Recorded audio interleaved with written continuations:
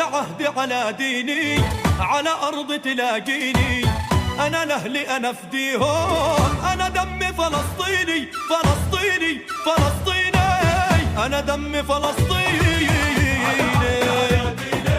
على أرض تلاقيني أنا لأهلي أنا فديهم والله أنا دمي فلسطيني فلسطيني فلسطيني أنا دمي فلسطيني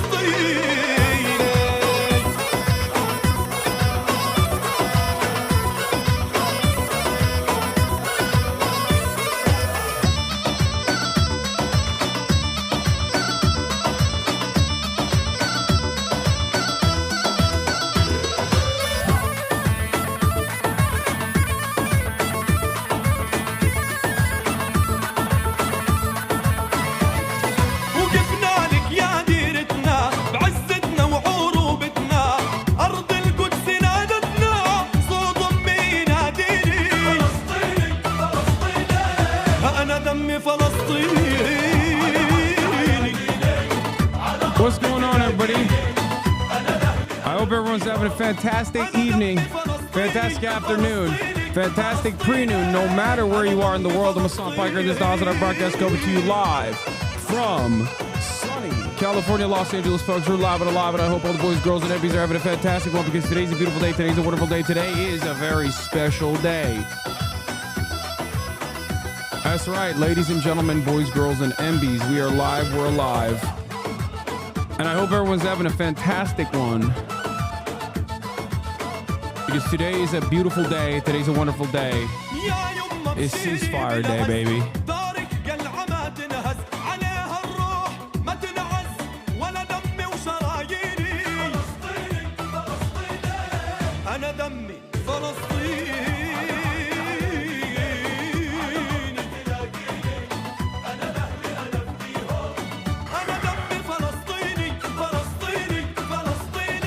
It is Wednesday, January 15th, 2024. I'm live, I'm alive.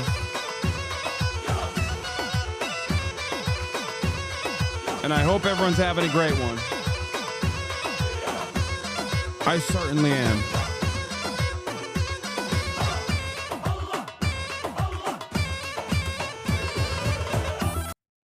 There it is. Folks, this is part of the broadcast where I tell you about my personal news about what's going on in the world of Hasan. And I'm Piker in between the time period where I press the stop streaming button and press the start streaming button for all the parasocials out there. And we have obviously a lot of news to cover, a lot of important updates to cover. Many things that have taken place over the past 15 months that obviously are finally coming to a conclusion after so much bloodshed and so much death and destruction. But before we get to all of that, obviously, I'm going to start off by talking about my personal news. So, ladies and gentlemen, last night I ended the broadcast I don't even remember what I was doing. I feel like my brain has hit a hard reset at this point. But ended the broadcast, hung out with the family. I tried to watch Whale a little bit, but it was incredibly dramatic, considering my background, considering my family's background. We're all a little, we've all had some struggle with obesity, chronic levels of obesity. It was too difficult to watch, like straight up. I could not watch it. We had to stop it. But in any case, I went to bed early as always, woke up early as always. Okay.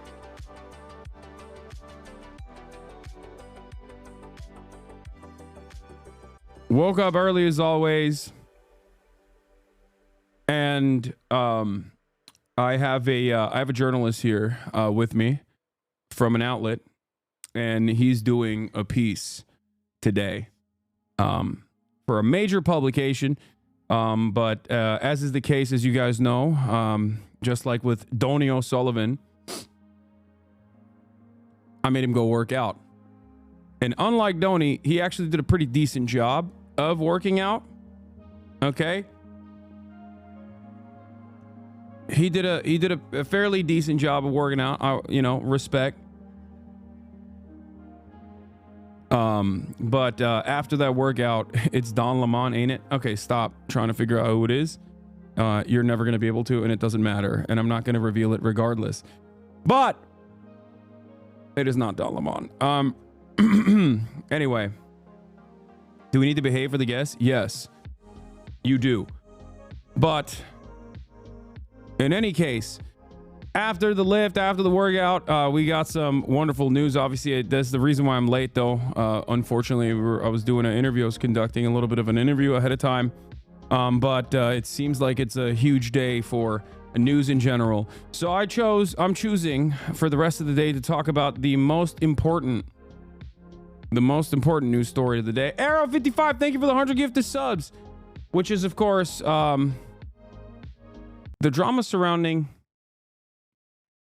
Dream, Tubbo, Tommy Innit, Miskiff, XQC. And then also I will dive deeply into another incredibly prescient, incredibly important, incredibly serious news story, which is pirate software.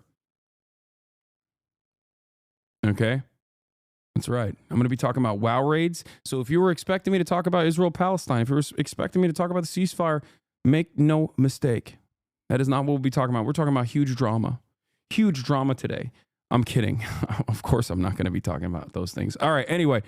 But yeah, there's a lot to go over today, and I'm going to go over it. And I'm not even, that's it. That's my personal news segment. This is like short and sweet and brief. Okay. We're just going right into it. Ceasefire announced. What Biden couldn't do in 15 months, Trump did in a week. What are the details? Why is Brandon, trying to take credit and more? But yeah, I literally didn't go to sleep last night so I could watch the stream. If you unironically did a drama stream, I would have video gamed. Yeah, no, I'm not going to do a drama stream. Don't be crazy. My podcast episode with Teamsters President Sean O'Brien, Teamsters leader Sean O'Brien, is also out. This is the first episode of Better Bad Ideas with Sean O'Brien. So I'm going to need you guys to go and show that some love as well. Okay, it's out. It's going to be dropping every Wednesday, it seems, but go show that some love. It's an hour and 20 minutes of us back and forth having a conversation about labor unions in America, unionization in America, and what Sean seeks to get out of the Republican Party potentially in this new upcoming administration. But we will get to that when we get to that. There is some time for that as well later. But like I said, ceasefire announced.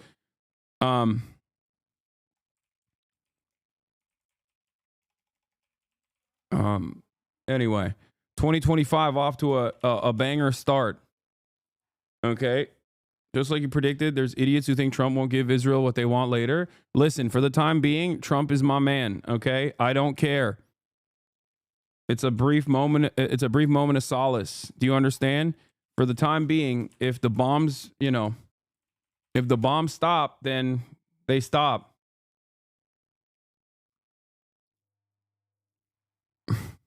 Anyway, if Trump gets Ukraine to ceasefire, they give him a Nobel Peace Prize. I mean, yeah.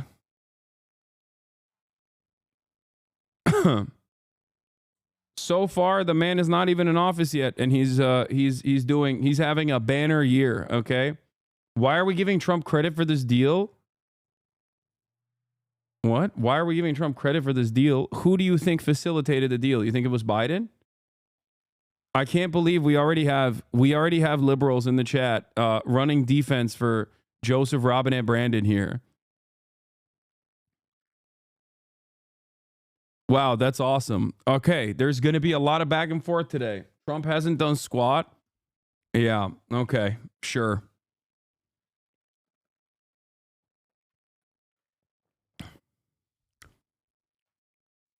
I thought you negotiated a ceasefire. Yeah, like my input on the negotiations of the ceasefire is the same as Anthony Blinken's.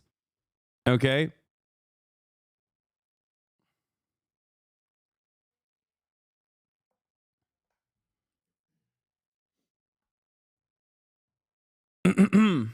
Anyway, did you know Hezbollah committed an act of terrorism on October 7th? Yeah, I know. He said all that stuff too.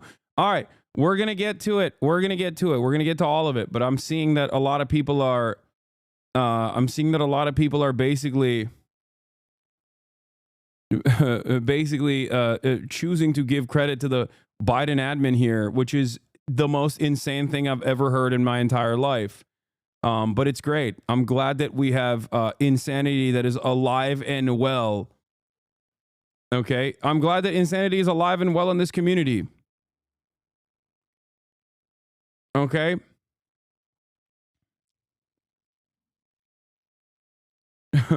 Like that's crazy. That's insane. That's more insane than I thought this community would ever get. I'm not gonna lie, but it's cool. Fuck it, we ball. Okay.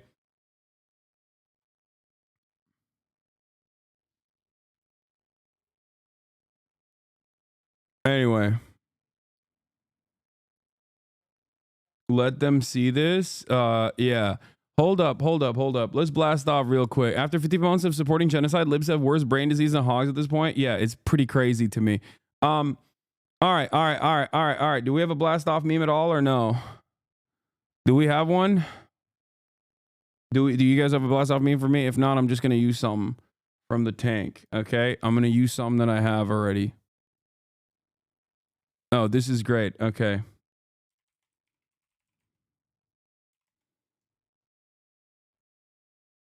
Okay, I'm gonna use this. All right, this is good.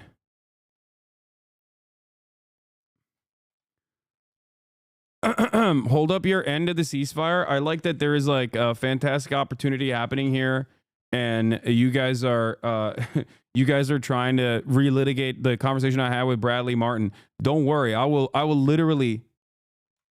Don't worry, okay? I don't personally believe Donald Trump is a peaceful dove. Make no mistake. And I don't personally think Donald Trump is going to be good for the Palestinian population. Make no mistake. I don't think he's going to end the Israeli apartheid. If you think he's going to do that, you are also delusional. Okay?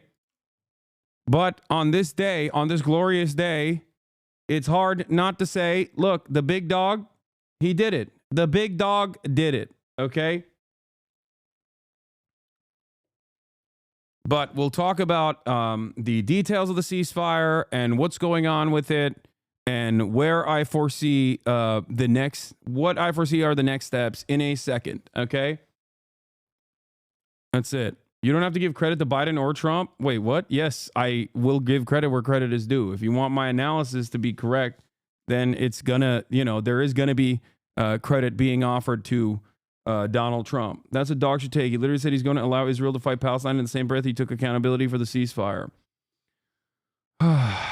Anyway, we'll continue. We'll talk about it as well.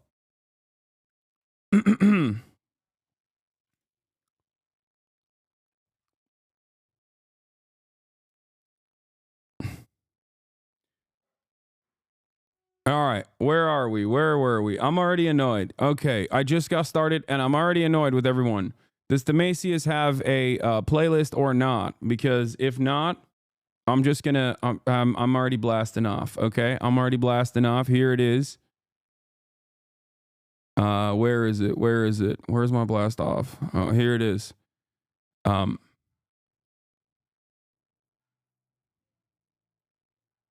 No credit Israel's Dome of Gaza. Anyway, Israel's a wasteland. What? They have the West Bank to take over now? Okay. We'll get to the live coverage as well. We'll start off with Al Jazeera. There are already celebrations taking place on the streets. A couple hours turned this whole area into a stage of celebration, something that we're not used to see as early hour of this morning. And what we see in the past days, this area here at the hospital used to be a stage for funerals for bodies that are killed and brought to the hospital, much of it filled with agony and sadness. But the past couple hours have been particularly different, more of an expression of much of the feelings that have been suppressed for the past 15 months. And without going into the details of the terms, people came together and got in groups here celebrating, whether in the hospital or in the streets on 10 sites across the Gaza Strip and further in the northern part of the Strip in Al-Mawasi. Damn, my guy would have given Reagan credit for releasing the Iranian hostages. I think the thing that you don't understand in that process is that even if there was incompetence, you're talking about a foreign adversary, not stopping a foreign ally. Okay? Joe Biden had the opportunity to do this with one phone call. I talked about this virtually every single day for 15 months, that Joe Biden can stop this today. He can stop it tomorrow. He can stop it yesterday. He chose not to do so. Do you understand? He chose not to do so. Israel was the party that was responsible for refusing to recognize the conditions set forth by Hamas early on, the conditions that Joe Biden represented as the conditions that Israel had placed on the ceasefire negotiations on July 2nd. And the deal that is in place right now is virtually identical to those deals. There have been more than 30 different instances where Hamas tried to facilitate a ceasefire. Israel refused it every step of the way. Joe Biden made it seem as though Israel was not the actual responsible party for refusing to deal with a ceasefire, and it was actually Hamas that was ruining it. And that's what's crazy about the situation, because Joe Biden had virtually every moment, every opportunity, all the power, all the cards to stop this by forcing Israel to meet his demands. And for a lot of liberals, I think this is impossible to contend with. Okay? Giving Donald Trump the opportunity to take credit for the ceasefire is entirely in the hands of Joe Biden. Okay? That's it. It is entirely in the hands of Joe Biden. If you think,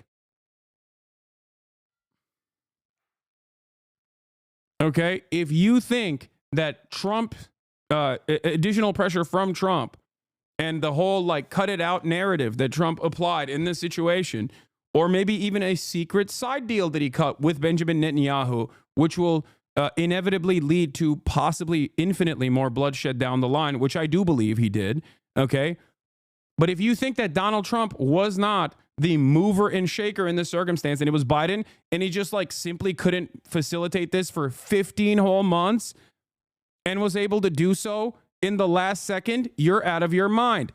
Here it is. A diplomat briefed on the ceasefire negotiations between Israel and Hamas credited progress in the talks in part to the influence of President-elect Donald Trump, saying it was the first time there has been real pressure on the Israeli side to accept a deal. Who was ruining the deal? Who was refusing to abide by the deal? Was it Hamas? Was there more pressure necessary on Hamas? Was that the case, chatters? Did you learn nothing from my coverage for the past 15 months on this? Is that, you didn't hear anything? You just went, la, la, la, la, can't hear you? No, Biden kept lying over and over again. Anthony Blinken kept lying over and over again throughout the entire process. There are numerous instances where I continuously showed you over and over again that Anthony Blinken would go on tour and openly state that it was actually Hamas that was the spoiler of the deal. It was actually not Israel that was the spoiler of the deal. It was Hamas. When we could see with our own two eyes who was actually spoiling the deal. So one must ask the question, why was Anthony Blinken and Joe Biden actively defending the Israeli side of the conversation? And why is everyone saying Trump pressured Netanyahu?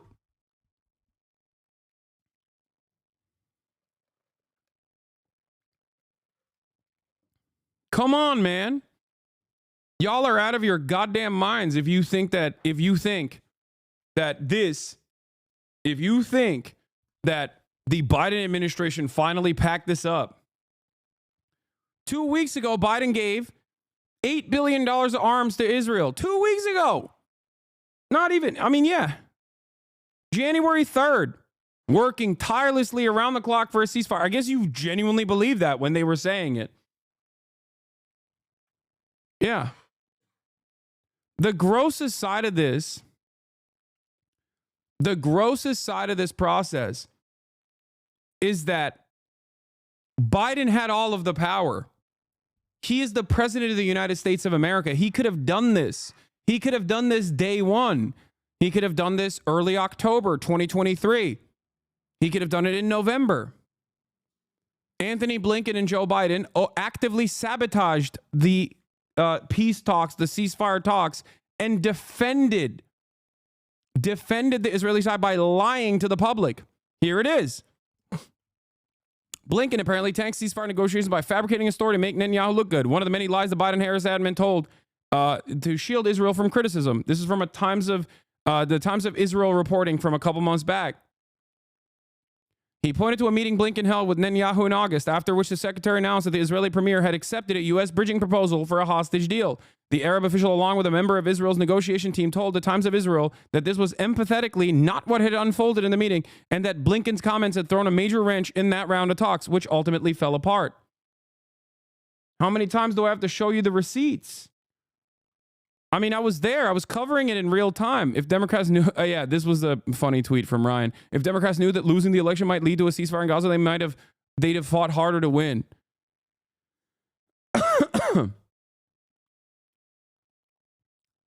Yeah. Credit where credit is due. Okay. The Teflon Don. Teflon Don. He did it. The Mad Lad. He did it with a goddamn real estate developer he golfs with, too. That is how much power America has over Israel and not vice versa. Okay? It's all a matter of who holds the cards. It's all a matter of actually pulling the levers of power if necessary, whether it is because you have a grander ambition for the region, a larger design for the region down the line because you got $100 million from Miriam Adelson to permanently annex the West Bank, or whether it's because you want to look good for your inauguration, or whether because you're a major Nixon head or a Reagan head and you really wanted to do exactly what they did back in the day, because you have this tendency to relitigate to reinstate old historical wounds of the Democratic Party in the way that famous Republicans have in the past. I don't know. It doesn't matter. What matters is Biden had all of the power to facilitate a ceasefire for 15 months. And he saw all of the baby murder. He saw all of the children being murdered. He saw the entirety. He saw the entirety of the Gaza Strip eviscerated, gutted with American weapons. And he said, $8 more billion, please, to the baby murder machine. So, yeah, on this day, we celebrate. We celebrate what is to come, even if I am skeptical of the future. Okay, even if I worry about the future. But on this day, I will say, may Allah awaken the people and help them to see the evil doings of Israel and the United States. May Allah awaken the people. That's right, baby. That's right. Yeah.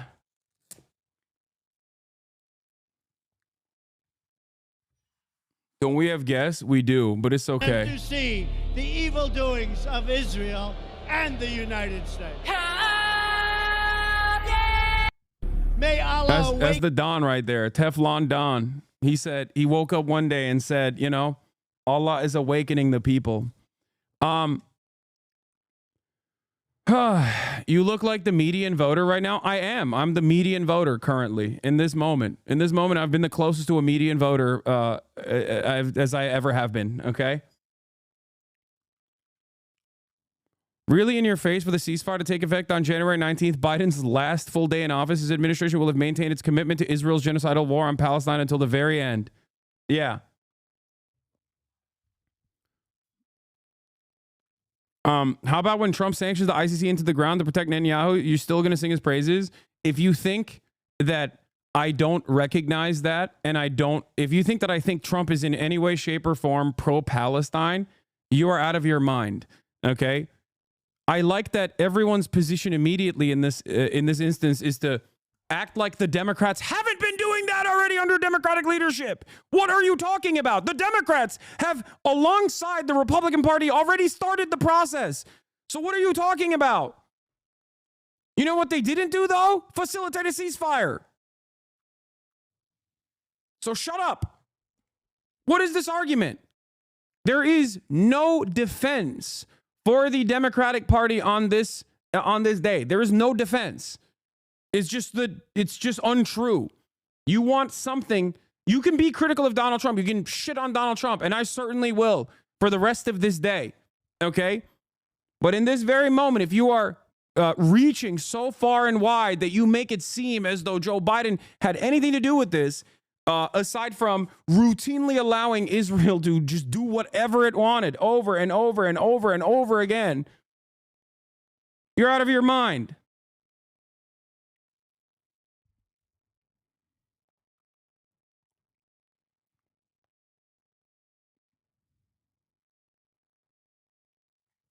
Anyway. Yeah, remember the ceasefire button was a youthful TikTok fantasy. Here's Matthew Iglesias. I'm out of touch with the youth, but my sense is that there are now millions of pseudo-informed people gassed up on TikToks and Instagram Reels who believe there's some kind of permanent ceasefire button in the Oval Office that Biden is perversely refusing to press. So what happened? What happened? Did Trump find the button? Was it next to the Diet Coke button? What happened? How do we hit the button? It seems like there was a button. Everyone kept saying, Hasan, you are so childish. You are so childish for making it seem as though this is just a simple phone call away. A ceasefire is a simple phone call to Israel, okay? Not to Hamas. No applying pressure to Hamas. Like they're literally Israel is genociding the Gaza Strip. What more pressure can you do than genociding an entire area where 2 million people once lived? That's it. You've maxed out on the pressure.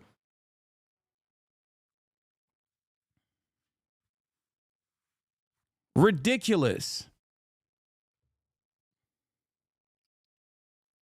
By the way, make no mistake, if Donald Trump also, just take photos is correct. If Trump is also able to overturn the TikTok ban too, oh my God, dude. It's an endless faucet of pro-Trump sentiment coming from, Trump is going to give the Republican Party the Reagan advantage for generations to come. Okay?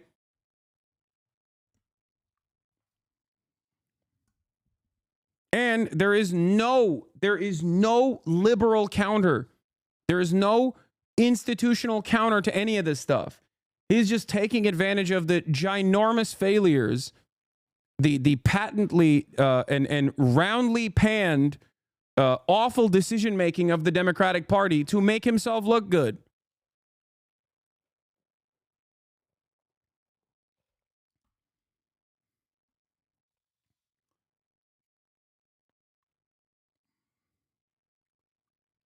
The button was Bibi's candidate of choice for winning. You're out of your mind, dude. Benjamin Netanyahu has no say in this process.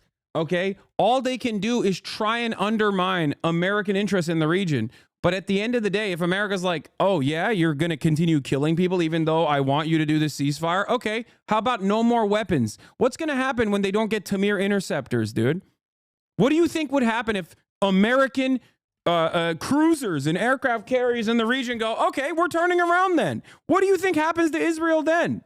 What do you think happens to Israel without the 2,000-pound bombs that we were consistently sending to Israel as they kept literally running out of ammunition because they dropped multiple nukes worth of munitions on Gaza? What do you think would happen to Israel if America was like, all right, we're not protecting you anymore then? Are you out of your mind? What is the Iron Dome without Tamir interceptors? It's nothing. There is no world where Israel gets to do what it's doing without, and every step of the way, America saying, yeah, we love this. Keep going. We love it a lot, actually. Okay? We love it so much.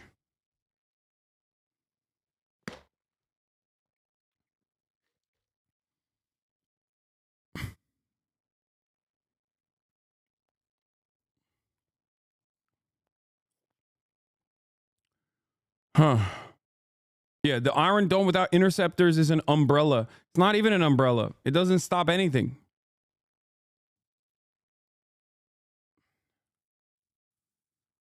The reality is the reason why nothing has happened for the whole time Biden was in power is because he's completely disabled. My friends, the intern in DC and young people that talk. No, I mean, Biden's ineptitude aside, like they wanted this. The Democrats as a administration wanted this to continue. Okay?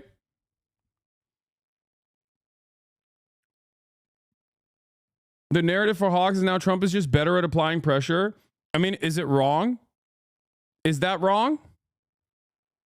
Is that the wrong narrative? No, the real narrative is there's a button that must have been pressed somewhere along the line, and Trump was like, yeah, it's done. Okay, I'll give you whatever you want later down the line, but just cut this out right now. That's what I think. Okay, in this brief moment, there is a moment of solace here, and there will most likely be a tremendous amount of pain that comes later down the line. Okay, but ultimately, is it false? Is it false that Donald Trump, even when he wasn't president, was able to literally facilitate by applying pressure to Israel? Is it wrong? It's not.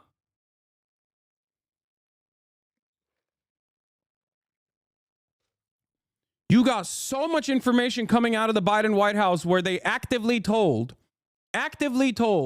Israel, yeah, go blow shit up in Lebanon. It's great. We love it. You know, keep going. And even if you don't have insider information, you have outsider eyes to look at the situation. Every day there's another report of Biden being like, oh, I'm so angry with Benjamin Netanyahu. Here's another $8 billion of weapons, sir.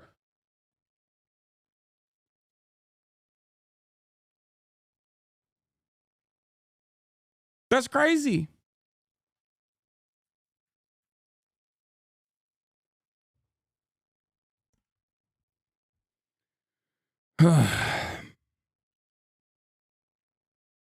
Great, though. It seems like the same media apparatus that actively defended Israel's genocidal ambitions is now trying to reframe the narrative in an effort to give Biden credit 5 days before he leaves office, when he very clearly, openly, and openly kept lying at the behest of Israel over and over and over again.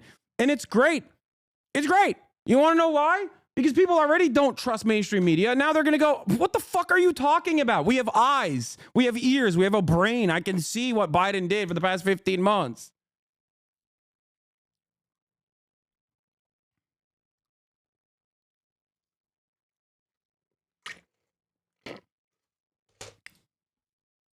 Do you think Trump gets credit? I mean, Trump is going to get credit regardless. He's going to get credit from, obviously, every single outlet on the right. That's number one.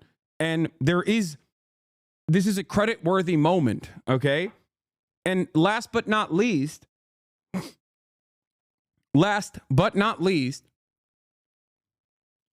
I think that for many people that have noticed what is going on, many people that are aware of what's happening, they're going to continue trying to, people are going to despise Biden for coming out and saying like, no, we did this. We finally did this, Jack. Okay. It's ridiculous. Ridiculous narrative. Shocking.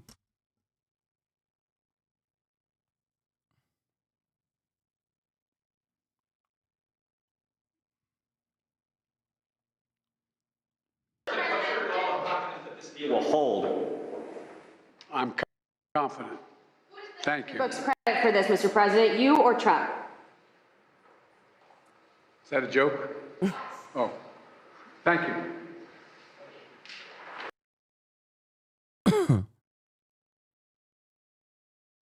What is this? What's going on in Los Angeles will become fairly common in years to come unless the global community comes together, change our energy systems, and take on lies. Anyway, you're talking to people that did not give a shred of a damn about the genocide. They spent this year telling anyone who's pro-Palestine to shut the fuck up, never looked into it, so they think they can just make stuff up as an argument for Biden's legacy. Fuck Biden's legacy. His legacy is one of genocide. Okay?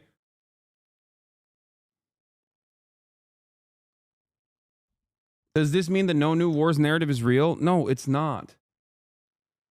I mean, you guys understand, like, every single thing that has unfolded so far is exactly what I told you is going to happen, right?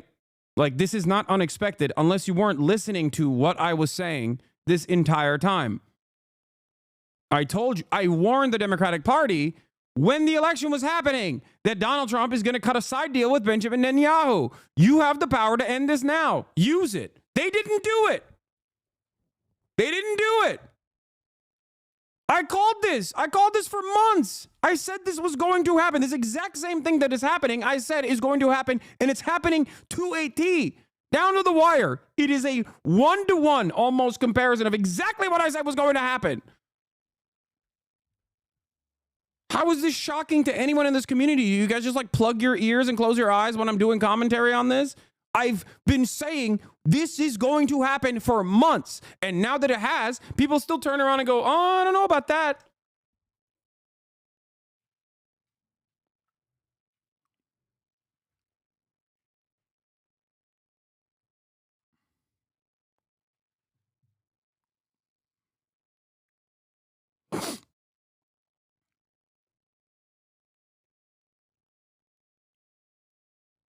Now, it's not fully done anyway. Netanyahu says the Hamas folded on the dispute over the Philadelphia corridor, but as the several items in the framework have yet to be finalized, we hope the details will be finalized tonight.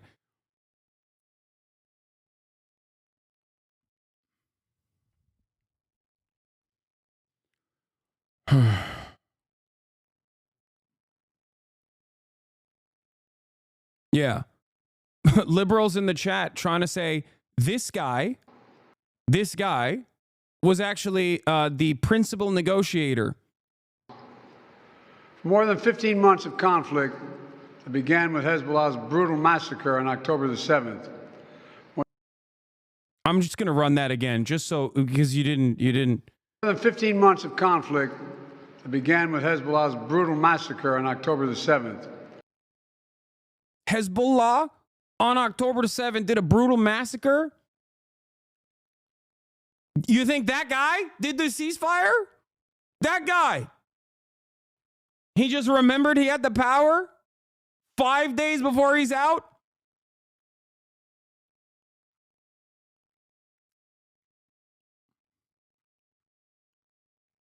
What kind of ridiculous false reality are we living in where people even like entertain the notion that this is competent leadership in display?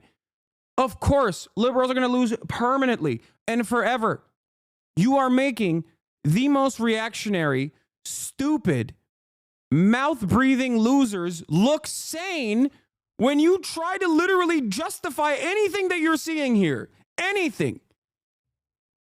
Like, it's psychotic. It's QAnon. This is QAnon, okay? There is no difference functionally between trying to say Biden is a competent leader and he really tried really, really hard to facilitate a ceasefire, even though all evidence points to the direct contrary, okay? And he finally did it 5 days before his administration ended. The foreign policy genius, like, to me, running with that narrative is unironically no different than QAnon, being a QAnon supporter, thinking that there is like, he also said he spoke to the Emir of Kuwait to thank him for the ceasefire deal when he was, oh God, it was the Emir of Qatar.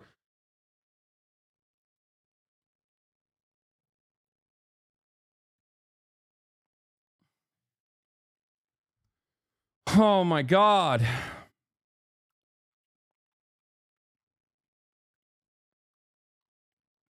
He doesn't have a PhD in foreign policy, chat. He's just that good.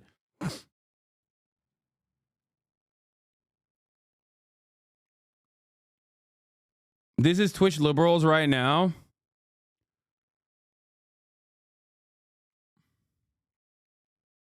Most vindicated image in political history. Okay, smart guy, let's see you take a crack at it. Oh, I love that.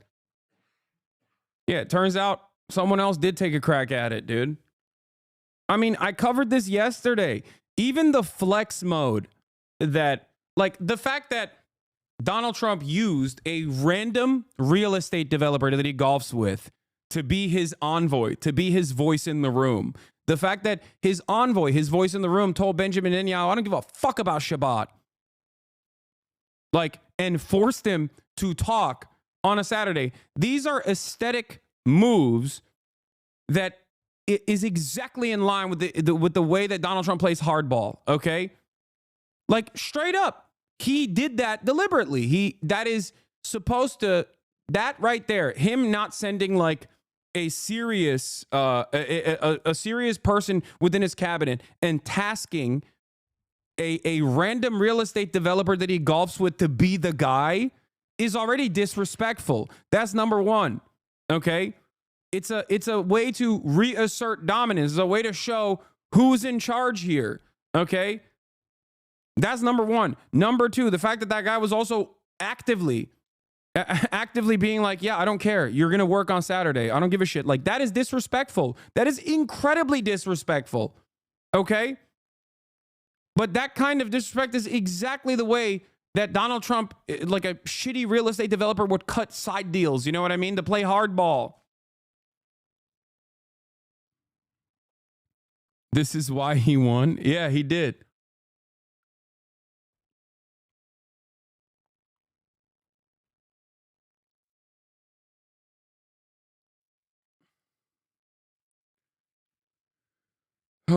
Lib chatters parroting Matthew Miller. Miller says the ceasefire was conceived by this administration, and admin officials traveled the world to garner support for. Miller says this proposal dates to late May, and Biden went around the world getting support for it, which left Hamas isolated and alone. In fact, Hamas accepted the terms in May and again in July. They're still lying about it. That's what's crazy. Like, this is Hamas's proposal from May. And they're still actively lying to defend Israel after Benjamin Netanyahu fucked Joe Biden. Okay? Think about that.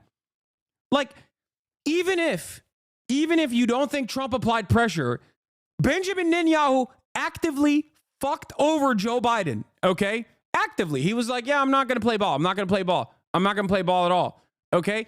And they're still defending Israel to the last second of power. That is crazy.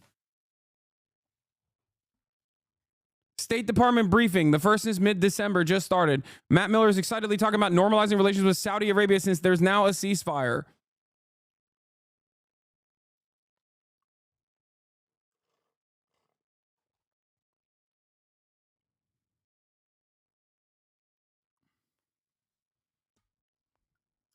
So it wasn't Biden then, but mainly Netanyahu. Oh my God. Oh my God. Oh my God. Oh my God. Of course it was Biden. Biden holds all the cards. Biden controls the levers of power. We are the American government. Okay? What are you saying? Biden's incompetence in this process doesn't change the dynamic, doesn't change the power that he has, doesn't change that, like, the people in his inner circle actively wanted this to happen. Okay? Actively wanted this genocide to continue. That's it. That's it. Biden loves genocide.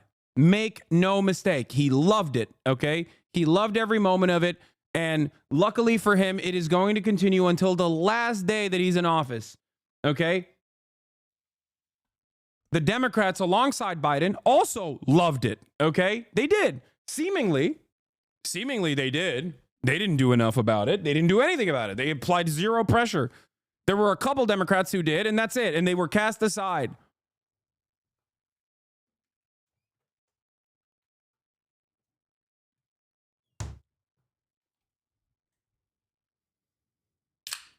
Ridiculous.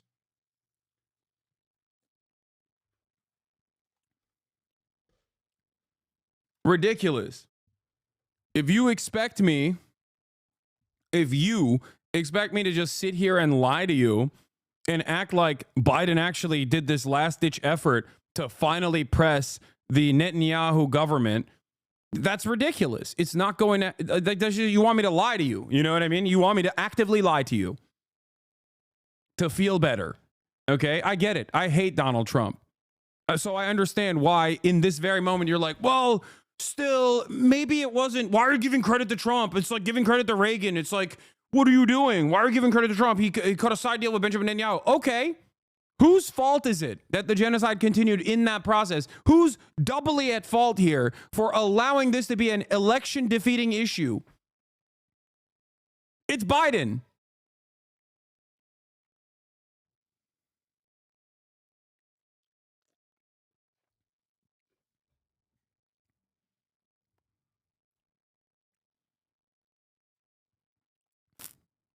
It's Biden and the rest of the Democratic Party and those in positions of power who had every opportunity to stop what was going on, even when it was electorally beneficial, even when it was the moral thing to do, even when it was the right thing to do, and they chose not to do it. Make no mistake.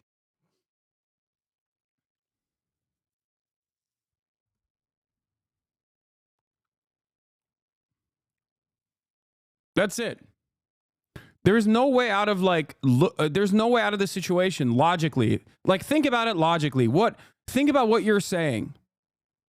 Okay? Think about what you're defending in this process. I tweeted this a couple days ago. Okay? I said, I guess Trump is an infinitely better statesman than the foreign policy genius Biden. Or maybe Biden wanted to continue killing Palestinian children so bad, he was willing to throw the election away. And now for $100 million, Trump will likely allow the permanent annexation of West Bank. So what is it? Is it that Trump is a better deal maker? Or what was it that Biden just couldn't do this for 15 months and simply got himself ready to muster up the courage to finally do what's right? Is that what you think? Hasan, definitely a CIA operative. It gets more clear every day. Bro just ignores the Republicans unanimously support Israel for the last 4 years. Hasan, definitely a CIA operative. It gets more clear every day. Yeah, totally. Yeah. Yeah, I am a CIA operative. That's right. I'm a part of the deep state, working to defend Donald Trump, actually.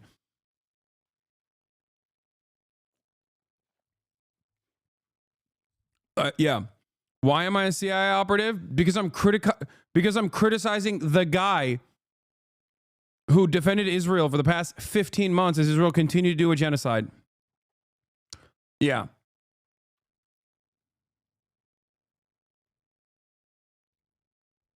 Okay. Go ahead. If you are oblivious to the reality of what unfolded for the past 15 months, and if you still choose at this very moment to give some semblance of support to a dying man who is a genocidal monster, Joe Biden, okay, as though he had any say in this process whatsoever, you will forever be blinded to the truth. You will always find yourself going, I wonder why. I wonder how I got things so wrong. And it's not like this was unexpected. This is something that I told you was going to happen. Okay?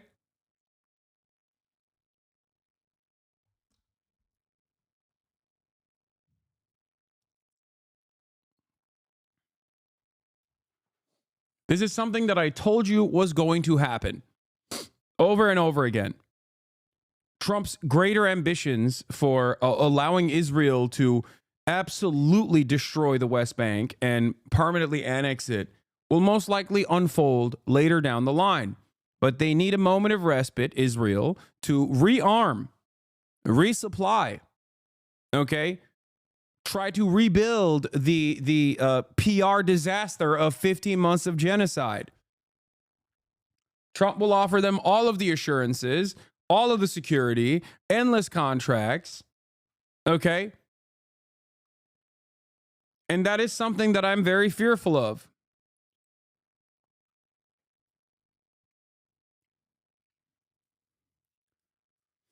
They've attacked Jenin already today. They haven't stopped attacking Jenin. They haven't stopped attacking the West Bank.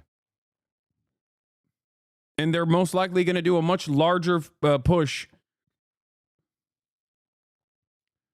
They're most likely going to do a much larger push down the line when they have the actual capacity to do so. They got their shit pushed in Lebanon. Okay, the Israeli economy is on fire. They have to rebuild a little bit before they can make an active effort to permanently annex the West Bank. Trump is going to give them the bandwidth. I read this from Elon Pape this morning. Historically, I'm willing to say with some caution that this is the last phase of Zionism. Historically, such developments and ideological movements, whether they are colonials or empires, it's usually the final chapter that is the ruthless one, the most ambitious one, and then it's too much, and then they fall and collapse. Yes, Netanyahu had absolutely no respect for Biden. It doesn't matter if Netanyahu has no respect for Biden. I agree with you. He didn't, okay? He treated him like a fool, like a doddering old fool over and over and over again. But guess what? Biden has the power. Biden had the power every single day of the week. Biden had the power on October 8th to stop Israel. You understand that? None of the death and destruction would have taken place if Biden made a phone call and said, cut it out. He stopped it in 2021 with one singular phone call, as many presidents in the past have done so. If you think, like, this is the thing that is very frustrating to me, okay? Israel is a violent apartheid regime that is a settler colonial enterprise, benefits America's interests in the region. That much is true, which is why Israel gets a lot of bandwidth in doing whatever it wants, and even sometimes actually undermining the American intelligence community, spying on Americans, spying on American diplomats, things of that nature. That's because there is a larger agenda there, okay? But a lot of people, I think, fall into this silly way of thinking where they think like, oh, well, Israel owns America. Like, no, Israel doesn't own America. America owns Israel. Israel is our weapon. Israel is our shield. Israel is our settler colony. We took it over from the British, and it's been ours in perpetuity, okay?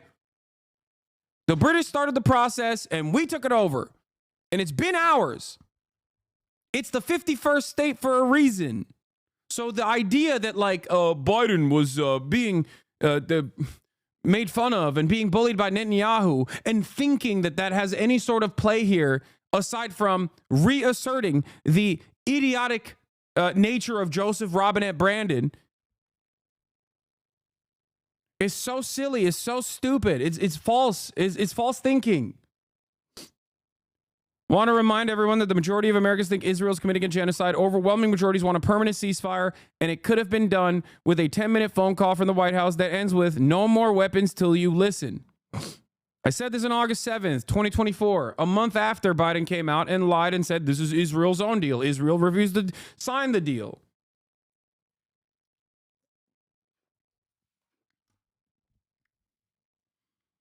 Scahill said today that the Trump won the ceasefire narrative is true, but it also shouldn't be overstated, as it also works to give Netanyahu domestic political coverage with it being so unpopular. What do you think about that? It doesn't matter. I'm not covering this from like the Israeli side of things. Benjamin Netanyahu is self-interested, and part of the reason why he probably did this is because he truly believes that Trump has his back. Okay. Hold on.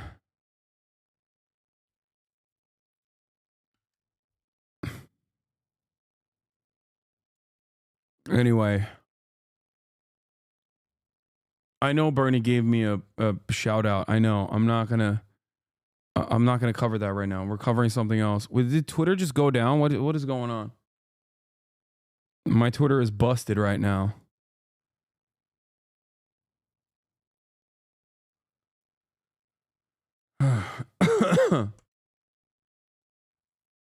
Yeah.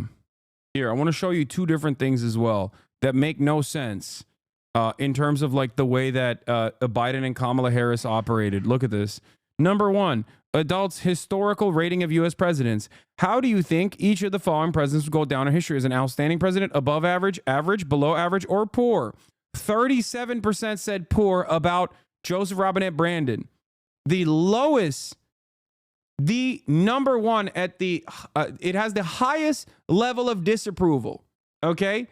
And the second highest net positive or disapproval, net negative approval rating.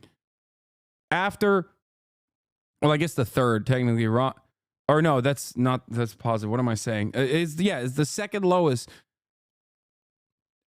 Basically trying to compete with Richard Nixon. And the only reason why Nixon actually ended up defeating Biden in that equation of historic levels of unpopularity is not because of his net disapprovals, or not net, sorry, his disapproval rating. It's because of the fact that there were very few people, there were less people that were saying he was doing a good job.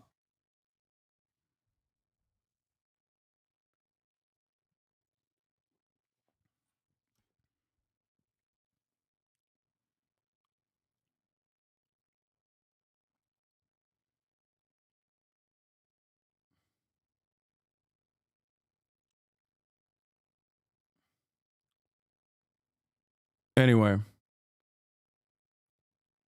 Are you gonna play Dummy Falastini? I already did.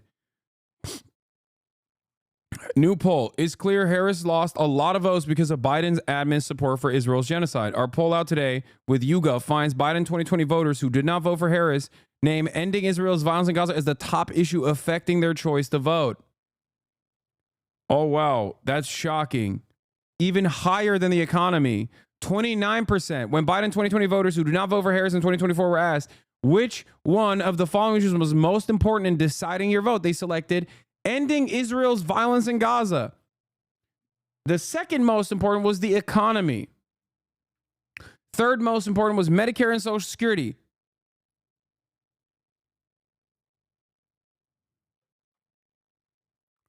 This issue played a key role in battleground states as well.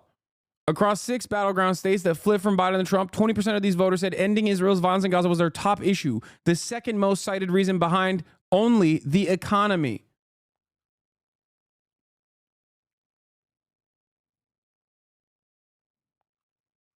Remember that.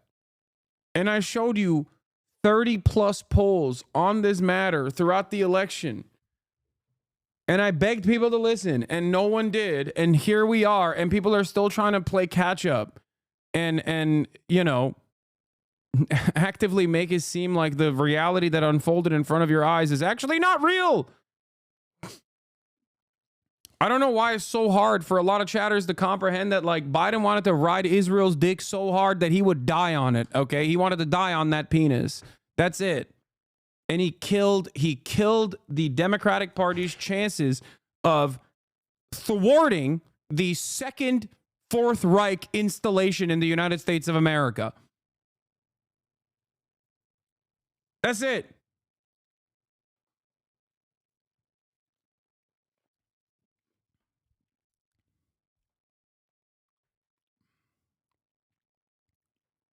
Here we are. Here we fucking are, dude. And people are still trying to actively make it seem as though he did a fantastic job here. It's crazy.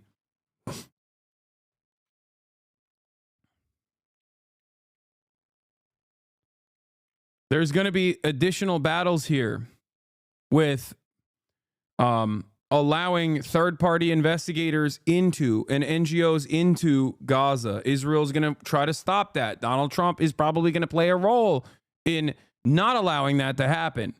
Okay, there's going to be a lot more. There's going to be a lot more violence to come. There's going to be a lot more hatred and awfulness to come out of this process. I do not for a second believe that Donald Trump is in any way, shape, or form invested in the defense of Palestinians. But make no mistake, that doesn't mean that Joe Biden was in any way, shape, or form invested in the defense of Palestinians either.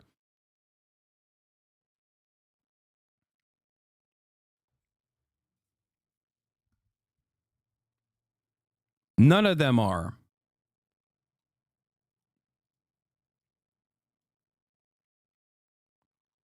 Of course, the only judge that ruled for Israel gets to be the next president of the ICJ. Oh, great. Major shift at the ICJ as pro-Israel judge poised for presidency. Great stuff. This is why I'm so frustrated.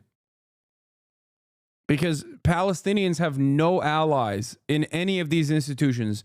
None whatsoever. The only ally the Palestinians have is the truth. Okay? The only ally the Palestinians have is morality. And that's what's crazy about it, because these institutions are deeply immoral.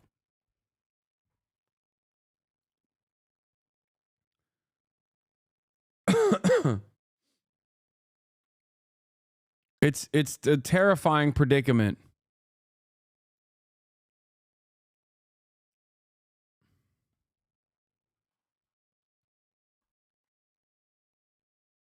Even if this was Biden's ceasefire, the idea that he will be remembered for this and not for how long he let the genocide go on is a liberal fantasy. He had the ability to get this exact deal through at least 8 months ago.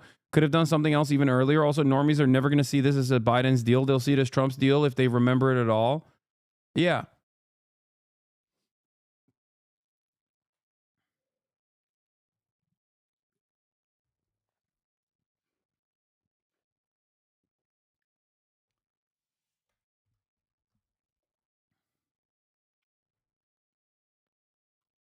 Good threads on some initial thoughts on the ceasefire from Yusuf Menayer. A few thoughts on the ceasefire agreement which seems to be reached, perhaps even announced from Doha in the coming hour. Thank God. The 2 million people in Gaza who have paid the highest price over the last 15 months desperately need this evil genocide to come to an end. From mass killing to starvation to ethnic cleansing and displacement, what they have endured is not something anyone should have to endure. The world has failed them time and time again, and we must hang our heads in shame for these failures before them. The effects of this genocide over the last 15 months, and let's hope the bombs stop permanently now, will still be killing Palestinians for years to come. From unexploded ordnance to the destruction of the health system, the cancer-causing poison that has saturated Gaza's landscape from Israeli bombs. The mass killing of Palestinians is likely to continue even if it shifts forms.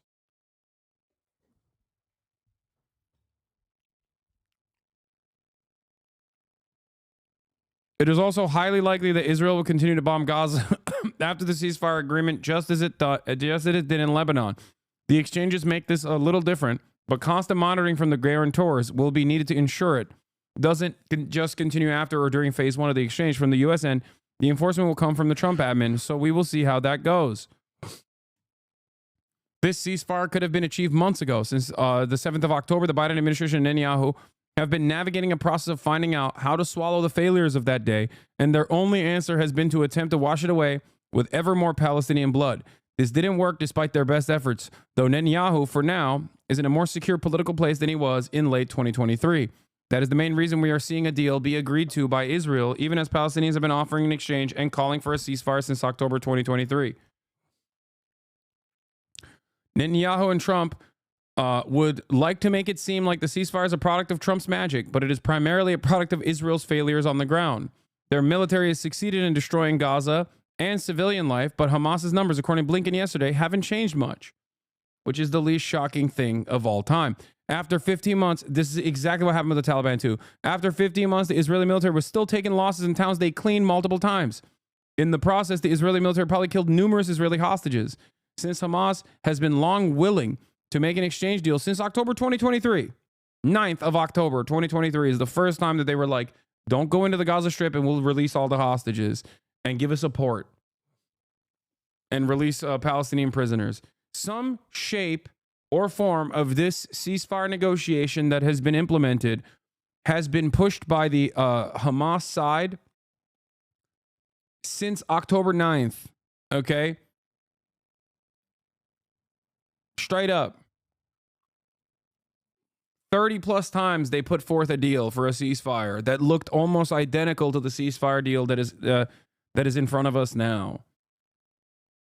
They could make a deal when they were ready to say yes, so they played it out alongside American politics and delivered this little victory to Trump while thoroughly embarrassing Biden, who has done everything possible to suck up to the Israelis anyway, even if it meant losing the White House to Trump. He will truly go down as the worst president in U.S. history. Netanyahu knows this round has run its time out, and he's hoping to cash in his credit with Trump, whom he will have less leverage over in the short term to continue his theocratic expansionist dreams in the West Bank. Lebanon and Syria. While the pace of killing will hopefully slow in Gaza, Israel will likely escalate and extend its violence elsewhere. Do not take your eyes off Palestine. This is precisely what Netanyahu is counting on. Exactly. Haaretz is reporting that Netanyahu is already starting to sabotage the deal. Netanyahu's deal with Smotrich means abandoning 65 hostages in Gaza.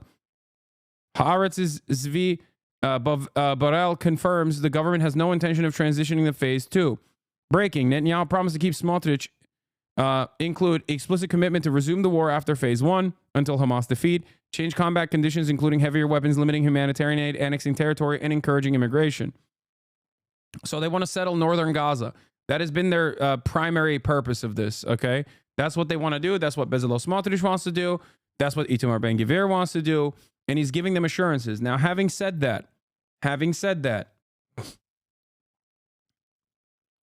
if this translates to some kind of retaliation, encouraging immigration, forced displacement. Yeah, encouraging immigration both from the settler side and forced displacement for the Palestinians. This is what I predicted would happen in my 2024 predictions. If you recall, it just took an extra year. It didn't happen in the year 2024. But basically, that is their grand ambition in 2025. They ultimately want the entirety of the Gaza Strip. They want they want mass ethnic displacement in the Gaza Strip, and to basically completely repopulate it. Now, that is the far right of the cabinet that is filled to the brim with far right individuals, regardless. Like the Likudnik are also obviously far right.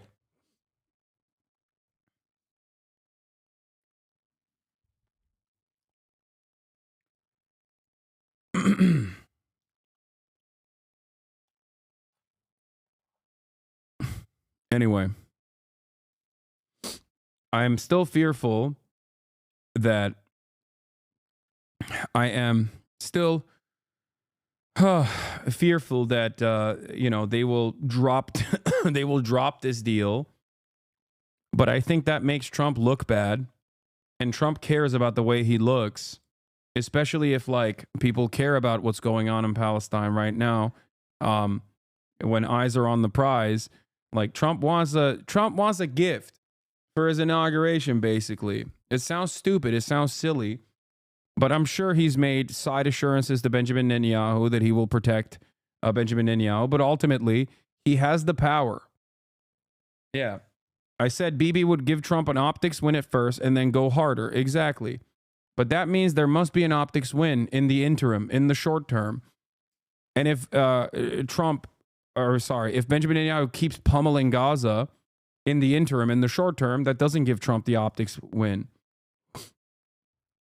And I told you this down to the minutia, like down to the very last detail. This is what I said is most likely going to take place.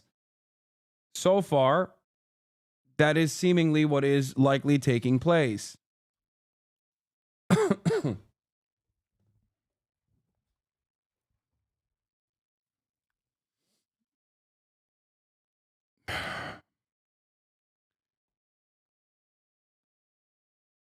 Do I think anyone from the State Department will get legal recourse? No. Anyway. On his Truth Social. This epic ceasefire agreement could only have happened as a result of our historic victory in November, as it signaled to the entire world that my administration would seek peace and negotiate deals to ensure the safety of all Americans and our allies. I am thrilled American and Israeli hostages will be returned. Didn't you say you'd praise Trump if he had a hand in this? I did. I gave him I wore the Trump hat. Everyone got mad at me. Yes, I said that. I also said that Donald Trump is not going to end the apartheid. In a conversation with Bradley Martin, if you remember, I told him that there might be some semblance of a ceasefire negotiation, and I will give him credit where credit is due if he facilitates this, because at the end of the day, I want there to be a ceasefire. I want the Palestinians to no longer be murdered in the way that they have been for the past 15 months. Okay, and that I will give credit where credit is due. Having said that, however, I don't think Trump is going to end the apartheid.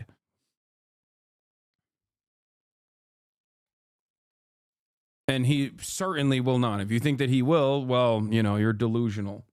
Returning home to be reunited with their families and loved ones. With this deal in place, my national security team, through the efforts of Special Envoy to the Middle East, Steve Witkoff, will continue to work closely with Israel and our allies to make sure Gaza never, all caps, again becomes a terrorist safe haven. We will continue promoting, again, all caps, peace through strength throughout the region as we build upon the momentum of the ceasefire to further expand the historic Abraham Accords. This is only the beginning of great things to come in America and indeed the world. We have achieved so much without even being in the White House. Just imagine all the wonderful things that will happen when I return to the White House and my administration is fully confirmed so they can secure more victories to the United States. Before we go to our next guest, I want to ask to hear from potentially the incoming Secretary of State at his very own hearing today, was asked about Gaza and the war there. Let's watch Marco Rubio. Why is acknowledging the facts of what happened considered glazing? Because people only look at things through this black and white dynamic, no matter how equipped they think they are with a materialist lens, with a materialist analysis. They just only see it as like good, bad dynamics. They see everything as a binary. And obviously Donald Trump is a monstrous piece of shit, but even monstrous piece of shit can sometimes do good things because it's beneficial to them. Okay? Or sometimes do good things in the interim so they can do horrible things later down the line when people aren't paying that much attention. Donald Trump's reinforcement of the Abraham Accords, okay, something that the Biden administration also continued, by the way, just so you understand, is in line with exactly what I'm saying. Okay? Donald Trump is going to further isolate Palestinians from every other regional actor. Donald Trump is going to continue the Biden administration's agenda of letting Israel do whatever it wants in the region to erode whatever resistance capabilities that Iran and Iranian proxies have. Okay? And then try to deliver a final blow, most likely to Iran. They have a grand design. Okay? Yeah, bro, pretend you are not super happy about what happened. You have the mental faculties of a sea cucumber. If you think that I am not celebrating, I did. And I do continue to give credit to Donald Trump for applying the pressure necessary in the short term. And I will continue criticizing the Democratic Party for refusing to apply this pressure, and actually change trajectory. Because I understand that the Democratic Party and the Republicans are in line when it comes to like operating like neocons do. The Democrats just did the Democrats basically did a worse job overall, not better job, but did a worse job overall of just like presenting it as like pure, straightforward neocon nonsense.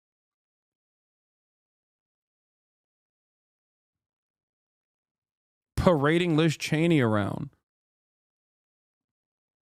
Try to do a I see you, I hear you nonsense. Oh, I see you, I hear you. But like the genocide must continue. I see you, I hear you, but the baby killing must go on. Okay? We are not satiated.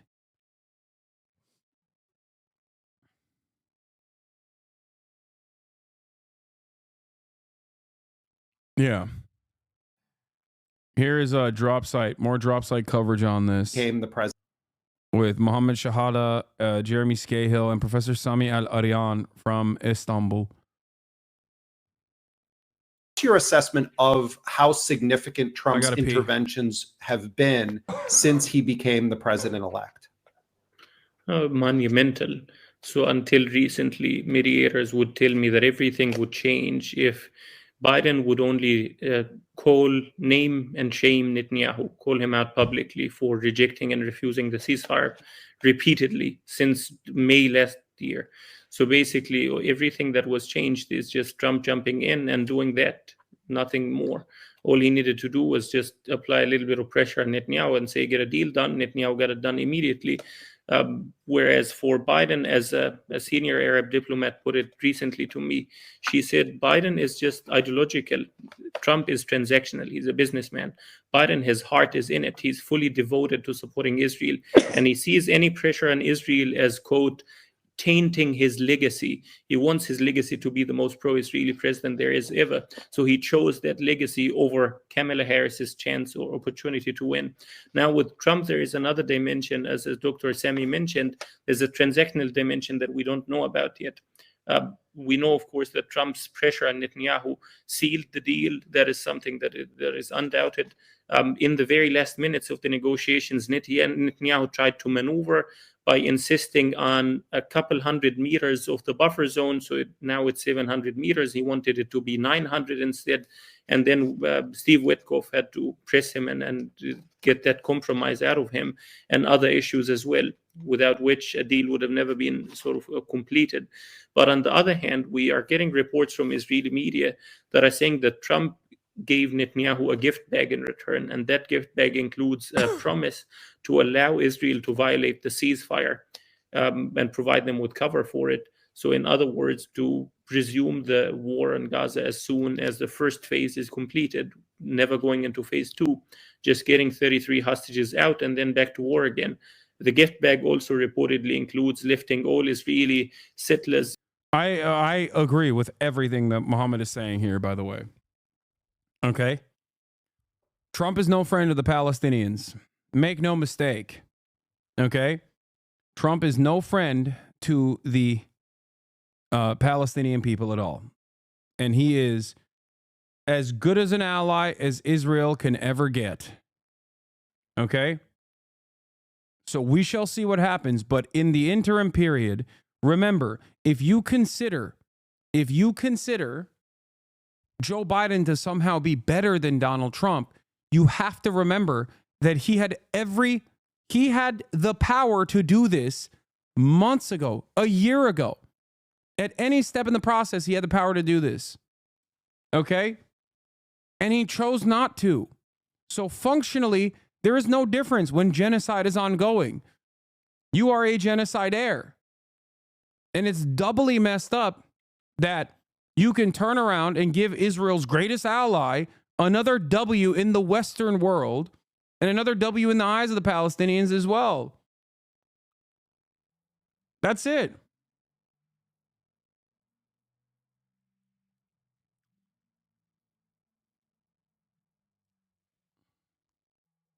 Extremist settler organizations is really shady tech companies like NSO that is responsible for the Pegasus spyware, lifting all sanctions on those companies and individuals. And number 3, allowing Israel. Like, can you imagine losing this hard to a guy that uses the term Palestinian as a pejorative, as a slur? Like, on this issue. Trump was president 8 years ago. Why didn't he stop it back then? What are you talking about? Trump set the stage for October 7 and what Israel did in the aftermath of October 7. What are you talking about? Donald Trump's Abraham Accords, permanent recognition of the permanent annexation of Syrian territory, Golan Heights, the embassy move to Jerusalem, directly led to Palestinians feeling increasingly more isolated.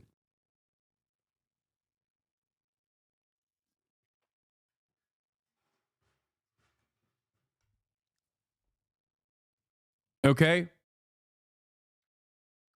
He set the stage. Biden also continued it. Didn't go back on any of those decisions.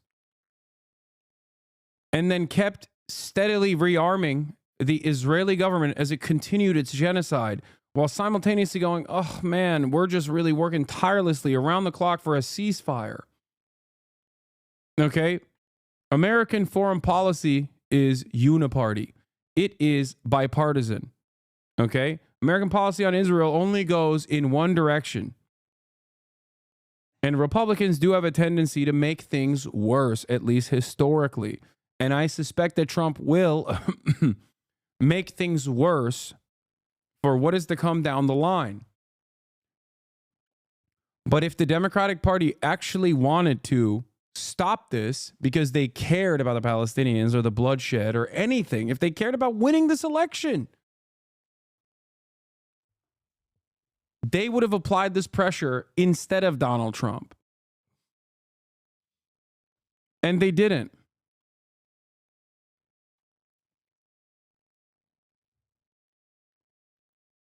A major chunk, a major land grab or land theft in the West Bank. So that might be the case. It checks out. The other thing is that this morning, until the very last minute, we're getting reports from Netanyahu saying that he's stealing Bezalel Smotrich. No, don't worry. It's only going to be a pause. It's not the end of the war. We will resume the war again. And in return, Smotrich asking for, quote, forcing Gazan migration as one of his conditions, is that even if there is a ceasefire, even if the war ends, you need to maintain conditions in Gaza as hell on earth, make it as uninhabitable as possible, ban concrete and cement from going in like Israel did in 2014, prevent reconstruction, and then people will leave, will have no option but to leave or face death by starvation, cold, or disease. So that's just on its face, the optics are insane. This dude is a real estate developer. Yeah, you do understand that that is deliberate. Okay? Like the fact that he sent this guy from Mar-a-Lago and not like a former State Department official that is going to be in his current cabinet or whatever is also by design. The fact that this person was de facto Trump, right? Like this guy is Donald Trump. Stephen Witkoff was going to operate as though he is Trump, right? So Donald Trump sending him over is a fuck you, okay? Is a way to reassert dominance.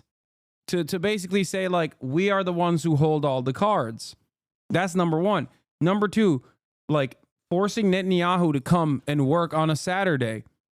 That is optically something that Democrats are terrified of doing, that Donald Trump would absolutely do. That's like a classic real estate, like, shady real estate guy who's like, no, I'm the one with the dick, okay?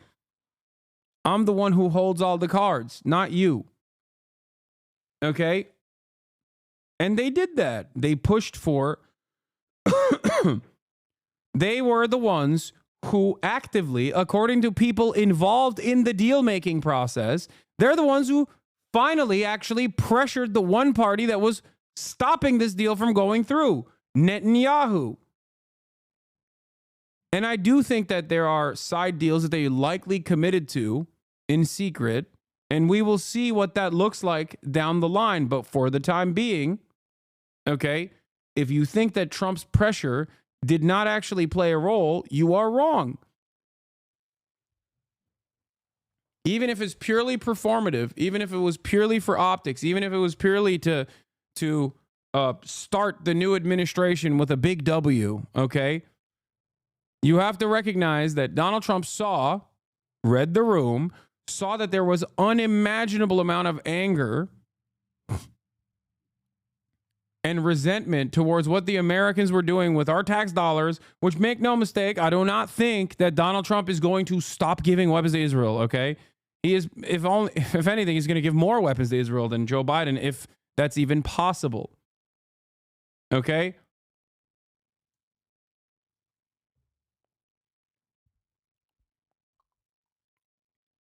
But understand that he basically he played a very significant role in, you know, forcing Netanyahu to heel here, at least in the short term. So keep spamming. I agree with you on a lot, but giving Trump credit for this is insane. You can spam it all day, every day. Okay? I still fear that what will come next is going to be significantly worse. But in this moment, it was Trump's pressure. Okay?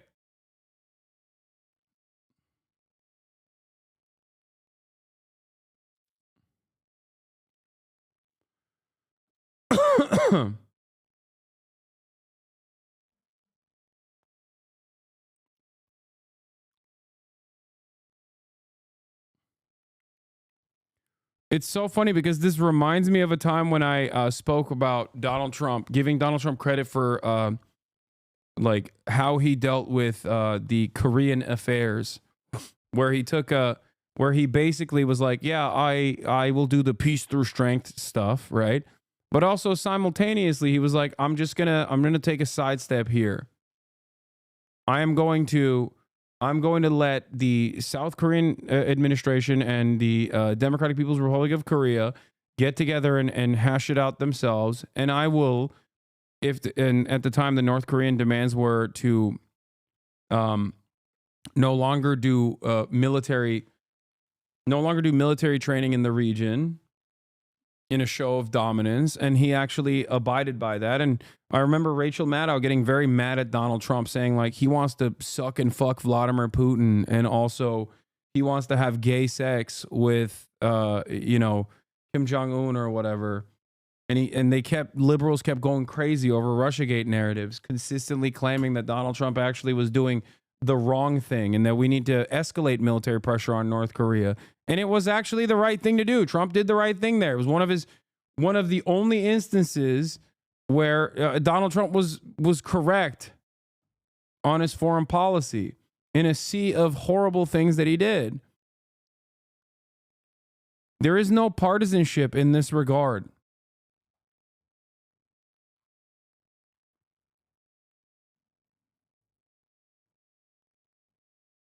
Anyway.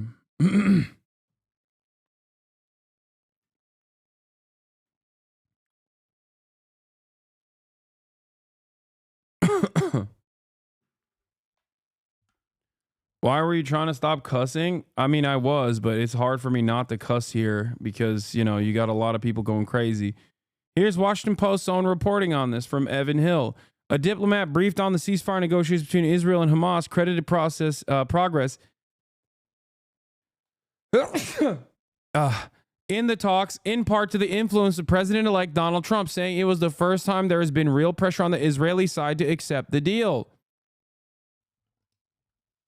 A diplomat, this is from Susanna, Georgia, WAPO.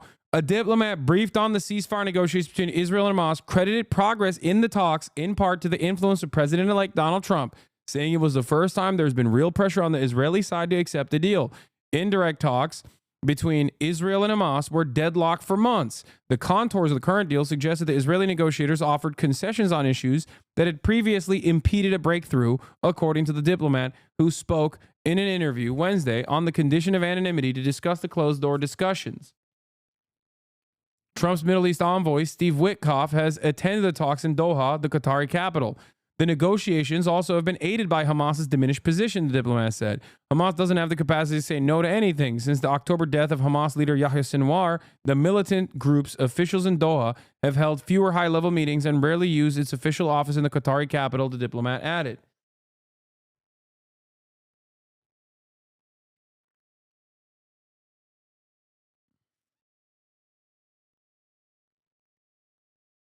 What did Hamas get in the end of the deal? A chance of living? I'm so confused. Yes, an end to the genocide, and also getting Palestinian prisoners that have been permanently detained by Israel to be released from prison, and also literally the same demands that they've had since the beginning. Yeah, they get they also don't get assassinated across the board. Because remember, Benjamin Netanyahu kept stating his goal was the complete dismantling of Hamas over and over again. The complete dismantling of Hamas. Hamas will never exist in the Gaza Strip.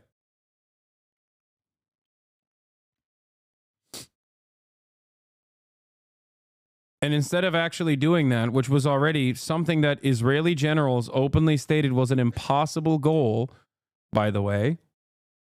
Some of those generals were removed from those positions too.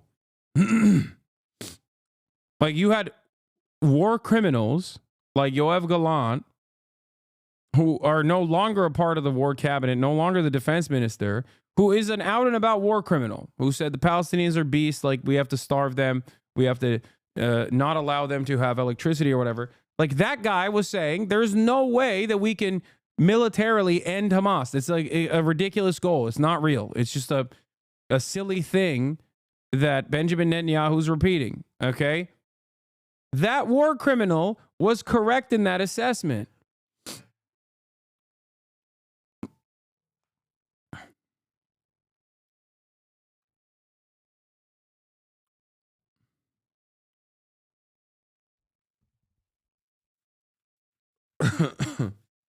Why is Trump doing the ceasefire? He can still allow Israel to annex the West Bank without the ceasefire. Israel cannot annex the West Bank while it's also simultaneously having its troops get blown up with IEDs and bathtub homemade rocket launchers in the Gaza Strip. Israel has to lick its wounds and re-up and rearm in order to do a full-blown permanent annexation of the West Bank.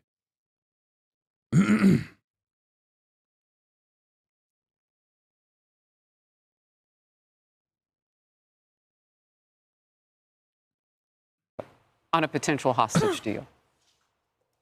Do you agree that a permanent ceasefire in Gaza absolutely must include the release of those hostages? Well, it must include it, because if it doesn't, there won't be a ceasefire for long. That is the linchpin of what's happened now. Hamas has been severely degraded, but these people, that include a number of American citizens, need to be home as soon as possible, and that will remain a priority in any engagement that we're involved in with regards to not just a ceasefire, but some permanent peace process. Mark my words, Trump may have forced Netanyahu's hand on the ceasefire deal, but the incoming president will reward Israel with the recognition of his future annexations in the West Bank and through a normalization deal with Saudi Arabia. No, I that's my assessment as well. That's what I also believe. Process moving forward. Now, we have been reporting that it is not unlikely that Marco Rubio would become the next Secretary of State. He's having a smooth day so far. We've been picking up some sound and clips for you and playing those when we can. But he is one of 6 people today who are in confirmation hearings, pulling Trump's vision potentially into place. And you see the imminence with which, particularly those people who will handle our diplomacy and our fighting forces, those people are very important all the time, but particularly now, if part of this deal is going to release hundreds of killers that we know of as terrorists in the Middle East back onto the open market for themselves. I want to bring in a man who knows this very well. He is the former U.S. ambassador to Israel, David Freeman. And Ambassador, you and I were together the day that Donald Trump in his first term moved the embassy, importantly, from a political location from some in the world to its home city, Jerusalem. As you watch this now, tie it all together for me, the journey that we've taken in the last 466 days since this war began. Well, Harris, thanks for having me. And what I would say is that when, God willing, that first picture emerges of a hostage being reunited with his or her family, I will be in tears. 10 million Israelis will be in tears. And probably hundreds of millions of other people around the world will be in tears. It's been that traumatic and difficult. And my enduring thanks to my old friend, who I knew could do this, President Trump, for getting this done. It's so important to so many people. Look, I want to quote a guest that we had on a few moments ago with Kaylee Shahrazani. He said something that made such an impression on me. As long as Hamas is in power, war will never end. So he said whether the ceasefire potentially would last 42 days or whatever it would last, Hamas is going to do what it does until Hamas is no longer. Yeah, and I think that's a very important point, because some people, I think, are misinterpreting this as some kind of a capitulation to Hamas or an agreement that Hamas can continue to rule the Gaza Strip. Well, President Trump, first of all, I was hearing his comment just in real time as you put it out. He put the words "never again" in capital letters, that never again will Hamas rule the Gaza Strip, and I think that's important. And you know, when you think about this team that President Trump has assembled, of course, his own words themselves. You heard Mike Waltz earlier today say that Hamas has to be decapitated. You heard your colleague Pete Hegseth testifying yesterday that he supported the. Yeah, they're gearing up for. Okay, in 42 days. Okay, the phase 1 of this ceasefire agreement is going to be over. And what they're doing here is manufacturing consent for the aftermath of that process, where Benjamin Netanyahu will go back and be like, well, Hamas is still there. This is another thing that I also warned people about. Okay, I'm not going to sit here and act like this is a bad thing overall, because ultimately it's a good thing that there is a ceasefire. Okay. That is a good thing. That is not a bad thing. Any kind of ceasefire is a good thing. Okay.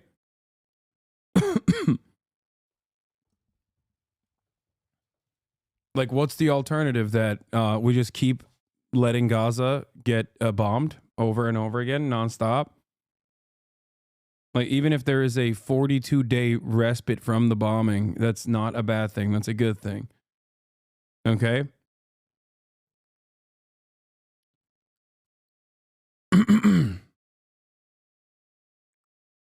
This is another thing that I pointed out to yesterday.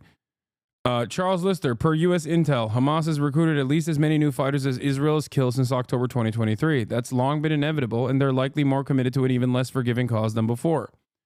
To which I quote tweeted, I said, while this is an incredibly common thing that happens in every instance of Western intervention, I can't help but feel like it's partially being reported on to create the groundwork for permanent military action in Gaza out of security concerns post ceasefire.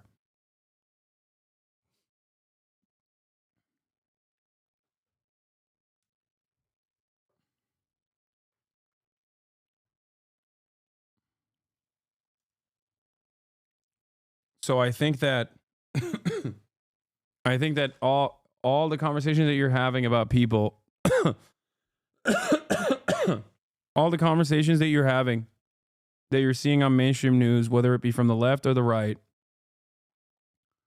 whether it be from Fox News or other liberal outlets, about Hamas's resurgence is specifically to run defense for what is to come. The killing of every single member of Hamas. You heard future Secretary Marco Rubio saying that there'll never be a ceasefire if Hamas stays in power. You've got Brian Mast, who's the incoming leader of the House Foreign Affairs Committee. When he was asked, where do you stand on Hamas? He said, I stand on their throats. So there is no ambiguity here that there's no future for Hamas. And frankly, I think it's the recognition by Hamas that their days are numbered. You know, that there is no future for them, that caused them to make a deal today that frankly, people had thought they agreed to 7 months ago, but apparently weren't willing to do. So I think this is all because of their recognition that with the incoming administration, they have no future. Well, they cut it close. We're 5 days away. Can you just stay with me for a moment? There are two things that are playing out simultaneously that are a little unbelievable. So on the left of your screen in Tel Aviv, there is the celebration of hope and anticipation that hostages will soon be freed. On the right side, they are celebrating in Gaza. Let's listen to Gaza for a moment.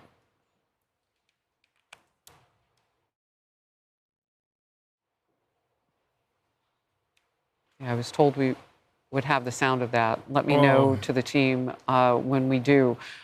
Ambassador Friedman, what are they celebrating? I wonder.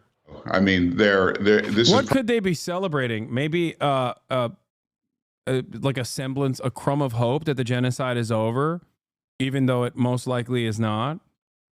You know, maybe that they can have more humanitarian aid come in. Maybe they can go back to their homes or what remains of their homes. Maybe the fact that they don't have to like constantly fear when they hear buzzing in the air that they're about to be eviscerated.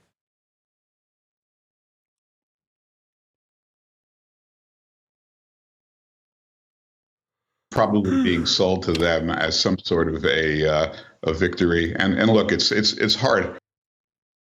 Be so for real? Not this crazy? What do you mean? Bros Delulu? Wait, you think that's not what they're celebrating? What do you think they're celebrating? Oh, I cannot wait to do more anti-Semitism. Oh, not you, Hasan. Like, I can't wait, brother. We are going to do so much anti-Semitism now. Oh, no. The fact that they... The fact that they have stopped the genocide for 1 second, the most moral military, means we can do more anti-Semitism. It's hard for Israelis to watch the people, the Hamas supporters celebrating, but that celebration is going to be short-lived. I mean, right now this is about getting the hostages back, and Israel's paying a high price to get them back. But, Israel's not agreeing to end the war. Hamas has no future, and I'm hoping, I'm skeptical, but I'm hoping that maybe some of them are celebrating the possibility that Hamas is coming to an end. That with this. What an animal this guy is. David Friedman, former U.S. ambassador to Israel. He's like, I'm hoping they're celebrating for the right reasons. It's like, dude, you are such a ginormous piece of shit. Just a purely evil psychopath, dude. I hate these people so much. They're barely people. Animals, all of them. They better be celebrating the right things.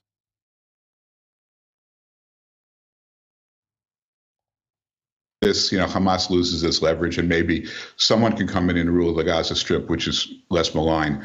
But I'm not a very good psychologist into the minds of these people. Yeah. I was hoping to get some audio, but now we have a little bit more light on the situation. They are on each other's shoulders and looking jubilant. And as you say, wait, we can hear some of it now.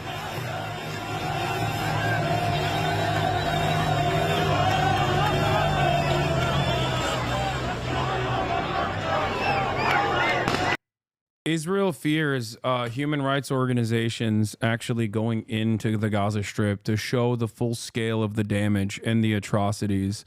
So I think that they will probably do everything in their power to stop that from happening.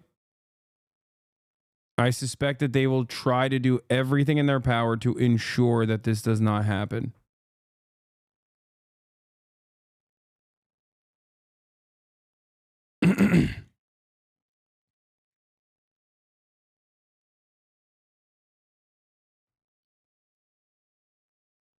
The sad part is the bombing might not even stop. Yeah, I mean, the way that these things goes, the next 4 days are going to be bleak. Israel has a tendency to escalate the violence. Israel has a tendency to escalate the violence all the way until the very last moment. Okay?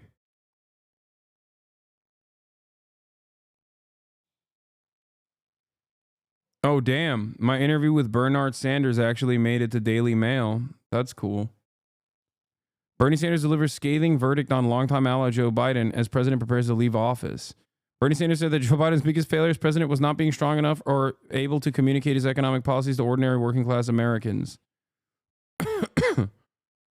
While he claimed Biden's record on domestic policy was strong, Sanders told streamer Hasan Piker that the president fell short on his goals. He has not been the kind of leader and communicator that made the record understandable to the American people. Despite listing several things he felt Biden had done in his 4 years, including being unashamedly pro-labor, Sanders said that Biden had ultimately been a disappointment. The truth is, given where the American worker is today, it is simply not enough, he said. Sanders claimed Biden should have gone further on his progressive agenda, raising the minimum wage and expanding Medicare. The Vermont socialist even went as far as naming something Biden did poorly compared to Donald Trump. Biden has accomplished a lot, but he does not do what Trump does and identify enemies, he said. He said that while Trump tends to place the blame on migrants or transgender people, Biden refuses to use equally strong messaging on corporate greed.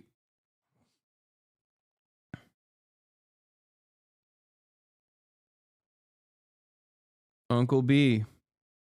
Trump considers executive order hoping to save TikTok from ban in U.S. law.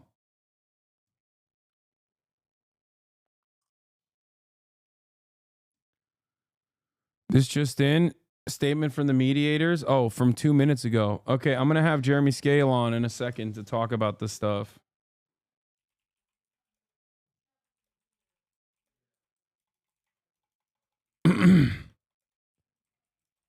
Hold on.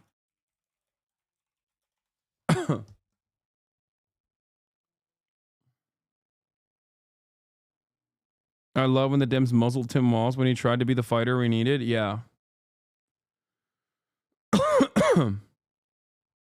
I also told you, like, I'm not like a believer that TikTok will definitely get banned. I don't think that is the case, but hold on. Journalists saying the aftermath is inevitable. When it finally happens, do you think any consequences will unfold for Israel? I'll just say this. I'm talking to some journalists who have operated inside of Gaza, who are from Gaza, and I'm working already to potentially go in as well if there is ever an opportunity to do so. I'm just letting you guys know in terms of going into Gaza.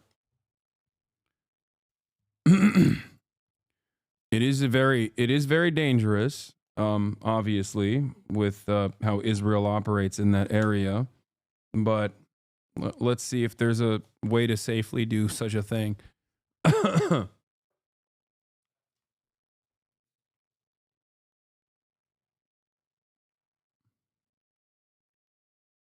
I'm like I said, the key term here, the key phrase here is if it's safely. If it can be done safely, I will try to do it. All right, I'm going to call Jeremy now. Okay. Hold on.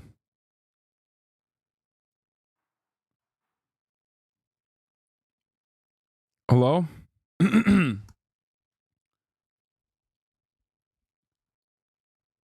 Jeremy, can you hear me? Can you hear me? Okay, I can hear you, but you are a little low. Hold on. Let me pop this out real quick. Boom. Can you hear me? I got you. Am I still low? Yeah, you're still low, but I can also increase your volume on my end. All right, we're good. We're good. This is fine. I'm an old man. No, I feel you. Ladies and gentlemen, investigative reporter Jeremy Scale of Drop Site News, formerly of The Intercept and many other places, is here with us right now. And we're going to be talking about the events that unfolded earlier today, or that finalized earlier today, and what might happen down the line. Jeremy, thank you so much for your ongoing reporting on everything that has been happening. Thank you for your reports recently also, where you were talking to the firefighters. And I mean, like, it's such a treasure that we have you, man. Oh, thank you. I mean, I try my best.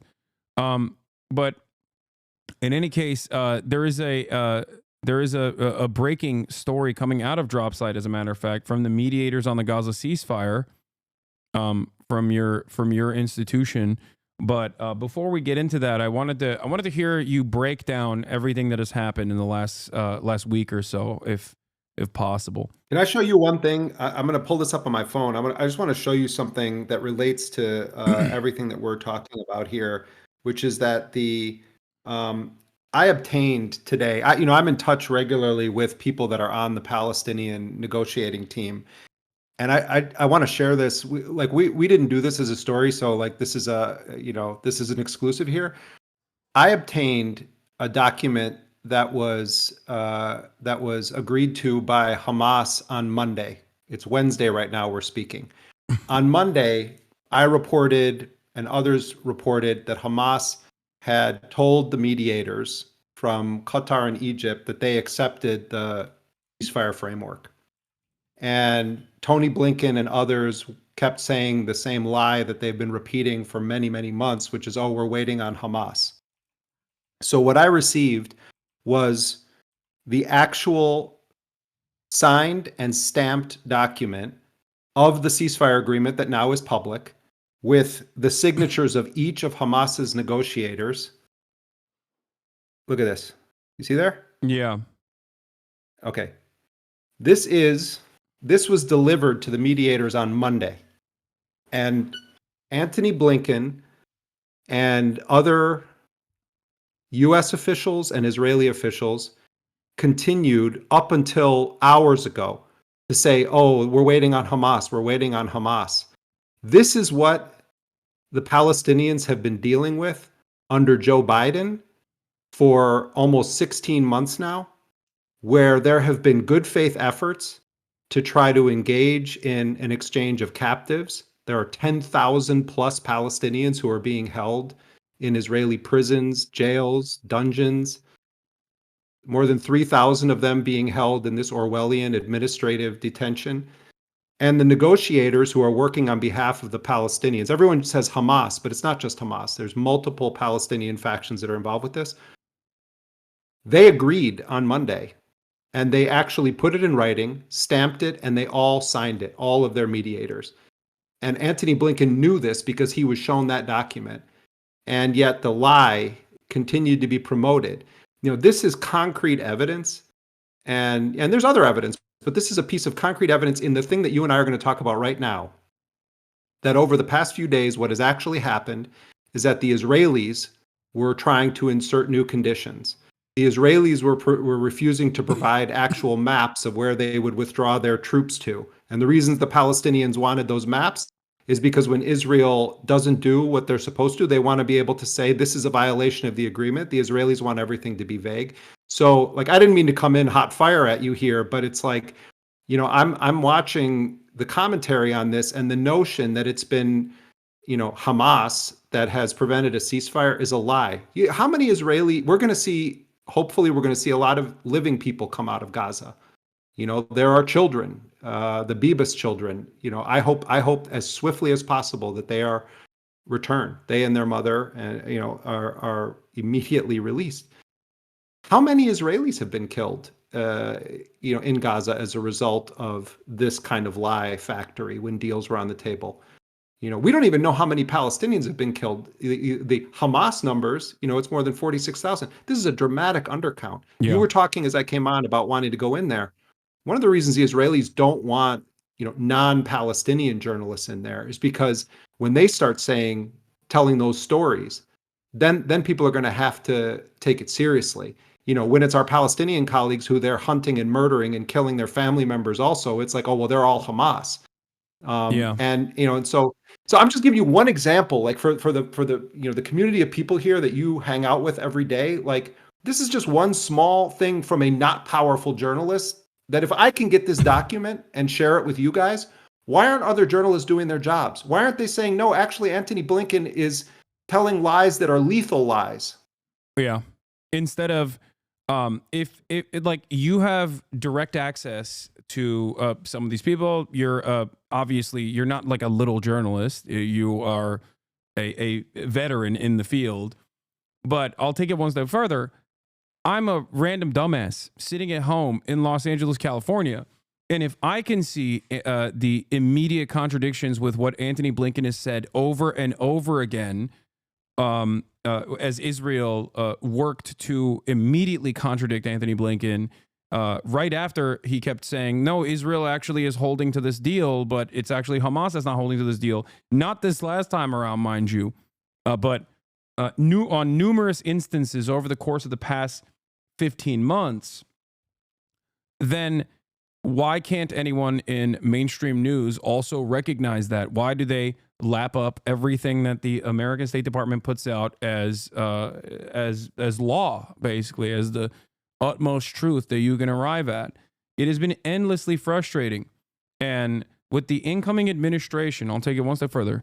When you have the Trump administration coming in and possibly implementing like ruthless autocratic approaches to media, press freedom, possibly going after political enemies, weaponizing the Department of Justice, all of this stuff, you need good journalism, and you need people to have a sense that mainstream outlets, legacy publishers, are actually committed to the truth, to do what the Fourth Estate is supposedly designed to do. And yet, in an effort to continue defending the American State Department's objectives in this region, the grand design that the American Uniparty has over the Middle East as they gear up for a much larger conflict with China, they have consistently eroded what remains of the little confidence that people could have had. They've completely lost an entire generation of people that saw with their own two eyes exactly what was going on, and then would tune into the New York Times or tune into CNN or tune into MSNBC, CBS, and the like, and see something entirely different and go, how can I ever trust these people ever again? Yeah, I mean, and look already what's happening. The New York Times, I think it was yesterday, did this story about the Lancet study that showed that there was a dramatic undercounting of the deaths of Palestinians in Gaza. I mean, you've been saying this for a long time. I've been saying this for a long time. But this is indicative of the attempt that people are going to make to kind of clean up on aisle 12, where like they've been facilitating, aiding, abetting this genocide, and watch it too in blue MAGA world, where it's going to be like, well, we always were. No, you weren't. You were part of this. And we did this story today also where, I don't have the number in front of me, but it's like 29%, of people that didn't vote said that the primary reason they didn't vote in the election, this is Ryan Grimm did this story, is because of Gaza. And look at how many people were telling us, like, oh, that's not, this isn't the thing. And it's like, Harris has more important things on her plate, and, she's working tirelessly. I mean, come on. And now we've got this whole business about the Trump thing, where it's like, I'm sorry. Yes, it was because Trump. The Palestinian negotiators are telling me that also, that there were things that the Israelis were just flat out refusing. And when Trump's people came to town, the whole tune changed. We could talk all about what's going on, with Trump and speculate about it, but just on a realpolitik level, Trump used a power available to, and he's not even the real president yet, to an incoming president. What does that mean about Biden, who was, we're not in control of Israel? Yeah. No, actually, kind of you are, and Trump showed it. Yeah, no, absolutely. In the interest of like ass covering, I guess, one of the things that I wanted to show you here, I'm going to share my screen with you as well so you can see what I'm also looking at. This is from Zana, who showed the new report that came out of New York Times. Death toll in Gaza likely 40% higher than reported researchers say. And of course, 60 Minutes' coverage on the whistleblowers, the many different whistleblowers within the State Department as well, that actively spoke out, and the 60 Minutes reporting on it that came months after. As you can see here, the New York Times saying that more than 64,000 Palestinians may have been killed by traumatic injury in the first 9 months of the war in Gaza, according to a new study. The peer-reviewed statistical analysis led by epidemiologists at the London School of Hygiene and Tropical Medicine used modeling in an effort to provide an objective third-party estimate of the casualties. So it does strike me as odd for the New York Times to come out with this reporting so close to this to the finalization of the ceasefire agreements. And it almost contradicts like the subtle ways and not so subtle ways in which they have undermined, I think, the number of casualties from Israel's offensive genocide in Gaza. Yeah, and I mean, I don't know how much you guys have. I wasn't watching. I was doing my own talking to people earlier, but I don't know how much you guys have gotten into the details of what's in this agreement. Have you covered the bases on that? I only covered it. I only covered it yesterday, but from what I understand, I don't know what the new information that came out of it. But you're obviously much more familiar with the details, so I wanted to ask you about it. But the poison pill provisions that Benjamin Netanyahu kept adding on to the to the deal making process since July, like permanent military positions in the Netzarim corridor, permanent military occupation, controlling the Rafah border, a refusal of aid trucks from going in, like all of these things have seemingly been cast aside, at least even in the first phase of the negotiation, where maybe I'm wrong and you can tell me. Benjamin Netanyahu has actually conceded on these demands in terms of like removing military positions, even from the Philadelphia corridor, which was a major point of contention. Yeah, I mean, on paper, if this deal moves past this first phase, I mean, just like back up, just do a little bit of just basic architecture here. So this is a 3-phase deal. Each phase is envisioned as being 6 weeks long, 42 days. And in that first phase of the deal, you have 33 Israelis that fall under what they call the humanitarian category that are going to be released. It's on the first day, it's supposed to be 3 people. People are presuming it's going to be Kafir Bibas, Ariel Bibas, and their mother, these two kids. Kafir Bibas was 9 months old on October 7th when he was taken to Gaza. So those are supposed to be the first 3. And then they have a mathematical formula for how many Palestinians then are released. And among that group also is 5 female Israeli soldiers. And then for those, you have a different category of Palestinian prisoner. But at 50, the same time, right? Yeah, right, exactly. Yeah, 50 for each of the female IDF soldiers released. Right, for each of those. And then, then you have 600 aid trucks coming in, and then there's going to be the Israelis pulling back and eventually, withdrawing. And if they then make it on the 16th day of the first phase, they're supposed to be no later than the 16th day. They're supposed to be discussing the terms for the second phase of the agreement, technical details of how many Israelis are going to be released from Gaza, how many Palestinians are going to be released from Palestinian prisons and other facilities. But that second phase also has language in it that envisions a total withdrawal of Israeli forces from Gaza. In this first phase, they're going to be going into like a buffer zone, and there was a lot of disagreement over how many meters into Gaza. Gaza is a really small territory, relatively speaking, and so what the Israelis basically have carved out is kind of drawing a thick marker ring around Gaza where they can where they're going to put their forces. And so there was a lot of discussion going up all the way to hours before this thing being announced on like literally how many meters are they going to be allowed to remain inside of Gaza. But on paper, this is full withdrawal and then envisions a permanent ceasefire. Part of what Netanyahu has been trying to sell to people, in his coalition and in Israel is that Israel, we're really just making a deal for phase one. And that we're in the driver's seat here, and I think that they believe that they're going to be able to convince Trump that there's been a violation that allows them to basically just resume, really intensely attacking the people of Gaza. But so there are loopholes that Israel can try to exploit, and the Trump dynamic is a wild one, as you know. Like I don't think any of us are under the illusion that Trump's motivated by love of the Palestinians of Gaza or humanitarian concerns. And there's certainly like a gift bag. Mohammed Shahada, the Palestinian journalist who's been covering this in an really in-depth way, I was just talking to him, and he was like, there's a goodie bag that Trump is giving to Netanyahu, and the reports in the Israeli press indicate that it's filled with a lot of really significant things, including this possibility of resuming the war in Gaza. So, I think we have to be able to walk and chew gum at the same time. Trump absolutely was a decisive factor certainly in the timing of this, but really in kind of finally forcing Israel to agree to it. That's true.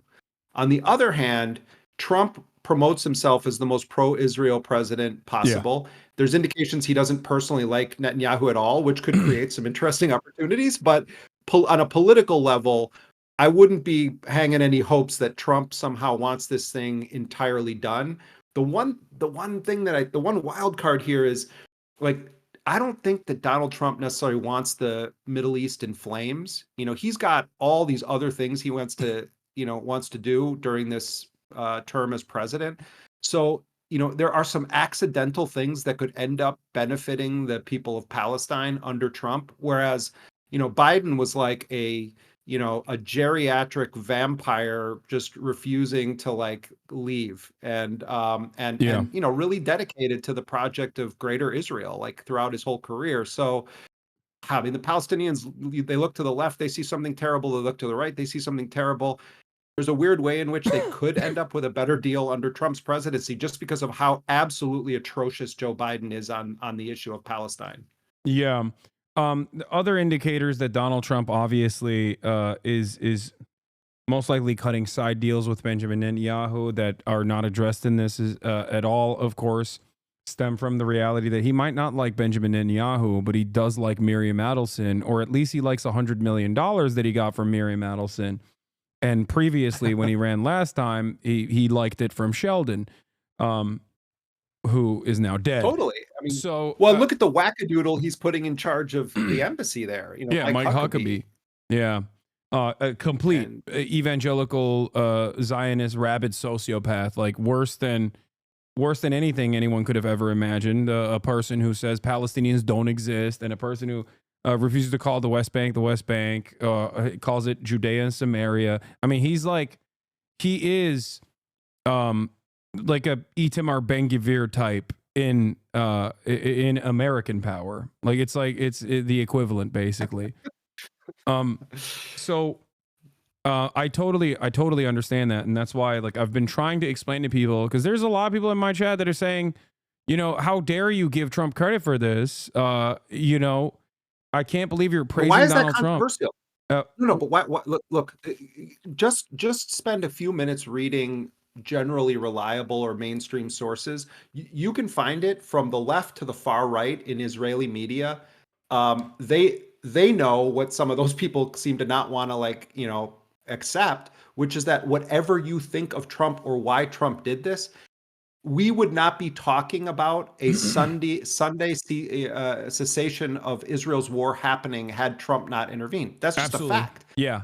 That's not praising Trump. That's just factual. Thank you. Exactly. And you know, there is like that's just the truth.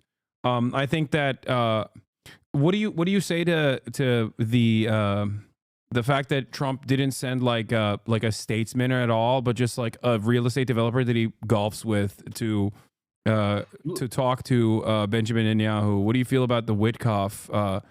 I mean, this story is so surreal. You probably talked about this, but I'll just tell a brief version of it again that like it's come out now in the Israeli media. Apparently last Friday, Steve Witkoff, who is a billionaire real estate tycoon, you know, a Trump golf buddy, as you say, and who really looked like a deer caught in the headlights when Trump pulled him onto the stage in Mar-a-Lago, like, you know, a week ago. But Witkoff has been there with Brett McGurk and Burns and, you know, from the CIA and others, and they've been a part of this team because, you know, Trump obviously is going to be president soon. And, you know, Netanyahu was pulling the kind of stuff that he's pulled on Biden and company for, you know, a year and a half. And so Witkoff, Trump's envoy, is in Doha, and he's meeting with the mediators, and he calls Israel and says, like, I'm coming tomorrow to meet with Netanyahu. And Netanyahu's people say, oh no, it's Shabbat. He can't come. It's the Sabbath. And Witkoff basically says, like, I don't care what day it is. He is going to meet me. Yeah. And you know, and Witkoff himself is also Jewish, and he said, you know, like he was like, yeah, it doesn't matter what day it is. I'm there. And by the way, like Netanyahu is some like religious scholar or something. I mean, give me a break. You know, the guy's like receiving Cohiba cigars and like jewelry, you know, according to the new Alex Gibney movie, like literally handed this stuff. No, so I think that was deliberate is what I'm saying. Like I suspected that it's like a very that is something so like remarkably shady real estate developer type where you're like strong arming your opponent by humiliating them to just like undermine them and tell them like who's the real person in charge. And it feels but also like that disrespect I feel like is like deliberate. It is, but also like, you know, Antony Blinken, none of these people take him seriously. Like he's, you know, he's just not taken seriously. It's just a fact. You know, he's just a creature of the Washington blob. But Trump sends like literally like a golf buddy, and it reminds me a little bit like in the Godfather films, like Tom Hagen. You know, like when Tom Hagen would show up somewhere as like the consigliere, it's like you knew he was speaking for the Don.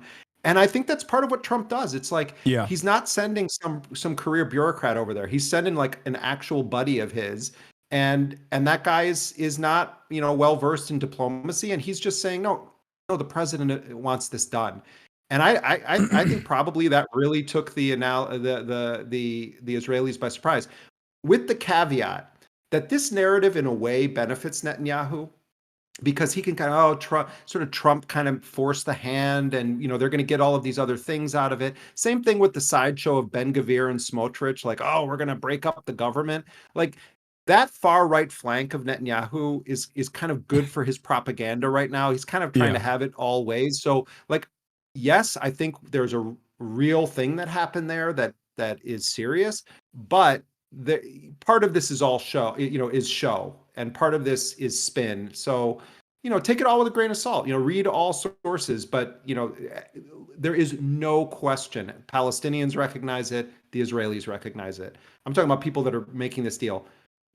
Trump played a decisive factor in this, and I know it's making people's heads explode, but we have to be able, this is going to be a long 4 years ahead of us, a long 4 years.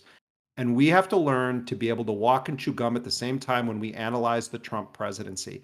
And remember that Joe Biden was one of the most bloodthirsty warmongers in American history with this war, facilitating a heinous genocide and gleefully doing it for large parts of it. So let's be accurate. Let's be honest. Let's call a spade a spade. Let's recognize the dangers of Trump. Let's talk about the dangers of Trump. But also we need to be able to speak honestly about it. Like, you know, we have to tell the truth. Yeah, absolutely. Now comes a moment of speculation, because I know I've listened to some of the conversations that you had with Mohammed, and And I agree with the assessment that was made in said conversations about what the future of Palestine looks like. Whether there's been some whispers of a potential side deal, a side agreement that Donald Trump might have conducted with Benjamin Netanyahu in Mar-a-Lago. But also on top of that, there is this idea that like the next 42 days will be of utmost importance. First and foremost, the next 4 days will be incredibly important because Israel does have a tendency to escalate its bombing campaigns in the buildup to a ceasefire. They've always done this historically. They're doing it as we speak. And right they're now. doing it as exactly. Like, they're literally. doing it right now as we are having this conversation. So every single Palestinian I've talked to that is in Gaza right now, I'm like, how are you feeling about this? Are you feeling joyous? Has said, I'm waiting for Sunday. Like Sunday cannot come soon enough because I don't like every single person, no matter what age they are, is like, I will celebrate when it's Sunday, when the ceasefire is actually implemented, because they all know that Israel's modus operandi in situations like this is to really escalate the bombing until the very last moment of the facilitation of ceasefire. But then after that, there is obviously 42 days of supposed peace. And in the aftermath of that, when phase 1 turns into phase 2 with like the troops leaving the region, the IOF, like leaving the Gaza Strip, that is where everyone is speculating that Benjamin Netanyahu will sully on the deal and will go back to business as usual. Could happen that way. Although, you know, once you get this kind of a framework in place, there will be different forms of challenges to Israel trying to do that. You also are, this also envisions internationals being on the ground in, a variety of capacities. So I think that's a real risk. I think it's a real possibility. I don't think it's a fait accompli. And I have had a similar experience with Palestinians I've been talking to today in Gaza. Except, I mean, I think on the one hand, like Abu Bakr Abed, who's reports for Dropsite and Electronic Intifada, and went viral with his press conference the other day talking about the lack of solidarity with Palestinian journalists. He's crying tears of joy. I mean, just the mere idea that there could be an end to this, even if the future is uncertain. I think we have to recognize none of us understand the complex emotions of what it's like to be a Palestinian of Gaza, particularly a Palestinian who is in Gaza right now. I mean, even Mohammed Shahada, who's not in Gaza right now, but is from Gaza, at the end of my conversation with him, he said, that as I look at all of this and I start to realize how many people from my own family are either killed or missing. So many of us, we talk to Palestinians, we ask them to tell us the facts, what's going on, give us analysis. My friend Layla Al-Aryan, the great journalist from Al Jazeera, her mother's family has lost 200 people. 200 members of their family have been killed in Gaza. And so, I think it is important for them to be able to celebrate this moment while recognizing that they are dealing with liars, warmongers who are intent on erasing their people from the world. And all of us, we cannot stop talking about Gaza. This is probably one of the most important moments for people to actually all be focused on it, because people are going to say, oh, well, this is resolved. It's not resolved. We're dealing with really dangerous people on the other side of this agreement that have a long history of violating these agreements. And that's where the bad parts of Trump come into play when it relates to Israel. Like, to what extent is he actually going to be willing to restrain Netanyahu? What deals has he already made? These are really, really relevant questions. Trump is dangerous on Israel. For sure, he is dangerous. He's dangerous for the Palestinians. But he's the one that at least got this to stop for now when it comes to, American officials or American figures. Absolutely.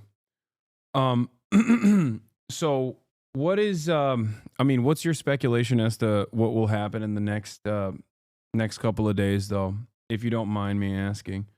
Yeah, I mean, well, I think that there was an order issued. Israeli media is reporting this, that the Israeli forces are supposed to continue full spectrum intense attacks right up to the moment that this thing officially kicks into effect. It's supposed to be on Sunday. Um, I think that one dynamic here, when Israeli captives start to get released and we start to learn who's alive and who's dead, I think that there is going to be pressure felt from the Israelis to punish the Palestinians again, depending on who's living, who's dead, what's described about their conditions. So, we should pay close attention to this. And what will often be lost in this is those kinds of stories from the Palestinian side. Palestinians have been raped in Israeli prisons, sexually abused, Raped to physically death. abused, tortured, raped to death. Had all sorts of sadistic experimentation happen on them. And I think that it is important that we also focus on those stories, the individual stories of Palestinians who come out of those prisons. We all watched what was happening in Syria. I mean, those first days when the Assad government was brought down, and Syria is still very much up in the air, but just on a micro level, looking at what does it look like when the prison bars are broken down? What does it look like when people get free? And you see the emotion, and I think any human being seeing people released from dungeons, if you're a normal caring human being, it pulls at your heart in a very real way. And it's like the Palestinians have been waiting 77 years to have those moments for their people that are locked up in these Israeli prisons. And we don't do enough work on telling the individual stories of the Palestinian hostages, of the Palestinians who've been snatched. In the Israeli media, they've done a very effective job. They tell the story. Every single Israeli who was taken captive, their stories have been told in films, in news segments, in articles. There's memorials, there's posters. There's more than 10,000 Palestinians. There's no posters for them. There's no stories being written about what's happened to them. I mean, look at the children who've lost limbs. There's no additional $250 million from a governing party in the interest of doing more propaganda to the West either on the Palestinian side, in the way that like the Israeli Knesset has offered additional budget allotments to doing just that, to Hasbara operations. And this obviously works effectively to humanize only Israelis in this process, and actively undermine and dehumanize the Palestinian victims in the hands of Israel, despite the numbers showing a far different reality than the one that is presented in mainstream news. I guess the last question I have for you, Jeremy, and thank you so much for spending time with us today, is in terms of going into Gaza. This is a real question that I have both for myself. I've been talking to some people that have worked inside of Gaza in the past as well, like some of the journalists. And if the Rafah corridor is open in the aftermath of this, ceasefire, is there a possibility to go into Gaza, and how dangerous it is? Like, do you think that Israel will allow foreign journalists and foreign humanitarian rights groups to actually go into Gaza to conduct investigations and to shine a light to the full scale of the atrocities? Because I'm very fearful that this goes completely against Israel's interests of maintaining this faucet of propaganda. And if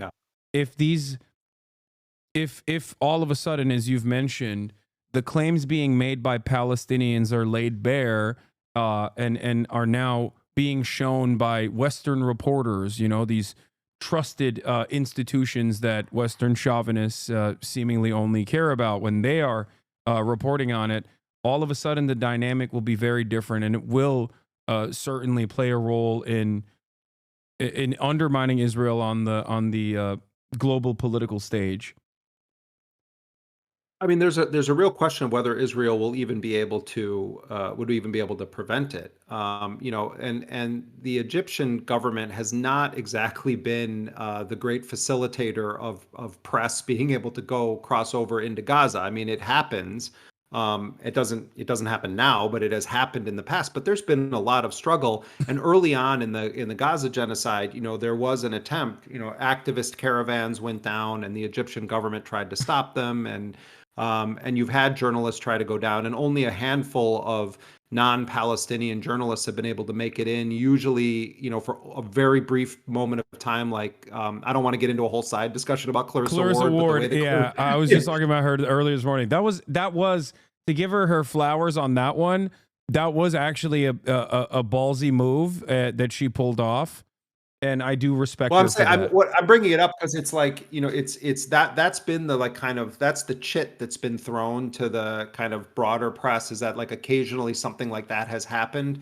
But there's a real question of whether they're going to be able to stop it. Because Egypt also is going to insist on its sovereignty in this equation. My guess is that that journalists are going to be able to get in. On the issue of safety, look, you're in an unstable environment where at any moment the Israelis could decide that there's been a quote unquote violation. But I think journalists have to try to go in, and I think journalists need to continue the pressure. And to their credit, Western reporters have gone through a process of Israel where they filed litigation saying that this is undemocratic and anti-press to not allow journalists to go in there. I think there's going to be a lot of Western journalists, of all stripes, that are trying to get in there. It's like, I mean, if you're talking about yourself going in there, I think you have to trust local reporters and journalists and listen to them and take seriously their assessments.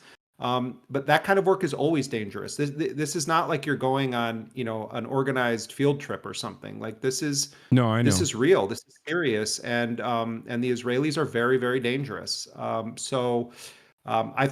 think that we also at Dropsite we have to talk about how we're going to approach this. I mean, very, very early on, we were trying to get people in. When I was back at the Intercept, we had discussions about it. We've had discussions about it at Dropsite. We have great Palestinian colleagues that have done a remarkably heroic job covering this. It's important also that non-Palestinian journalists go in there to pick up some of the pressure on our Palestinian colleagues and start telling the world. And the reality is, unfortunately, that sometimes people listen more to to non-Palestinian journalists. I mean, that's just like, it's horrible, but it's true. And I think that it's going to be an undeniable crime scene that people are going to be witnessing, and that's why the Israelis don't want anybody in there.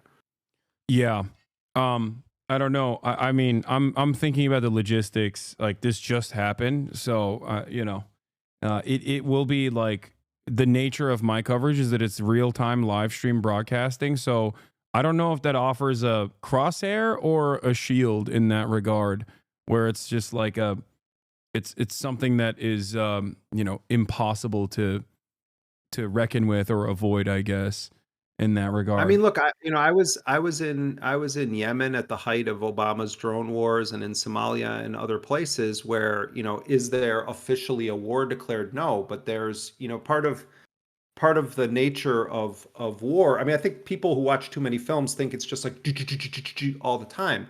One of the most terrifying things about being in a war zone is that nothing ever happens in a predictable manner. You can think that, we were out in the field. Let me just give you an example. We're out in the field. We're filming people. We were filming this thing, but now we're back to wherever we're staying, and we're safe.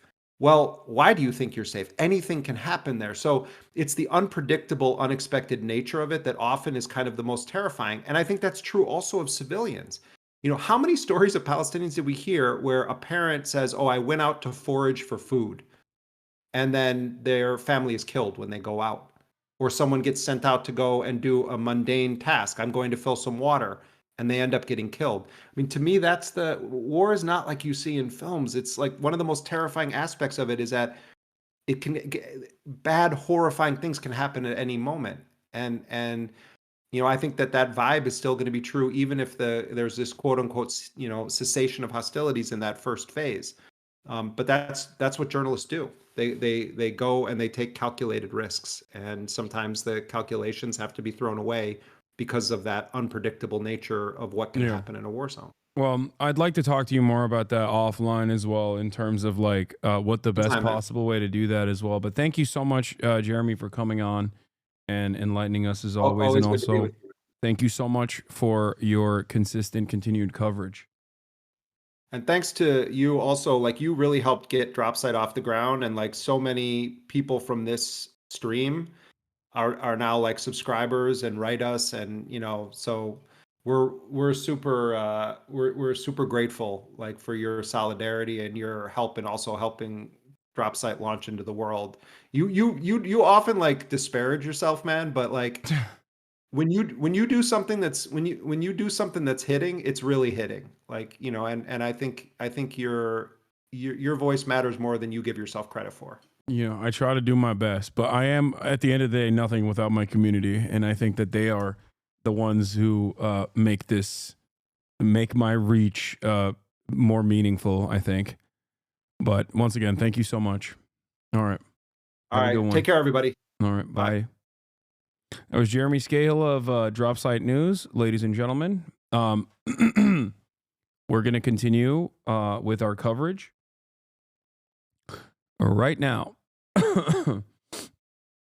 I've been trying so hard not to cough, and there was still hella people complaining about me clearing my throat. Okay, you guys lock in. Okay, eyes on the prize, man, for once. Hold on. I have to sneeze as well, but you heard Unc, don't be so down on yourself. Anyway, where was I? Kind of breaking news on TikTok. Yeah, we're going to talk about that as well. Is the air quality, or are you sick? I think it's a bit of both. It's like the air quality index keeps saying that the air is safe to inhale, but I don't know if that's the case, because maybe there's just like too many particulates in the air or something. Even if the air quality index is saying it's safe, it may not be. But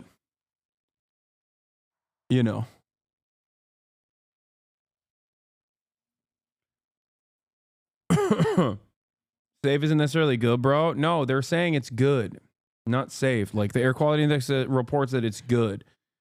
So anyway, but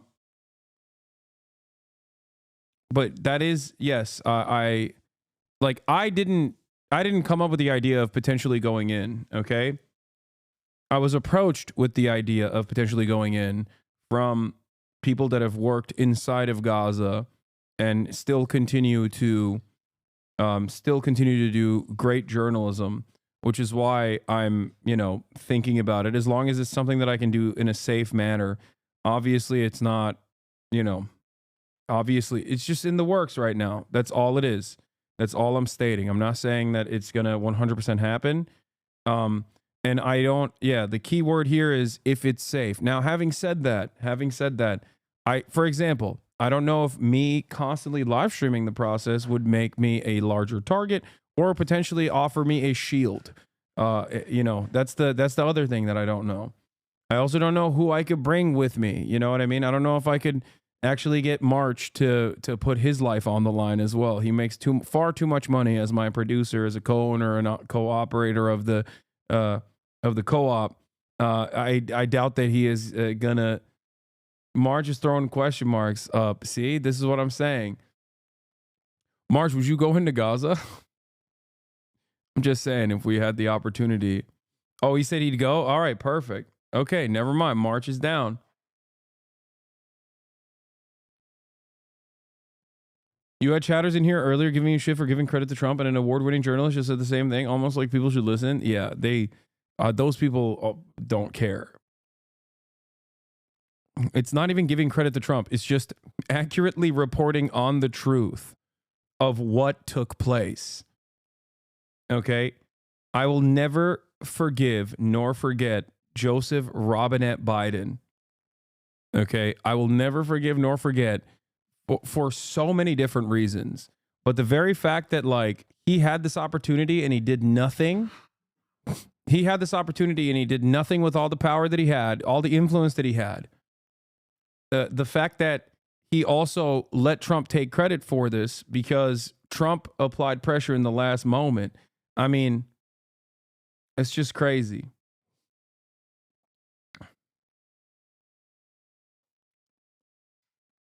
Just a terrible,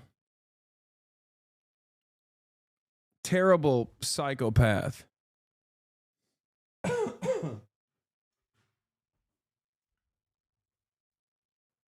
Terrible sociopath who enjoyed the killing.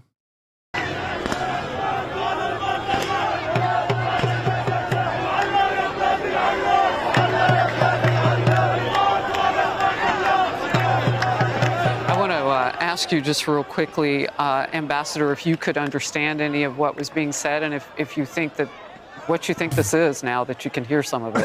Oh God! Oh my God! Come on! I'm not sure, but again, no, he can't understand what's being said, and he already lied about what's being said anyway. This person does not care about Palestinians. He literally said they're all supporting Hamas. Their only source of information is what Hamas tells them. Right. So, maybe they're being told by Hamas because, again, this is going to end up being a defeat for Hamas. It may take 6 weeks. It may take another year, before this is all cleaned up. But this will end up in a defeat for Hamas. Maybe the Hamas is spinning this to their people that somehow, they're going to remain in power, and maybe that's their narrative. But it's not. It's going to be short lived. My colleague Charles Payne is here with a question for you, Ambassador.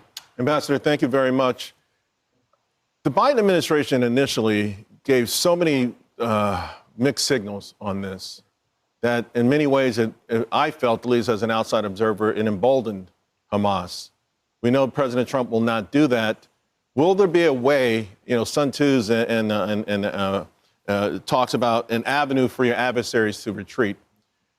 What kind of efforts are being made, if you can talk about it, to at least find sensible people in Gaza that understand that the path they're on now means total destruction, and that if they do want to rise up, because there has to be a lot of dissatisfied people there, they will get some help from Israel and perhaps the United States so that they can take control of their nation, and it's not Hamas who's once again leading them down this path to destruction where they put hospitals, babies, and everything else in the line of danger. Well, Charles, it begins with the eradication of Hamas. As long as Hamas is there, it's absolutely impossible for anybody to rise up who will put the interests of his people and his children ahead of the grievances of the past, ahead of the hatred for Israel. So as long as Hamas is there, it's virtually impossible. But the key point here, as you talked about the difference between Biden and Trump, the key word is daylight. There was massive daylight between Biden and Israel over the last 15 months. And every time Hamas saw that daylight, it empowered them and made them think that they can hang in. This level of copium is so funny. Because, like, it's so far removed from the reality. Saying that Biden actually had a lot of daylight between him and Israel is hilarious. While also simultaneously trying to give Trump credit for the ceasefire, but also, like, recognizing that it's bad. Because for him, it's bad. David Friedman doesn't like the ceasefire. By his own metric, if there's daylight between Biden and Benjamin Netanyahu,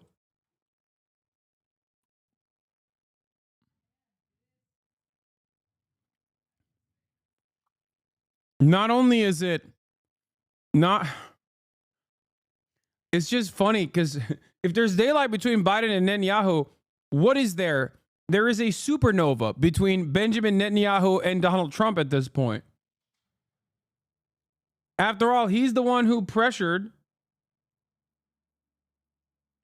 After all, he was the one who pressured Benjamin Netanyahu to follow through on this deal.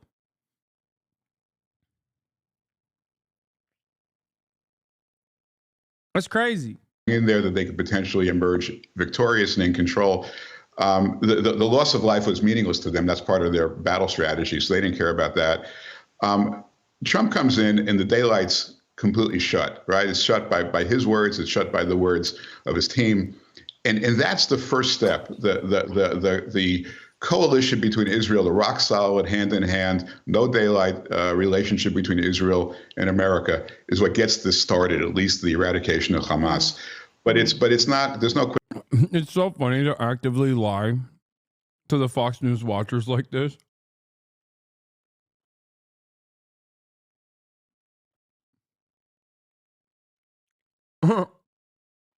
Yeah. No, Benjamin Netanyahu loves this ceasefire. He's the biggest fan of the ceasefire. And I'm sure the president's going to want to continue to engage with all of you in the next couple of days. Okay, we should. Thank you. See you in a while. Good to see you. It's good to see you, and thank you so much for taking our questions so often. Thank you. I really appreciate it. Thanks, Rita. So, in terms of implementing the terms of this agreement, how confident is President Biden that the incoming administration will do that, and have they offered any assurances that they will carry them out? I think there's a commitment to move forward with this deal. I think there's a commitment to make sure that there's an end to this war. Obviously, hostages are going to be coming home. Obviously, we've been in very close touch with the Trump transition. And the president was asked some variation of that question moments ago after he spoke, and he said he is very much indeed confident. So look, we understand this is going to be implemented by the next team, as I just stated. We are going to work closely, in close coordination with the Trump team. As the president has said, and I have said also moments ago, we want this to be in one voice, right? I think that's what you have seen in the past couple of weeks, how we have moved forward in one voice. And this is what's important for the hostages, to get them home, to make sure that we're getting that humanitarian aid into Gaza, and to ending this war that has taken a lot of innocent lives. And so that is the commitment. That is the commitment that you can see from us. I hate the Democrats so much. I truly believe that. Thank you. Okay, Mary. Thank you, Karine. You and the president have stressed that this. I despise them so much. Like, they're so bad. Like, they're just as monstrous as the Republican Party is on this issue, okay? Maybe not on every other issue, but specifically on this issue. They're just as monstrous.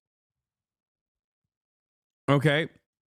And maybe even today, the Republicans have outflanked them. But they're also so smarmy, so elitist, so annoying. Like, they're so weak and silly with the way that they just try to hold on to this notion of like international rule-based order that they actually abided by when like no one believes them.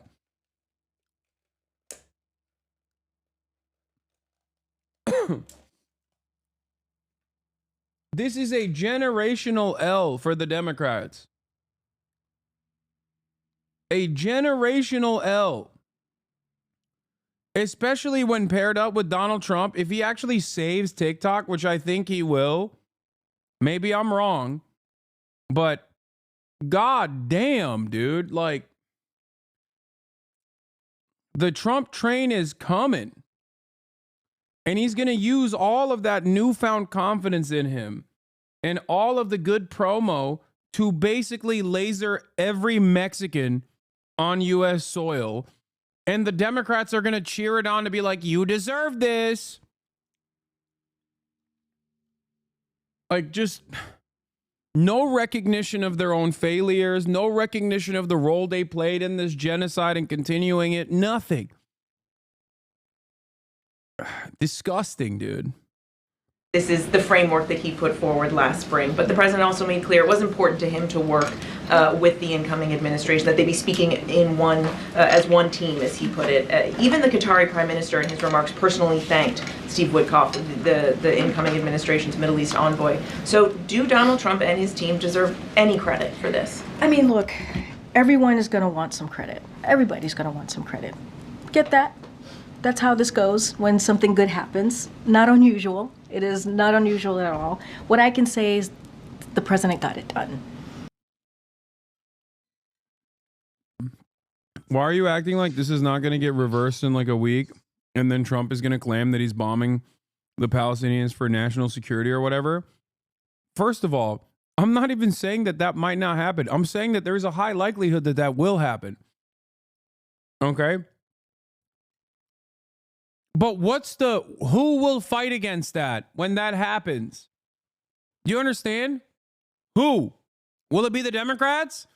The Democrats didn't even get the ceasefire. Do you not understand?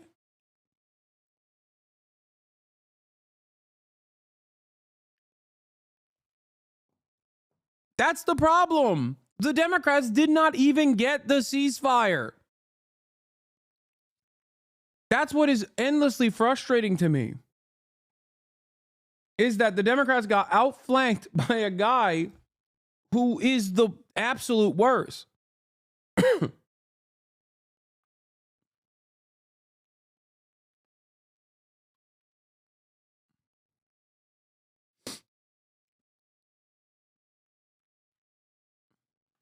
Right? That's what I can say. And what I could also say is that, and you said it in your question to me, is that there was a framework that was put forward, and it was put forward by the president back in May 31st of last year, and it was endorsed by the world. And you see a president that has done everything that he can. This is someone who has foreign policy experience, decades of foreign policy experience. He understands what it means to bring people together. Grow up. No one cares. No one believes this. Together. He understands what it means to get a deal done. He also said in his remarks how difficult it was to negotiate. Negotiating is incredibly hard, and this wasn't easy, but we got it done. And so, you know, this is someone who speaks from experience, and this is, again, not an easy thing to get done. But as we've said, and I've said multiple times. Dude, there was an Arab envoy that said, according to reports, there's an Arab envoy that said Trump did with Witkoff in 1 week what Democrats didn't do for 15 months.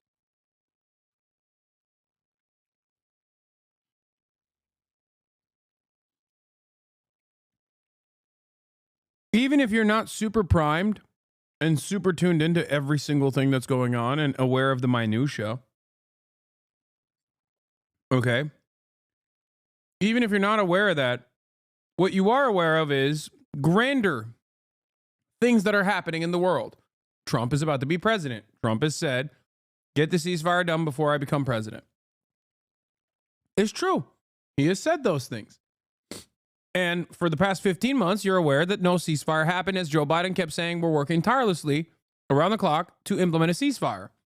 So what are people supposed to have as a takeaway from this? What are people supposed to look at here and go, oh, well, you guys don't understand the complex nature of these dealings?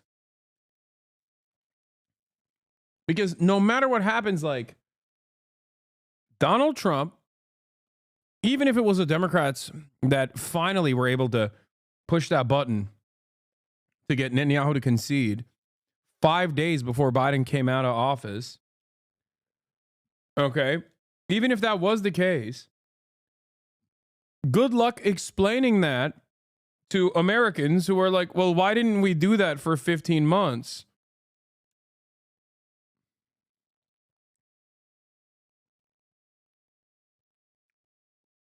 Isn't it because Netanyahu wants to make Trump look good? That's why. He didn't want to make a deal with Biden because it would help Dems. Dude, it doesn't matter. At the end of the day, a responsible elder statesman should be aware of what is happening in front of his eyes. He holds all the cards. He had full control over the situation. That's it. Here's Times of Israel's reporting on it. Times of Israel's reporting. Arab officials, Trump envoys swayed Netanyahu more in one meeting than Biden did all year.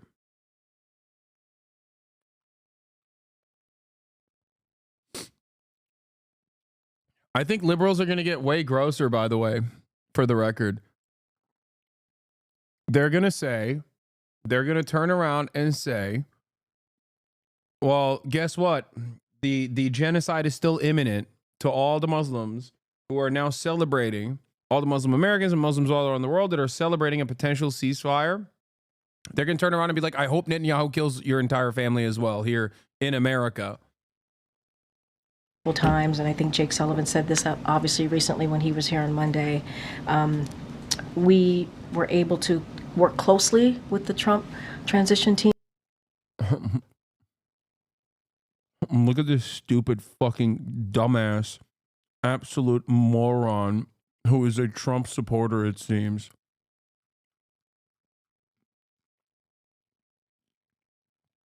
Are you not happy that there's a ceasefire now? Would you not prefer the horrible war to continue? Would you prefer the horrible war to continue?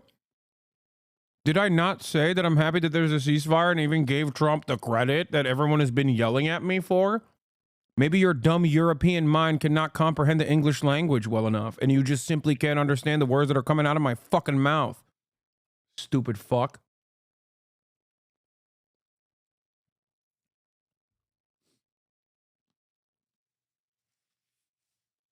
Wow, it sure seems like your hatred over Trump is actually overcoming your accurate assessment here. It seems like you want the war to continue. Dumbass.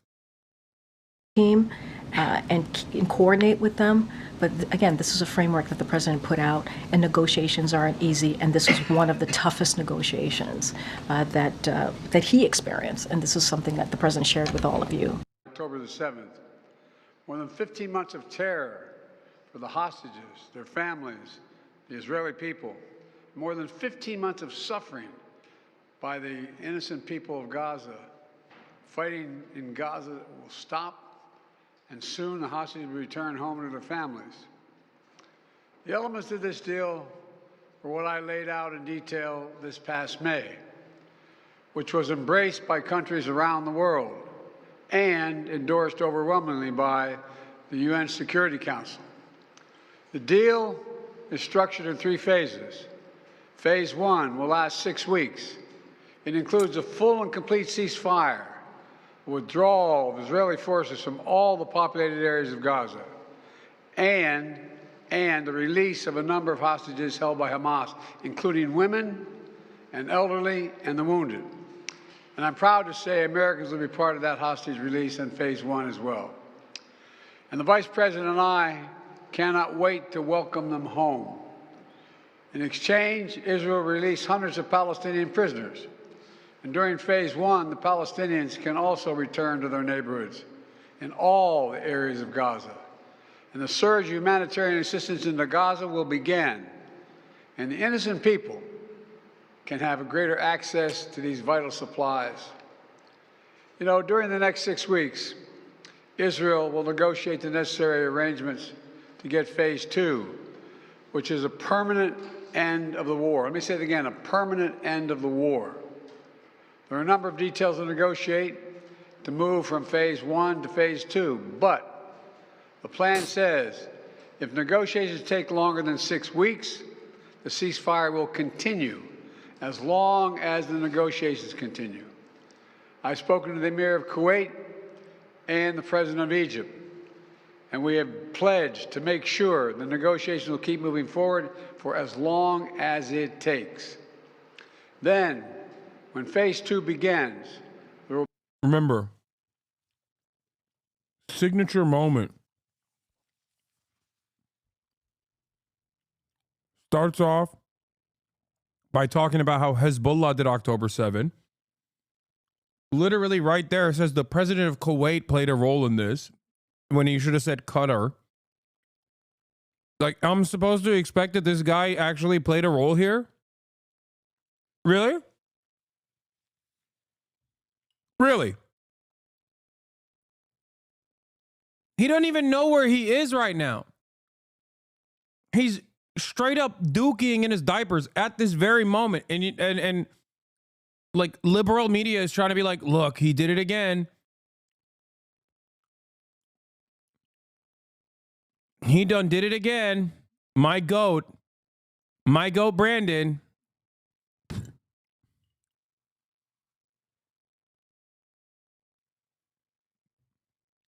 He's just that good.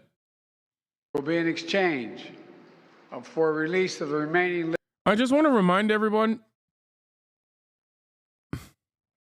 that Biden was supposed to reinstill confidence in American leadership at the global stage. That was one of the signature moments.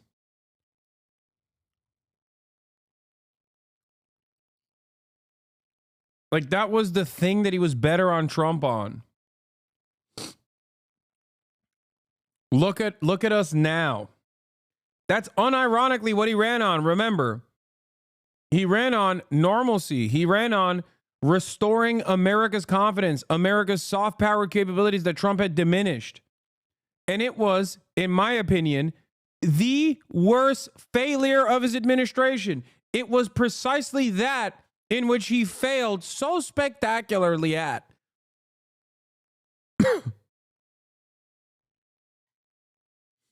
Like, it's crazy. There is not one area where he actually has done something that helped America's placement as the leader of this empire. What do I like? Even NATO, right? NATO. I did NATO. You know who did NATO? Vladimir Putin. Even that was a gift from Vladimir Putin to Biden, and even that had tremendous amounts of failures associated with it. Because on the one hand, he was like, I did NATO. On the other hand, it probably accelerated the fascist parties in Europe with the destabilization that took place. So literally, even on that front, the NATO side of the conversation is straight up Vladimir Putin's psychopathic ambitions in Russia or in Ukraine, and the failure, the spectacular failure that his invasion of Ukraine turned into, so that it was both enough proof for Finland and Sweden to join NATO, like enough reason for them to want to join NATO, while simultaneously recognizing that they're too busy to do anything about Finland or Sweden. So it grew NATO, is true. Ironically enough, though, it grew NATO because of Vladimir Putin's ineptitude and incompetence and bloodlust. So even that was a gift, if that was even to be considered a gift. Even the positive from the perspective of the Democratic establishment, even the one crumb that is supposedly positive for Joe Biden was that he did NATO, and even he didn't do NATO. It's crazy.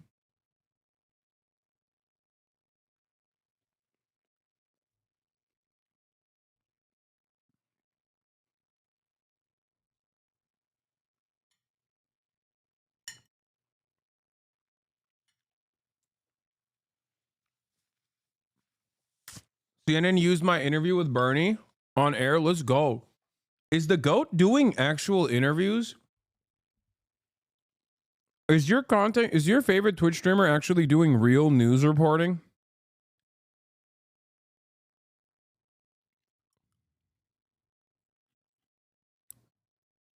Sina Tusi says these three leave office with their standing in tatters at home and in the world.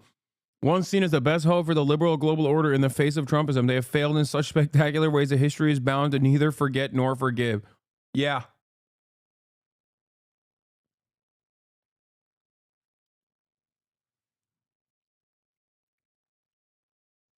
Accidentally did a journalism? No, it's not an accident. Interviews such as that one, high profile interviews such as that one also is journalism. Just like doing on the ground reporting on like issues that are otherwise unaddressed would be also considered real reporting. When you're bringing forth from your interview subject a new piece of information that they haven't revealed before, that would be real reporting. Living hostages, including male soldiers, and all remaining Israeli forces will be withdrawn from Gaza, and the temporary ceasefire will become permanent. And finally, phase 3, any final remains of hostages who have been killed will be returned to their families, and a major reconstruction plan for Gaza will begin. This is the ceasefire agreement I introduced last spring. Today, Hamas and Israel have agreed to that ceasefire agreement and the whole ending the war. You know, those of you who have followed the negotiations can attest, the road to this deal has not been easy. I've worked in foreign policy for decades. This is one of the tough. It's just crazy because, like, Trump did it in a week. I'm just not going to ever forgive or forget. I will also warn you, Trump is not a friend to the Palestinians. The man who is the staunchest ally of Israel was able to conduct these affairs in less than a week by sending an envoy that has no business being there. Okay? Disrespecting the Israeli side through and through. Israel, once again, showing the world that they only respond to pressure. They only respond to being bullied. And for some weird reason, Democrats never understood that. And I think that it's not because they didn't understand it. It's not because they're like feckless cowards or whatever, which they are. But I think it's also because they liked it. They liked what Israel was doing. They were on board with it. They were in favor of it. They liked it. They wanted more of it. How else could you look at the situation and go, you know, it's okay to give $8 billion of weapons merely a week ago to Israel?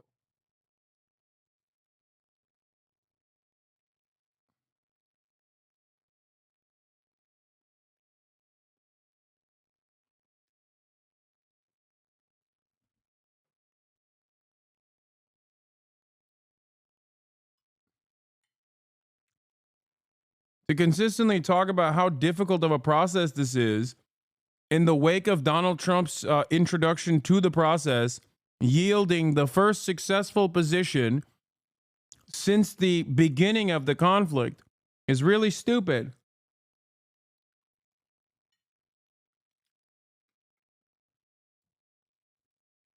Toughest negotiations I've ever experienced. And we reached this point because of the pressure that Israel built on Hamas, backed by the United States. Or maybe the pressure that Trump instilled on Israel. Hamas's strongest supporter, Iran, launched attacks on Israel. And those attacks failed after my administration organized a coalition of nations to stop them. And after I ordered the U.S. ships and planes to come to Israel's defense, we also shaped Israel's strong and calibrated response, destroying Iran's air defenses, but avoiding an escalatory cycle of an all-out war. The United States also organized a coalition of 20 countries to stand up to attacks by the Houthis, including their missile Also attacks a in failure. Israel. Then Hezbollah. Bro, L after L after L. He just posterizing his L's, dude. It is freaking hilarious.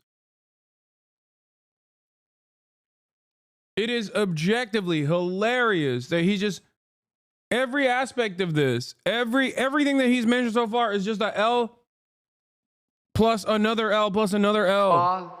Another of Hamas's strongest backers, was significantly weakened on the battlefield, and its leadership was destroyed. With our support, Israel negotiated a ceasefire with them, and after that, Lebanon finally elected a new president who's not beholden to Hezbollah, and he can begin a new chapter for the Lebanese people. All told, that's right. These developments. He's a Maronite Christian, Jack. Totally unique and new to the Lebanese Constitution. Oh, wait.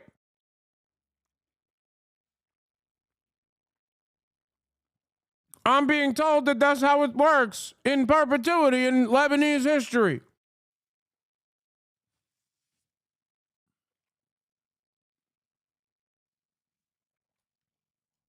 Never mind that. This one's a cool Maronite Christian rather than the last one. In the region which the United States helped to shape, changed. For those of you who don't know, that's like how it goes in Lebanon, because they have like multiple different fairly significant religious populations. So in an effort to create some semblance of like equality and parity, the president is supposed to be from like one sect. It's a silly requirement within the government. The equation. And so now the terror network that once protected and sustained Hamas is far weaker. Iran is weaker. Iran is weaker than it's been in decades. Hezbollah is badly degraded. And after more than 15 months of war, Hamas's senior leaders are dead. Thousands of Hamas fighters are dead. And the military formations have been destroyed. The guy behind him literally undermined this statement yesterday.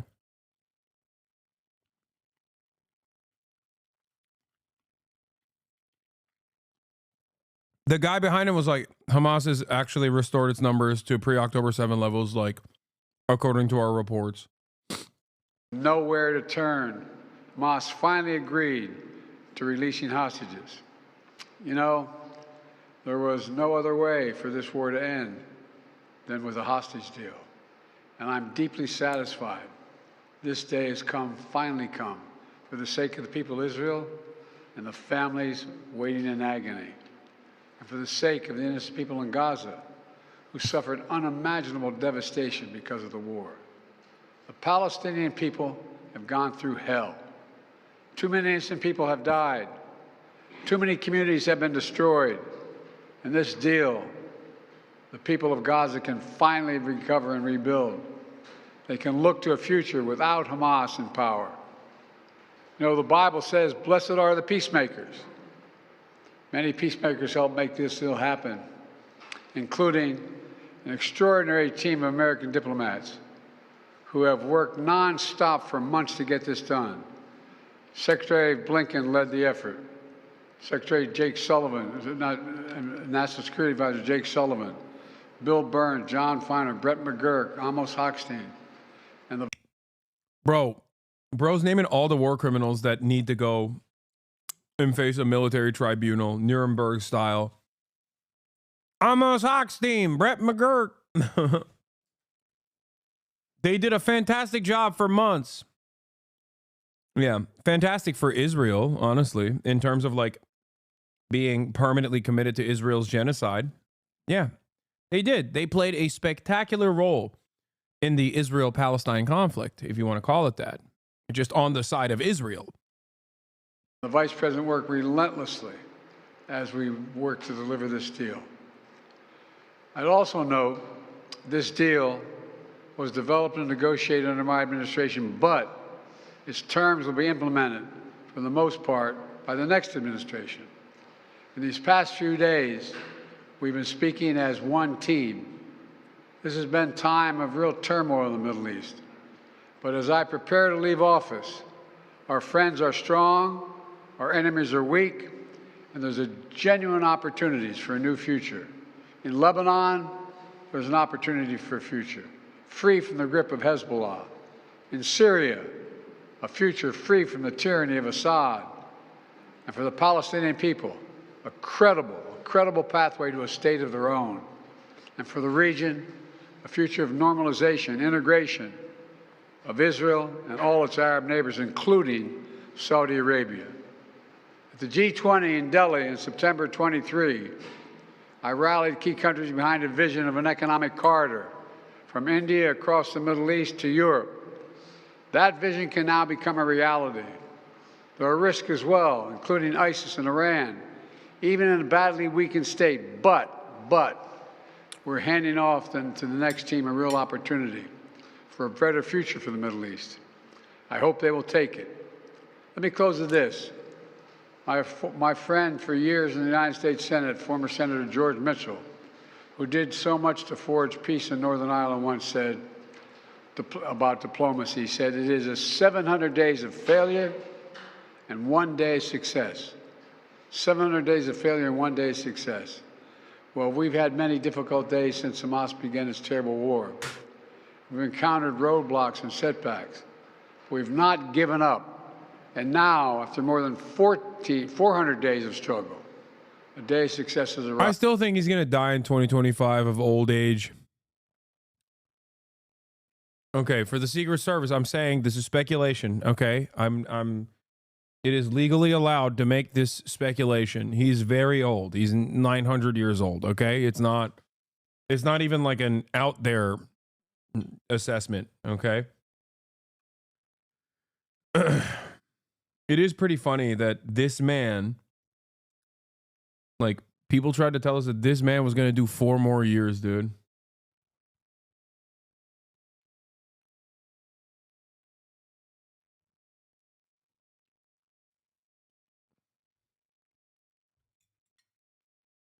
Right. God bless all the hostages and their families. May God protect the troops of all those who work for peace.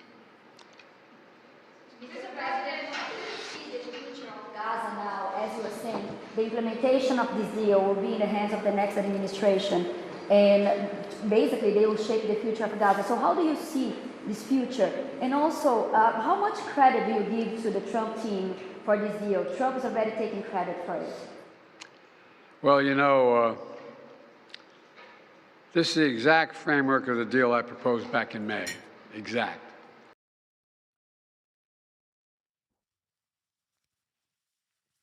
Hey, dumbass. Everybody understands that. But there was one party that refused to negotiate with you, and it surely wasn't Hamas, even though you kept saying it was Hamas over and over and over again. Ironically enough, the proposal was Hamas's proposal, which you said was Israel's proposal, and then for some weird reason, Israel never agreed to the proposal. And virtually everyone that's on the State Department beat, aside from the people that I've had on this broadcast, kept covering it as though it was factually accurate whenever Anthony Blinken said, Hamas is a real hurdle in the pathway to clearing out this proposal. And now there's just no room to hide. You know what I mean? Like, how do you continue this narrative now in this day and age, in this moment?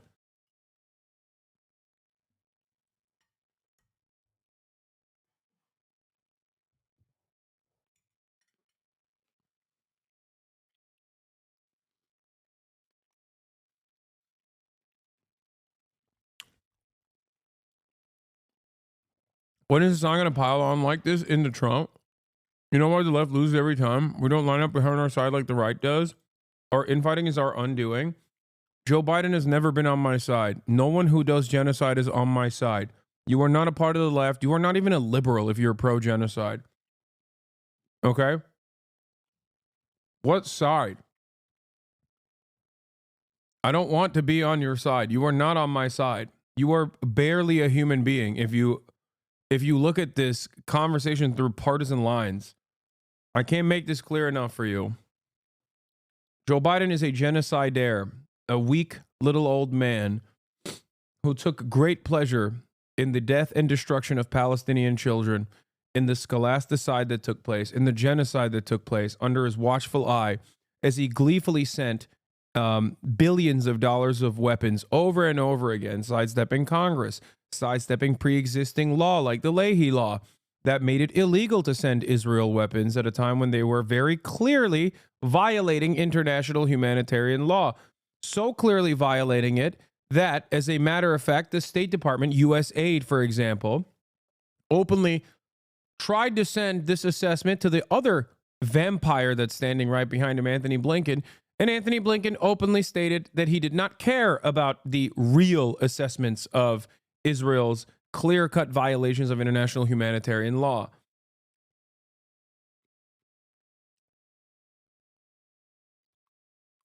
It's additionally ironic that they lied till the very end, as the exclusive reporting that Jeremy Scahill showed on the broadcast, that they lied until yesterday. Anthony Blinken lied until yesterday, protecting Israel, claiming that it was still Hamas that was a bottleneck to the ceasefire when they already had the Palestinian envoy's signatures in their hands since Monday. Think about that.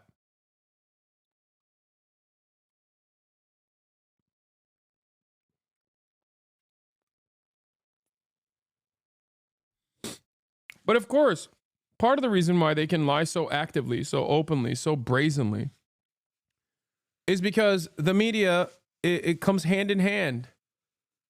Like, many outlets will do their bidding, do the bidding of the State Department unflinchingly, and will reaffirm the silly ideas that you can immediately contradict with your own two eyes and like a little bit of critical thinking. It doesn't require much intellect to understand that something doesn't make sense. Like, Israel killed the principal negotiator on the ceasefire hostage negotiation, man. Israel assassinated Ismail Haniyeh in Tehran. Like, you don't do that when you're, you know, genuinely, tirelessly working to do a ceasefire. And we got the world to endorse it. Secondly, it's America's support for Israel that helped them badly weaken Hamas and its backers and create the conditions for this deal. And thirdly, I knew this deal would have to be implemented by the next team. So I told my team to coordinate closely with the incoming team to make sure we're all speaking with the same voice, because that's what American presidents do. Thank you. In the, how many Americans will be released when the hostages are being released? All the exact detail of how many people are being held, how many bodies will be returned and less, will all be forthcoming. All of it, all of it. Thank you. This deal will hold. I'm confident. Thank you. Folks, credit for this, Mr. President, you or Trump? Is that a joke? Oh. Yeah, it's not a joke. We all know the truth, man. I mean, I put that question to the God Qatari damn, that was loud. I apologize, chat. Prime Minister, because the real sense here on the ground is that the last month has been really quite crucial because of the pressure that the Trump administration and the envoy of Donald Trump has put on all sides. You really do get that. Yeah, cat's out of the bag, man. Good luck. Good luck to the Western press. Good luck to American liberals who are going to try to, like, good luck to Reddit, really. Not even like liberal media, but I think good luck to Reddit. Those are the guys. Reddit liberals who are NatSec liberals are going to be killing themselves, openly and publicly committing suicide after actively, one, pushing for more dead Palestinian children, and also, two, trying to get Biden to take credit for this thing that virtually no one will believe them on. So many Reddit liberals are going to openly commit suicide, I think, in Minecraft. In a video game, of course. How will they contend with the reality? It's so hard. They'll just, I mean, look, I'm sure they'll just stick around for a little bit and wait for Trump to also open up the unlimited genocide faucet, you know, so they can turn around and be like, you deserve this. You know, you deserve this, sand people. That type of attitude, I'm sure.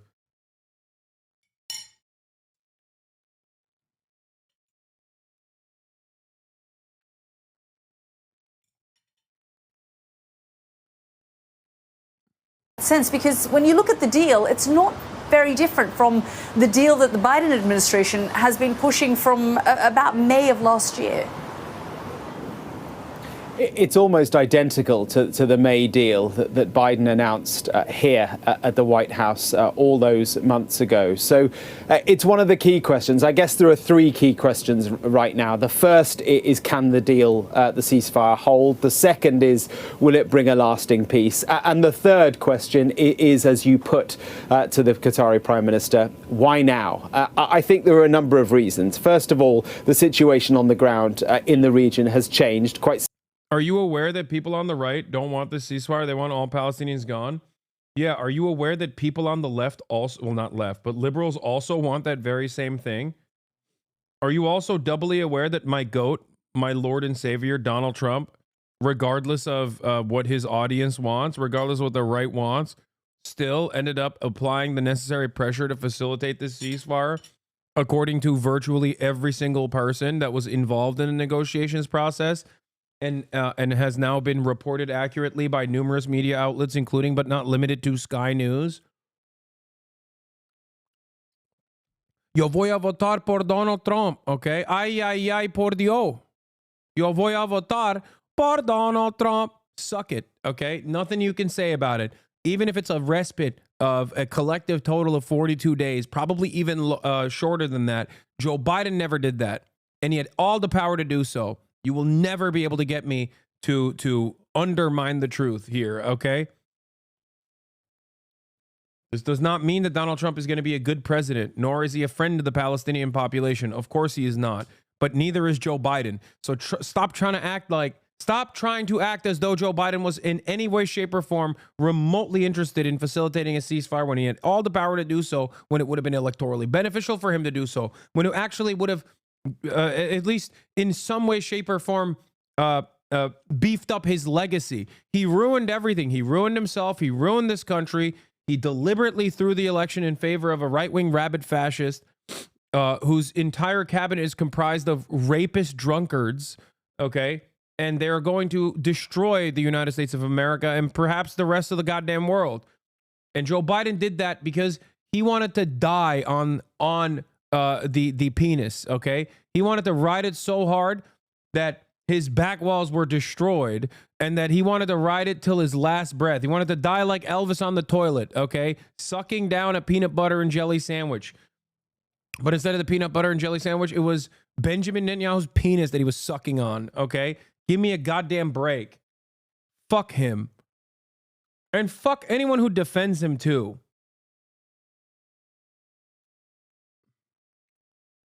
Significantly in the last. You are so brainwashed? On what? Brainwashed on the truth? What are you talking about? You think Biden... Explain to me how you think Biden actually actively, curbed back Israel's worst genocidal ambitions. I mean, you probably don't even think that Israel's doing a genocide, I suspect, if you're saying stuff like this. But go ahead. Explain to me. It's additionally funny to come in here and say this like when... virtually every single thing I said down to the wire came out to be true. And it's the worst part about it is that it hasn't happened yet. Like the worst aspect of my predictions have not even come to fruition yet.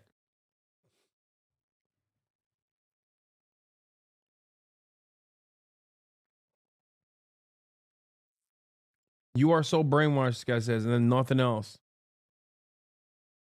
Come on, man. What are you talking about? Biden or Bush, who was worse? I still think it's Bush, but Biden came incredibly close, which is shocking. Like, think about that. I still think Bush is the worst, right? Like, globally.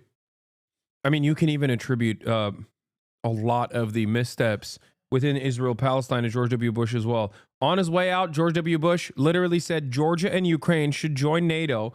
And also on his, well, not on his way out, but kind of on his way out, actually. No, literally on his way out, he tried to facilitate an election in Gaza, an election in Palestine, when his own people, the Palestinian Authority, the Fatah party was like, dude, don't do it. We're not ready for this election. We will lose. Palestinians despise us. They understandably see us as like a corrupted force that is in the pocket of the CIA. And Bush was like, nah, dog, it's fine. We'll do it. And guess what happened? They lost. And then Bush was like, okay, let's do a coup d'etat and forcibly remove Hamas from power. They lost again, militarily this time, further solidifying Hamas's reign over the Gaza Strip. That was George W. Bush on his way out, by the way. That's what he did on his way out, while also simultaneously saying, yeah, you know what, Ukraine and Georgia, you're a part of NATO now.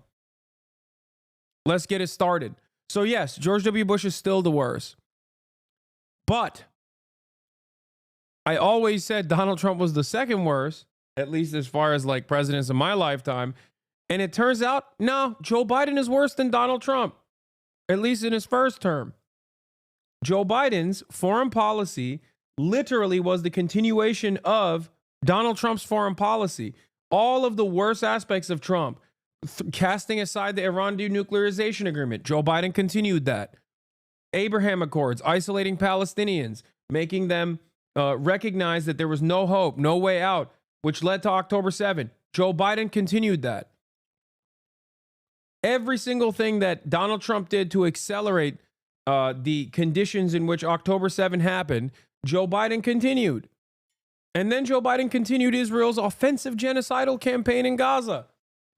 And then Donald Trump stopped it, at least for a couple days so far.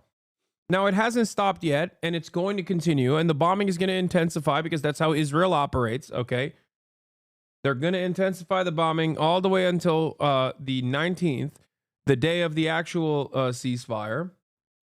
I'm unfollowing. I voted for Biden this election, and your hatred for him is a turnout for me.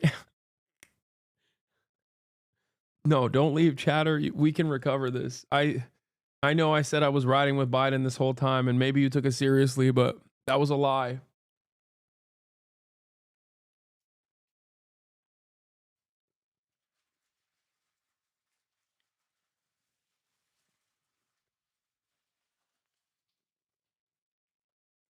Last few months with Iranian proxies across the region being quite severely degraded, whether it be Hezbollah in Lebanon. The Syrian regime has gone completely. That, of course, was aligned to Iran. And the continued... Oh, my God, what will Ryan Ruth think? Oh, my God, Ryan Ruth was also pro-Palestine. Dude. Imagine Donald Trump tells Ukraine that they have to reduce their conscription age, mandatory conscription age to 18, and offers additional weapons contracts to Ukraine, and simultaneously facilitated a ceasefire in Gaza. That's literally Ryan Ruth's entire world, okay? He would have to come out and be like, I'm so sorry I tried to shoot at you. Donald Trump hires the 1,000 NATO-trained Afghan soldiers to go fight in Ukraine against Russia. Ryan Ruth in shambles. My goat, the singular median NATO voter, Ryan Ruth, in shambles.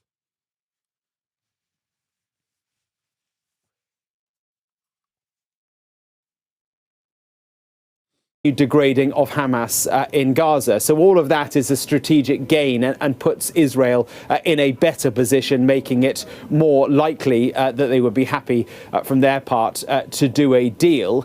But the other thing that's changed is Trump. And there's no two ways about that.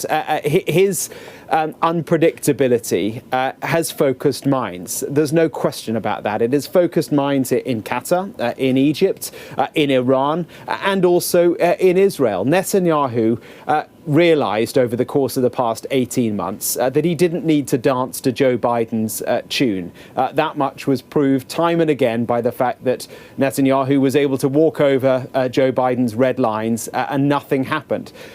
It's different with Trump.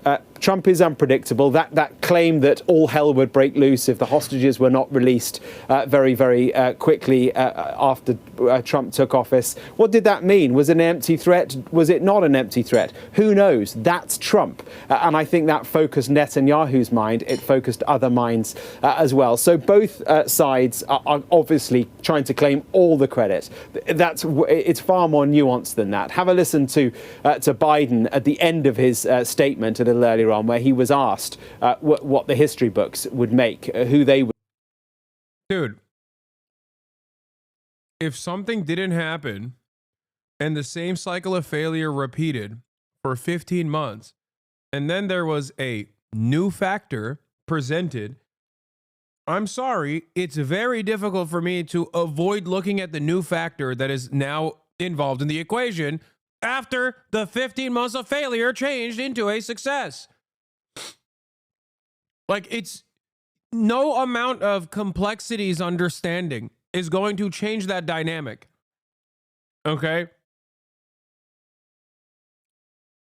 Oh, it's just too complex for you to understand. Just like Israel's genocide. Too complex for you to understand.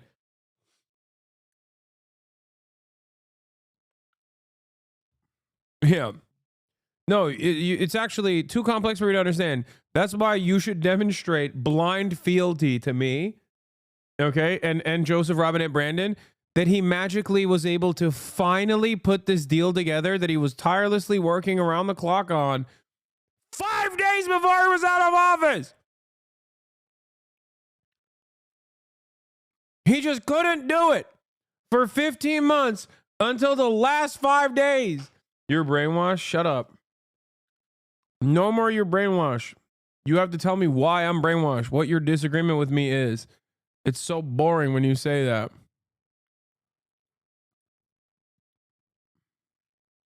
Would give the credit to. I knew this deal would have to be implemented by the next team, so I told my team to coordinate closely with the incoming team to make sure we're all speaking with the same voice, because that's what American presidents do. Folks, credit for this, Mr. President. So you don't think the ceasefire negotiation would have progressed if Kamala won? I don't know, but I don't have to. Do you understand? I don't know, but I don't have to. Because Trump is president now, and it is their doing. Those two figures, those three figures really, are primarily responsible for all of the hell that you are going to experience in the next 4 years. And that's really important for everyone to understand, okay? That's really important for everyone to understand. You can engage in hypotheticals all day, every day, speculate on what Kamala Harris could have done that's like so different than Joe Biden, okay? And have fun with that. But as it stands, their ineptitude, their incompetence, their lust for endless child blood in the Gaza Strip is one of the major reasons as to why they handed the keys to the castle to an incompetent, monstrous, racist man whose agenda is virtually identical to the Nazi agenda. 20 million people being forcibly removed from their homes and being put into concentration camps at the border, slated for slated for deportation. Okay? Those three gave the keys to the castle to that guy and that campaign. So all matter of horrifying things that happen, okay? All matter of horrifying things that happen come in the next couple of months. They are also responsible because they were so horny to maintain this weird posture with Israel, so excited at the continued baby murder that they forgot that there was an election going on, I think. You or Trump? Is that a joke? Oh, thank you. That remark there, Mark, is that a joke? And while we were in that press conference with the Qatari Prime Minister, we saw Donald Trump put out a statement on Truth Social, even before the Qataris had fully, said that this deal was over the line. He was the first to make a statement, even before the outgoing administration of Biden made any sort of noises about whether or not a deal had been struck. Trump was on social media, on Truth Social, with this statement. He said this epic ceasefire agreement could only have happened as a result of our historic victory in November, as it signaled to the entire world that my administration would seek peace and negotiate deals to ensure that the safety of all Americans and our allies. And it continued, we will continue promoting peace through strength throughout the region as we build upon the momentum of this ceasefire to further expand the historic Abraham Accords. Now, Yalda, the Abraham Accords was a deal done in the first Trump presidency that saw Israeli normalization with certain Gulf Arab states. It was a remarkable moment in itself, but it has been set back massively by the events of October the 7th and what followed after that. Now, as I said a little earlier on, bro, it's just like I can't begin to explain to you how stupid everything that we experienced over the past 15 months, because I've been so hyper focused on how unimaginably cruel and violent it's been. But like, I want to remind you that 80% of the Democratic Party's base of support wanted a ceasefire. 54% of Republicans wanted a ceasefire. 54% of Republicans wanted a ceasefire. 70% of independents wanted a ceasefire. So the Democratic Party did not do this because there were so many like Israel dick riders in its ranks. Maybe in its institutions, but certainly not in its base of support. 75% of American Jews wanted a ceasefire. The only group where something close to the majority actually didn't want a ceasefire was evangelical Christian Zionists. And they've never voted for the they've never voted for the Democratic Party. Never.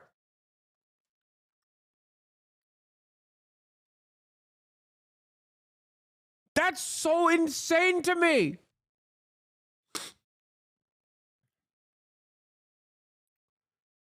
"25% of the most conservative American Jews and like 35% of the broader electorate that is the most conservative American Christians that have never voted for the Democrats and never will vote for the Democrats because they think Democrats are pedophilic vampires that were already going to vote for the Republicans were the only constituency reliably voting for Israel to continue bombing Gaza. That's it. And Democrats still did nothing.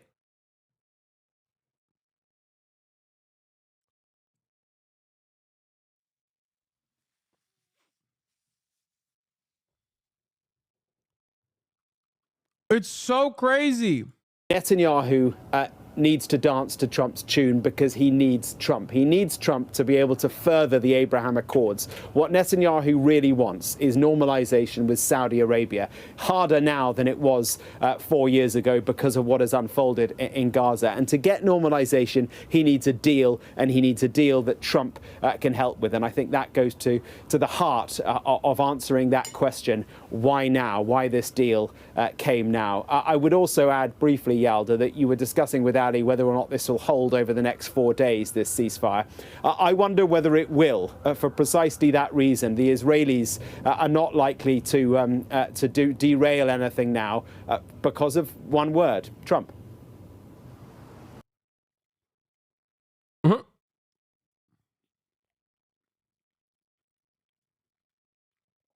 How is it not your fault for not delivering the voters to prevent this? Wait, are you trying to say that like I had a significant role in making Trump win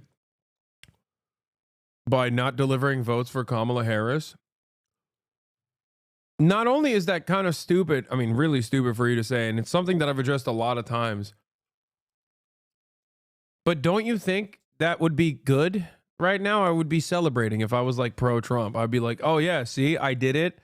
Like I told people to go vote for Trump and then he actually delivered on a ceasefire. I'd be doing victory laps, not warning you that things, might seem good for now, but it's probably going to get a lot worse down the line.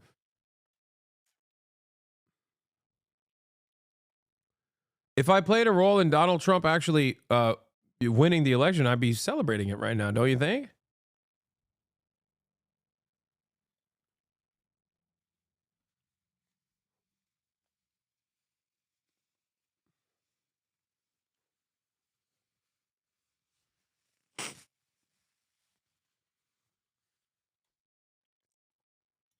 I've repeated this before, but if I had this level of power and prominence in swaying the vote in any particular direction,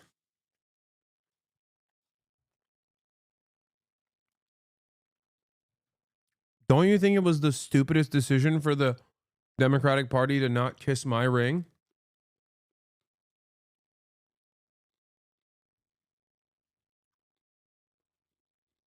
And listen to what I'm saying? It's interesting because like I don't have this power, but in your fantasy, in your hypothetical, I do. Then, the Democratic Party would be a fool not to listen to what I have to say and make concessions to me. Don't you think?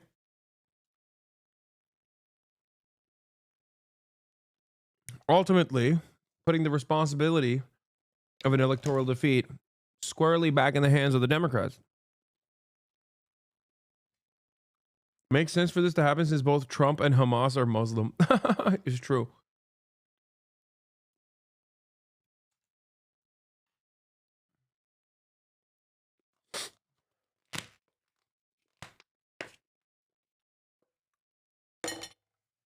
Yeah. I somehow am a real mover and shaker in terms of like people winning elections. I'm a make it or break it kind of guy for elections.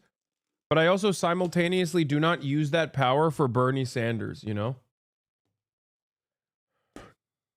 Weirdly enough, despite all of the influence that I have, I just simply don't use it for my main man, Bernie. If I had that level of motion, Bernie Sanders would have been president. This would be his second term.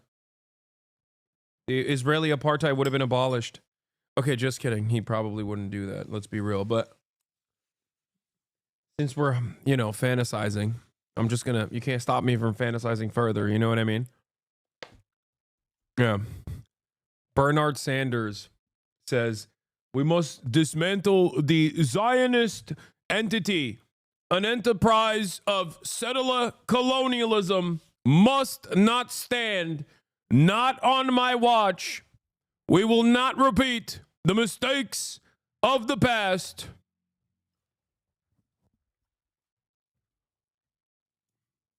There is a new specter haunting the globe.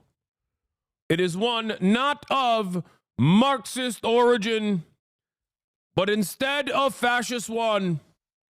And it's an old specter. One that has dominated the politics of Europe. And we must stop it. The international proletariat must rise up in arms. You have nothing to lose but your chains. Bernie would nuke China? That's crazy. That's what Bernie Sanders would say in my mind. In my fantasy, that's how Bernie is approaching the subject matter. Yeah.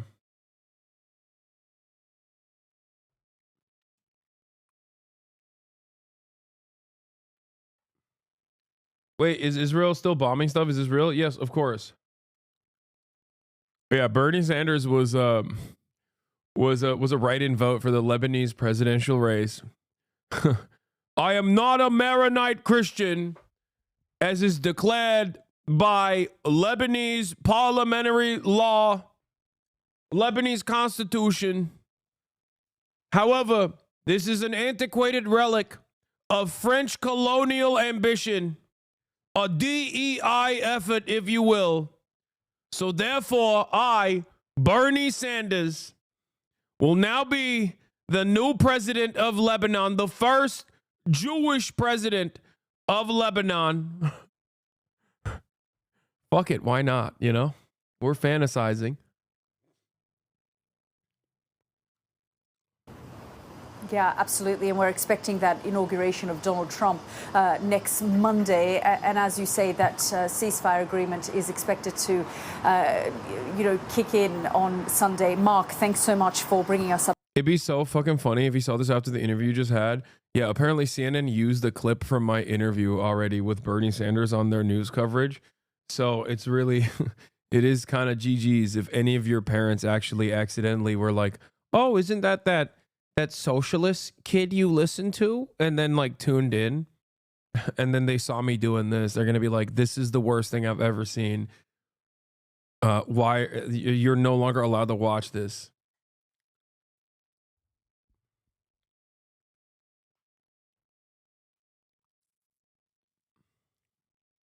Up to date, and Mark was talking there about normalization that Israel wants with Saudi Arabia. Well, Saudi officials have maintained, and they've certainly told me that they are focused on normalization only if there is a Palestinian state. Thank you, Mr. Chairman. Oh, now we're back to the Senate. Thank me later for finding this. We'll see. If Trump stops the Yeah, Israeli government from doing an apartheid, I will do the fucking tasteful photo shoot. No dick, tasteful nude. Yeah, that was ending the apartheid, not ceasefire. For those of you who misunderstood what I was saying to Bradley Martin, because time and time again, I repeated the position that I likely believe that Donald Trump will get an optics victory here for a at least momentary ceasefire, and Netanyahu will give it to him. Semantics, show us your hog. You literally are, never mind. I'm not going to say what you do for a living, but you are a professional journalist, a professional photojournalist. That's crazy.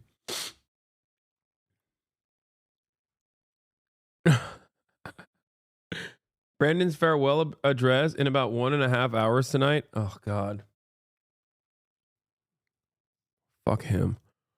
Anyway, my goat, my king, my lord, my savior. Okay, the man, the myth, the legend. He done did it again. Trump considers executive order hoping to save TikTok ban from U.S. law. 2 W's in one day. Say no more. I mean,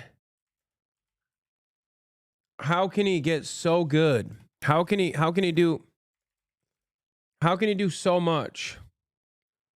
Hold on.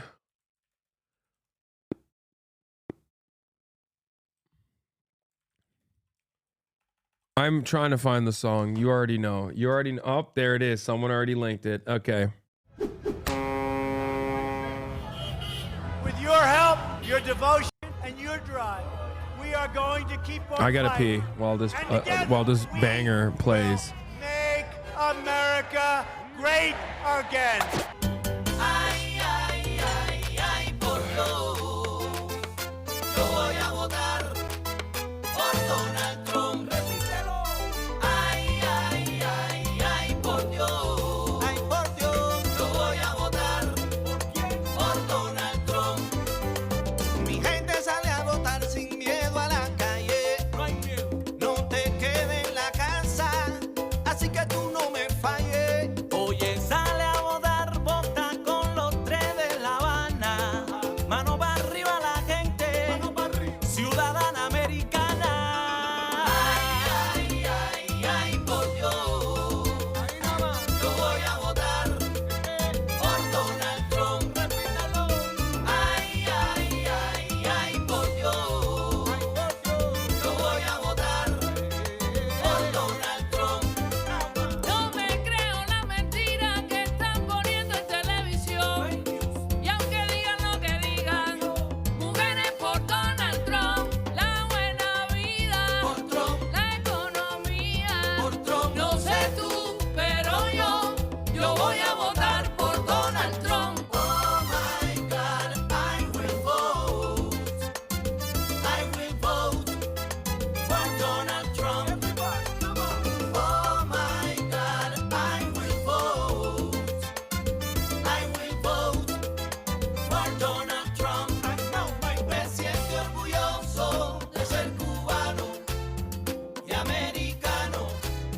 Sube las manos. Si tú te sientes orgulloso de ser cubano y americano, sube las manos. Ay, ay, ay, ay, por Dios.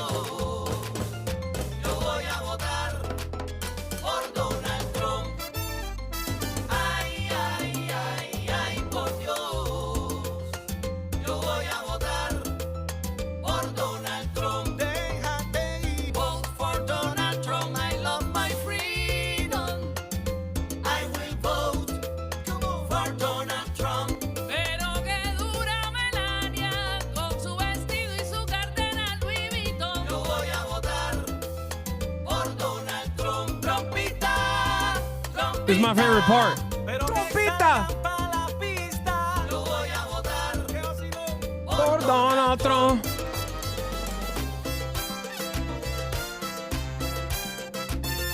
Yo voy a votar por Donald Trump.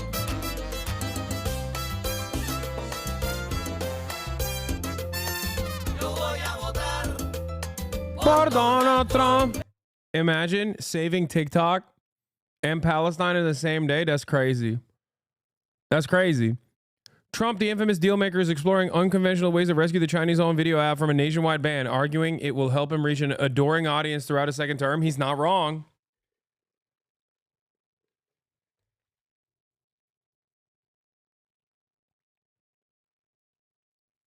And the third W of the day. The third W of the day has also landed. Donald Trump's official inauguration portrait. Look at how sexy he looks here. Oh, yeah, he's putting up wilt numbers, dude. He's out of control.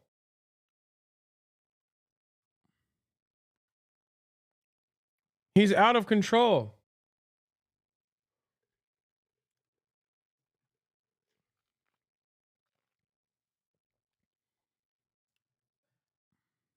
He's mocking us. Can Brandon post a photo this sexy? I think not.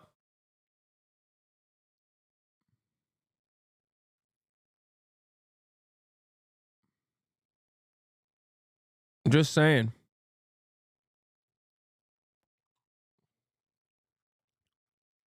Why is he mocking us? It's because he knows. The MAGA communists were right, dude. The MAGA communists were correct. Donald Trump is undermining the labor aristocracy every day. He is destroying Western Empire. I am more convinced. I am more convinced than ever before that this man is JD Pondon, baby, as I've said before. JD Pondon. Okay? Permanent first world genocide Don. It's clear. He's punishing the labor arista KKK rats by for the crimes that the crimes that these Treatlerites have subjected the global South to. Korean unification. Yeah. He already said he doesn't like borders. He said borders are a scar on this planet. That wasn't Giannis Varoufakis. That was Donald Trump who originally said borders are a scar on this planet. We must take over Canada. What is a border? What is our northern border but a line? A mere scar on the face of this earth. Yeah, he is the globalist king. He said, long live the global intifada.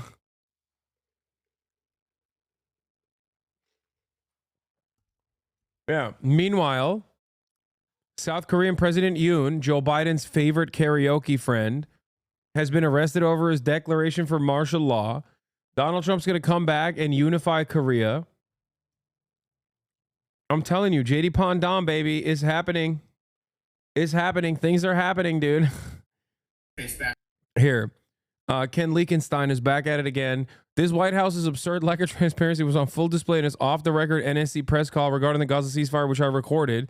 Listen as a journalist as why we are not allowed to name the official speaking, given that it was already publicly announced.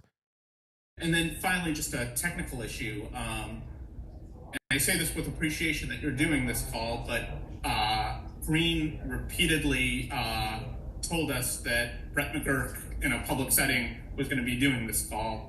And I don't know how do we put that toothpaste back in the tube? Remember, they're talking about, you repeatedly told us that Brett McGurk in a public setting was going to be on this call. How do we put the toothpaste back in the tube? The call is on background to a senior administration official. Right, but the issue is you've told a public setting. You've told the world that this call is happening with this person. Glad to discuss, but the invite to the call said it was on background to a senior administration official. The call's on background to a senior administration official. Thanks, Omar. Right, but the issue is you've told a public setting, you've told the world that this call is happening with this person. Glad to discuss it offline. The invite to the call said it was on background to a senior administration official. I'll turn it over to Brett for the questions.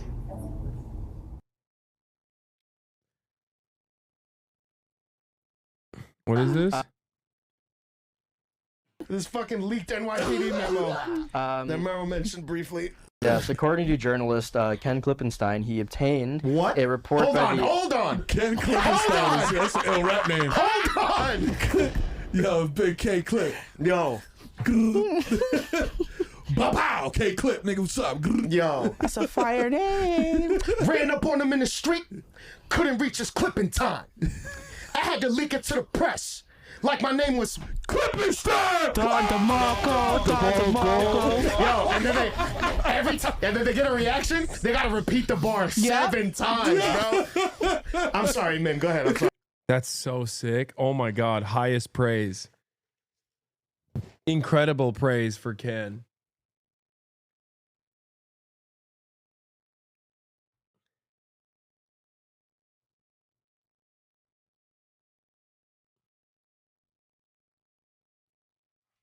Sorry, I'm sorry. This fucking leaked NYPD memo that Merrill mentioned. Boom, boom, boom, boom, boom, boom, boom. Yeah. West Side Gun lyrics be like, all right, we're going to do Bill Burr as well, but I just want to talk. I do want to talk about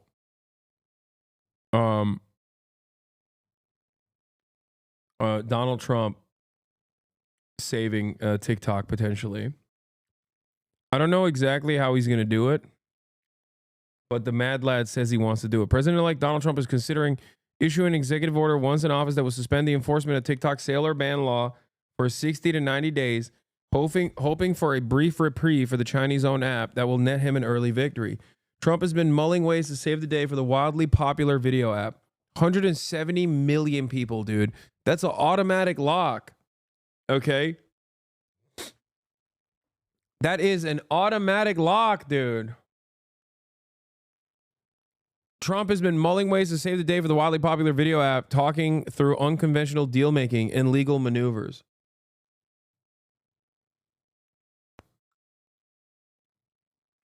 That's crazy. That's my go right there. Oh, also the last thing I wanted to show you is Barack Ravid openly also, who is very close to Biden, as you guys know, openly talking about how Trump played a big role in this in the final push. So first about Donald Trump, I think Donald Trump was an important factor in this deal. His involvement, I think, was, the 5 cents to the dollar that was missing. I think his public statement threatening that they'll be hell to pay in the Middle East if there's no deal was extremely important. I think the fact that he and the Biden administration, I think Joe Biden and Donald Trump. What the fuck is wrong with you today? Did Jank introduce you to the bag man? Oh, yeah, he did. Me and Unc are back on board, dude. It's funny to say this, like 2 days after I covered incarcerated firefighters demanding that they get better pay, highlighting the mistreatment of prisoners across the board. Yeah, me and Unc Shaky Gurga are totally in line. Okay? You will never hear me say crime is bad. Okay? I will always and forever maintain the position that crime is very good. Trump did something that I think no U.S. presidents and president-elect ever did. They worked together during the transition period on a huge diplomatic deal and got it. Biden's envoy, Brett McGurk, and Trump's envoy, Steve Witkoff, sat together in the meetings in Doha in the negotiations. Yeah, so first about Donald Trump, I think. Yep.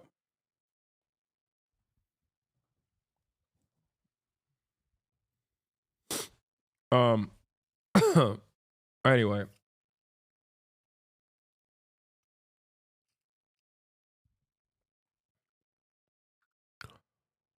All right, where were we?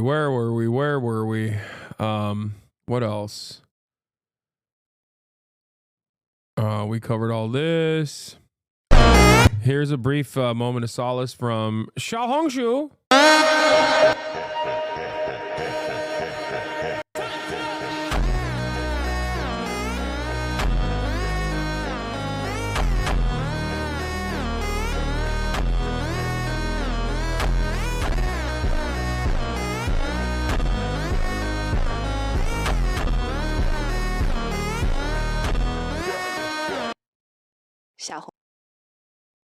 What? Drake is saying that Not Like Us is anti-Semitic. What? No, you just sent me the other. Oh, ProPublica reporting on the Gaza thing. What is this? Drake is also alleging that Not Like Us is anti-Semitic, furthering the recording's refrain that Drake is not like us. The recording alludes to Drake's Jewish heritage, saying Drake is not a colleague but a fucking colonizer. Oh my god. Oh my god, is he saying? Because Drake was like, look, credit where credit is due. Drake did literally sign off. He was, I think he was the first major musician, major celebrity that signed off on the ceasefire. Artist for a ceasefire. Something that I have maintained, okay? Maybe a little reluctantly because not the biggest Drake fan, but I have said that. Okay? I have openly mentioned this numerous times on numerous occasions. Okay? Is he trying to say that, like, oh, you're calling me a colonizer, like likening what I'm doing to Israel because of my Jewish background? Interesting take. He's saying you can call me whatever, but not compare me to what Israel is doing. I'm just saying.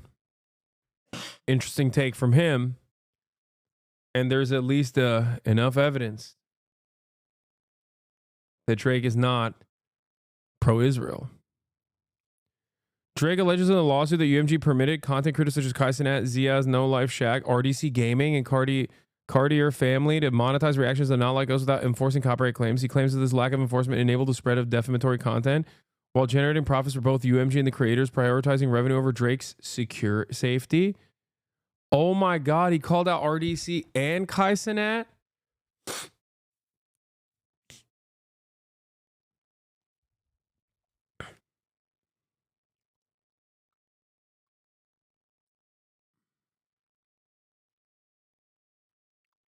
That's crazy.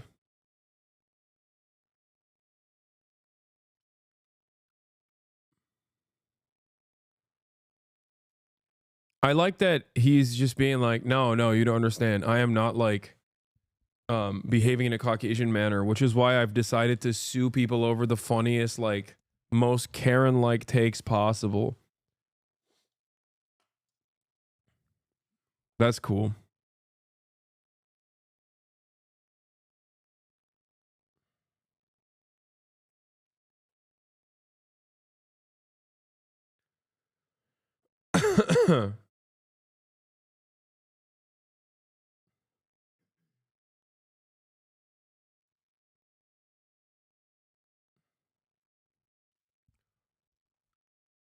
Anyway, Brett Murphy, there's a ceasefire deal, so I want to share the story from my past reporting inside the State Department trying to answer the central question of Biden's foreign policy. How did the U.S. let Israel get away with widespread horrors in Gaza?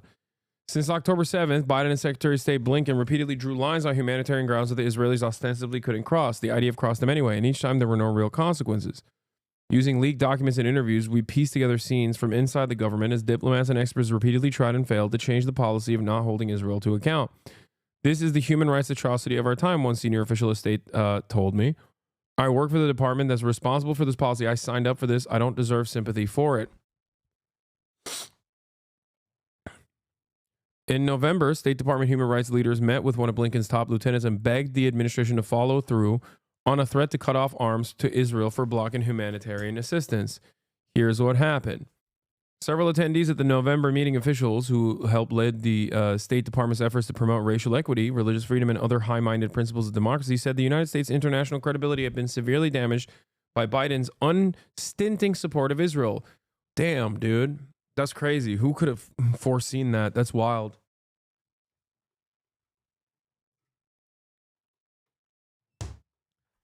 I guess if Biden has a PhD in foreign policy, or even devoid of a PhD in foreign policy, he's that smart. What does that make me in this process? Because I've been repeating this over and over again, actively telling you that members within the State Department are of two different minds on Israel, not because of their care and consideration for the Palestinian statehood or Palestinian lives, but because they were genuinely worried about America's soft power capabilities diminishing. If he has a PhD or he's that good, but he couldn't see that, but I could, sitting from my home in West Hollywood, what does that put my brain processing powers at?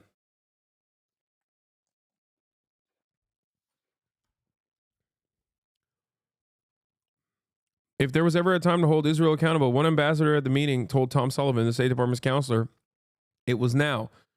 But the decision had already been made. Sullivan said the deadline would likely pass without action and Biden would continue to send shipments of bombs uninterrupted, according to two people who were in the meeting. Those in the room deflated. Don't our law, policy, and morals demand it? Pfft, morals. An attendee told me later, reflecting on the decision to once again capitulate. The best argument you can make in this process is America's, is realpolitik, okay? And if they are casting that aside, yeah, of course they don't care about morals, dude, or law. What are you talking about? Leading the empire is a bloody affair. The best possible argument you could have conducted internally to stop this was to openly make the Biden administration understand, one, that his legacy would be forever tarnished as a genocide heir, okay? And two, that America's standing on the international stage was falling apart, which would make American empire initiatives all that more difficult down the line. As I've said time and time again, when you maintain 800 known military bases all around the planet on foreign soil, okay? If you don't have soft power, those security cooperation contracts all of a sudden turn into 800 different military invasions. And no country, not even the United States of America, can maintain an 800 front war, or at least 100 front war. Okay?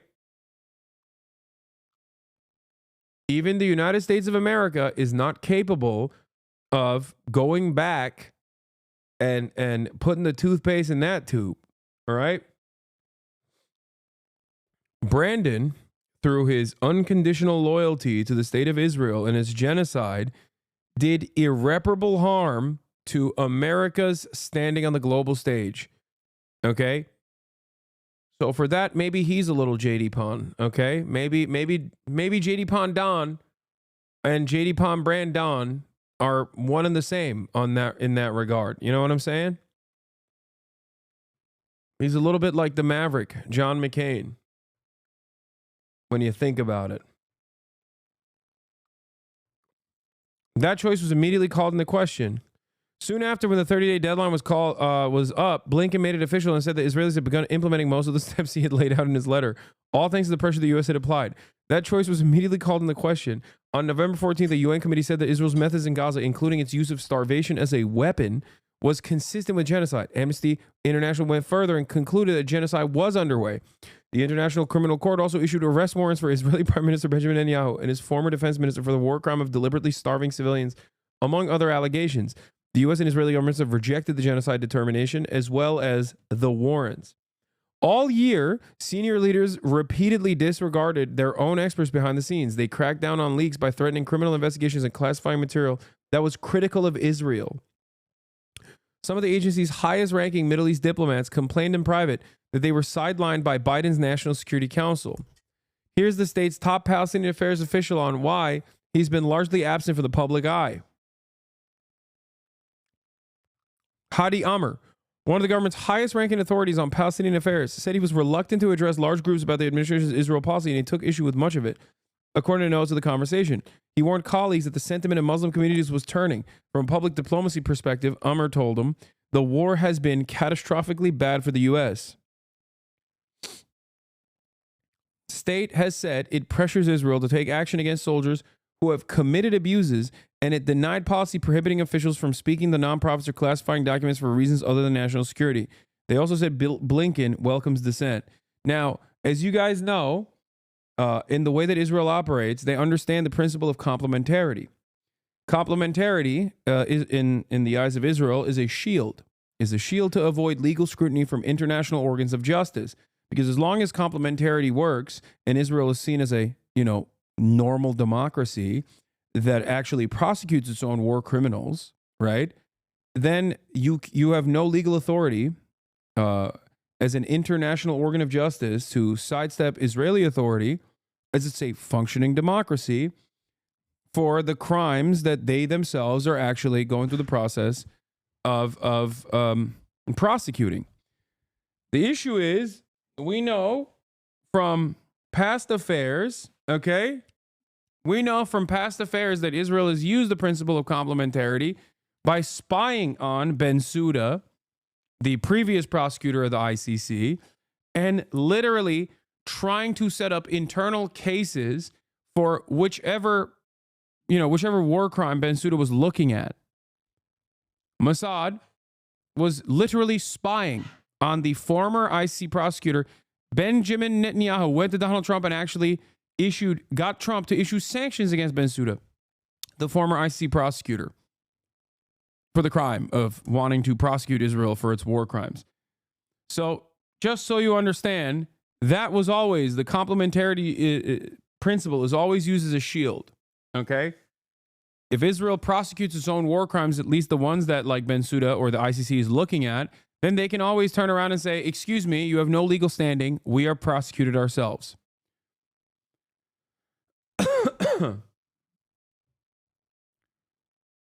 Anyway, I sent the Israeli government questions for our story, and they told me the relationship between the U.S. and Israel depicted in our story is not true to reality.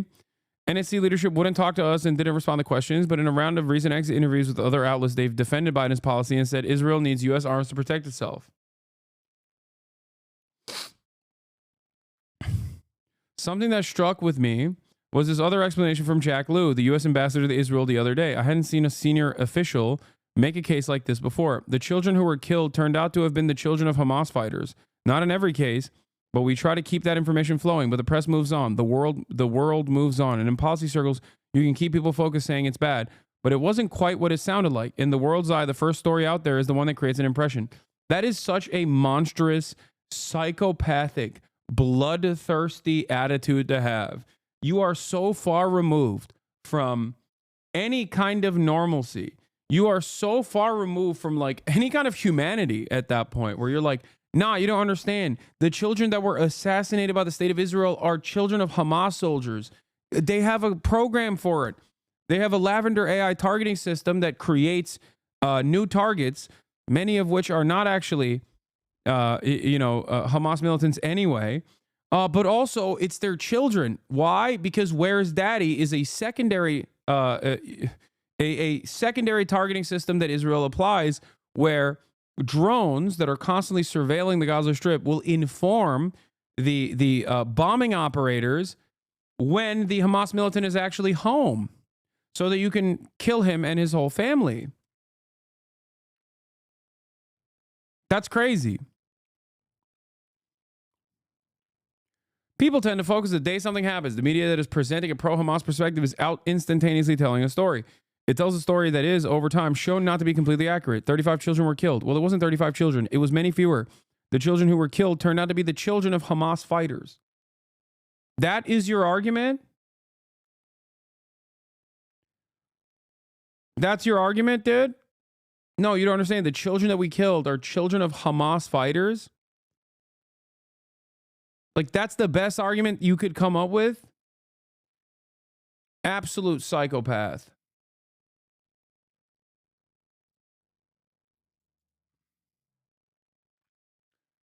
Anyway.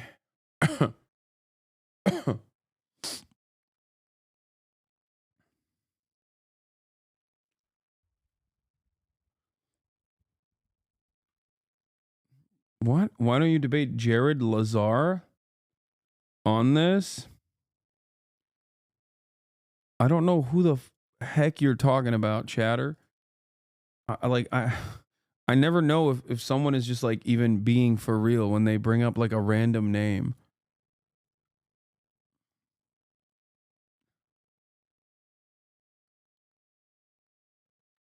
Isn't that Summit? Wait, Summit 1G? That's his government name? How? I didn't even know what his government name is.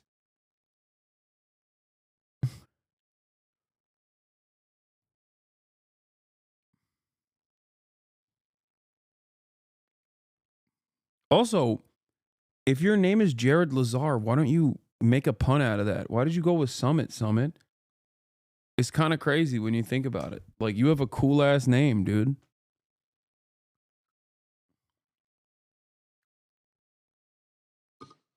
Anyway, let's get to, I don't really care about Pam Bondi, honestly. We'll do some updates on the California wildfires and move on. The fire emergency in Los Angeles. The most severe wind warning is in effect again this morning, threatening to start new fires, spread existing ones. This new danger comes as we also learn new information about what may have sparked the Palisades fire. Why not cover Pam Bondi? Because I don't care. Chief National Correspondent Matt Gutman is on the scene. Good morning, Matt. Hey, good morning, George. The next 11 hours here are going to be absolutely critical. Very low humidity. The winds are going to come howling down canyons like this, which is why fire officials have pre-positioned so many trucks in almost every driveway here. This goes on, and all about 15,000 firefighters in Southern California right now. They are concerned that these winds could whip up embers and ignite new fires here. This morning, for the second straight day, millions facing an extreme fire risk in Southern California. The next 12 hours, critical. Everybody here urges you to remain alert, as danger has not yet passed. Fire crews scrambling to mop up any remaining hotspots, fearing that powerful Santa Ana winds and dry conditions could rekindle the monstrous Eaton and Palisades fires.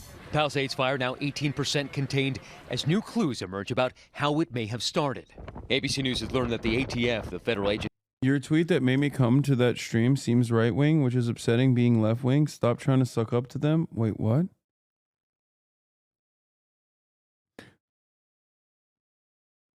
Like to give money to a leftist from other side of the sea. Thanks for your commentary. What? Your tweet made me come to that stream seems right-wing, which is upsetting being left-wing. Stop trying to suck up to them. I'm trying to understand what you're saying. Are you saying you expected me to be right-wing?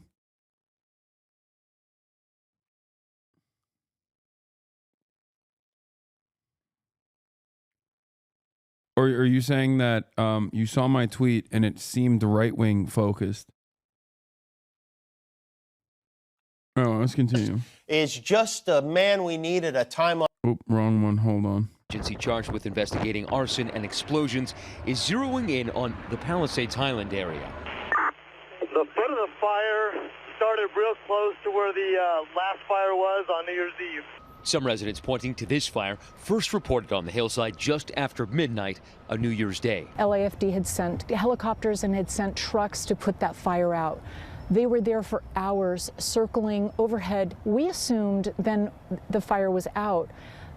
For the next several nights, there were fireworks again going off at night in various areas in the hills. By 3:38 a.m., the fire is stopped, and an hour later, by 4:46, fully contained.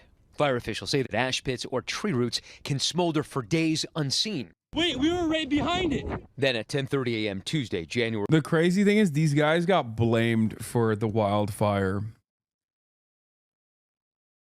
And now the most likely the most likely scenario is that it's a reignition from a previous fire that was put out because someone else had lit fireworks during New Year's Eve. Yeah, they hit him with the fart principle. Whoever smelt it dealt it. That's what they did. They were like, "Oh, you were there?"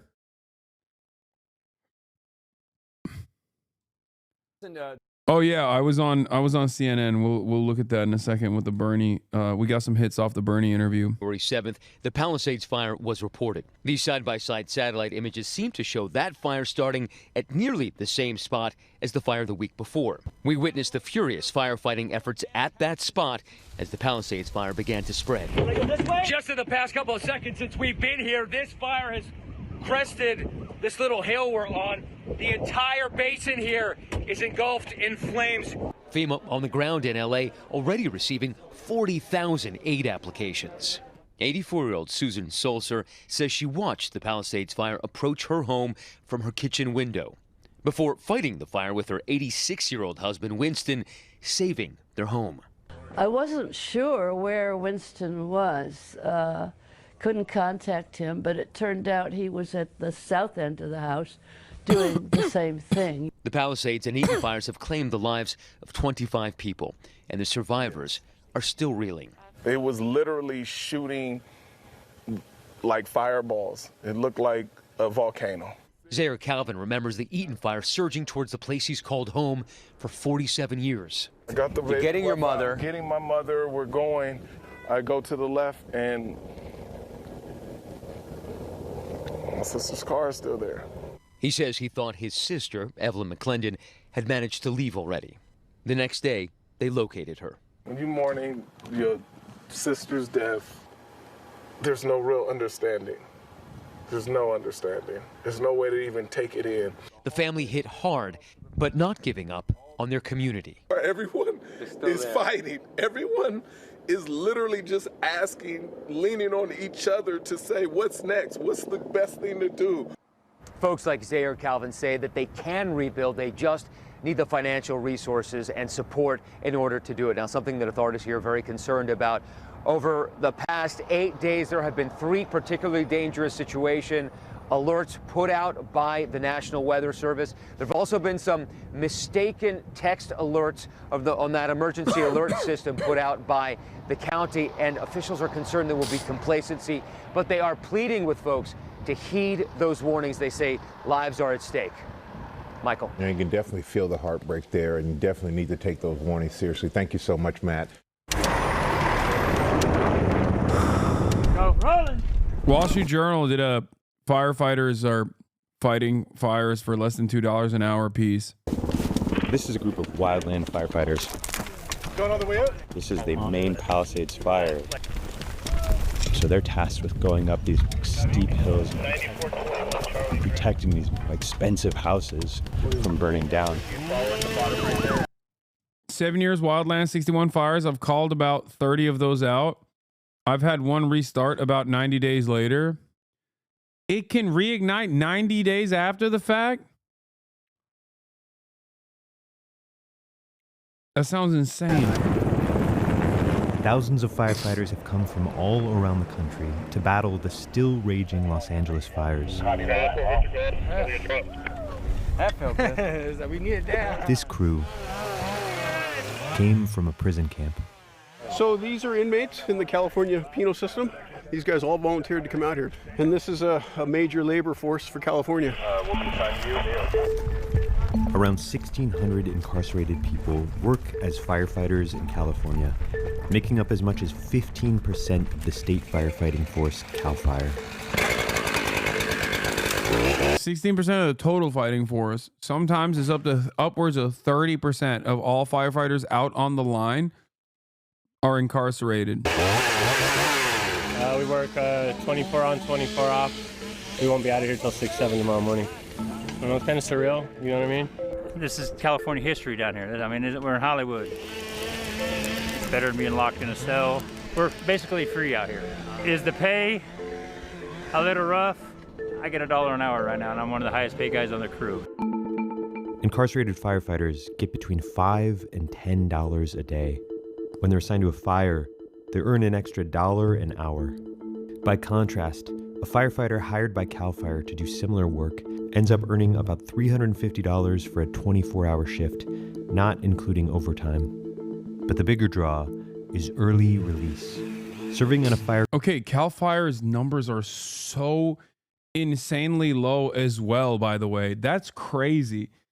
Dude, do you understand? You're working 24 hours on, 24 hours off. You're sleeping in the mountains. You can't even bring a bed with you. Like, you can't bring like a sleeping bag with you because everything else you're carrying could potentially become an issue in a fire. And everything you're carrying you have to have the lightest load, basically, because you're trekking for 24 hours. Okay? And even the people that are fighting the wildfires that aren't incarcerated are making $350 for a full 24-hour shift. Like, that's the maxed out hazard pay. Also, being on the Sawyer team, those guys have to take tests and train for more than a year to be able to do that. These dudes are legit. Yeah. Like, when I think about that, not even the incarcerated, the people who are not incarcerated, and then I compare that to the police salaries for sitting around playing Candy Crush, waiting for like some black or brown teenager to roll over with an electric scooter so I can shoot them and then be like, I killed a looter. And how much hazard pay and overtime pay they actually rack up in that same time frame. I'm like, what are we doing? Our spending priorities are so out of whack. Bro, $350 a day is still great. Are you crazy? We're talking about 24 hours.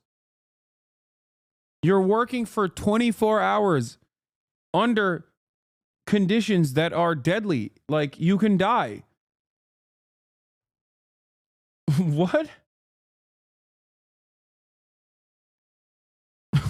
Dog, you're talking about $14.50 an hour. That's lower than the California minimum wage. Why? Because Cal Fire, like people that work in the forestry service, are federal employees, as in they make less money. They make the least amount of money in the federal government. They're making $15 an hour, dude.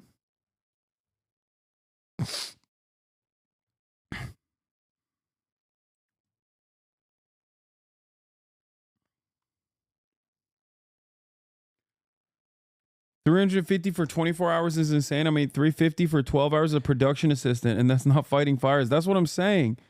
Yeah. Cal Fire is state. Yeah, before overtime and Cal Fire is state. Oh, Cal Fire is not federal pay. I thought Cal Fire also had the pay that was like similar to federal pay.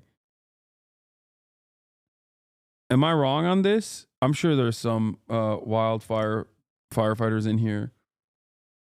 I mean, it doesn't matter. It's extra messed up if they're getting only $350 a day for a 24-hour time frame that they're working.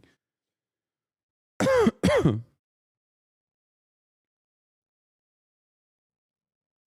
crew gets time shaved off your sentence and a chance to get your record expunged. We're here for the opportunity to reduce our time. Anything I can do to go home a day or two earlier, I'm going to be there to do it. After a 24-hour... No, U.S. Forest Service guys envy the Cal Fire. They make about 3x federal salary. Really? Or shift and then a 24-hour rest, the crew is back at work. Now, the job changes from fighting fires to helping prevent them. This is the arduous work of just clearing this area and making sure it's safe and stopping the fires before they start.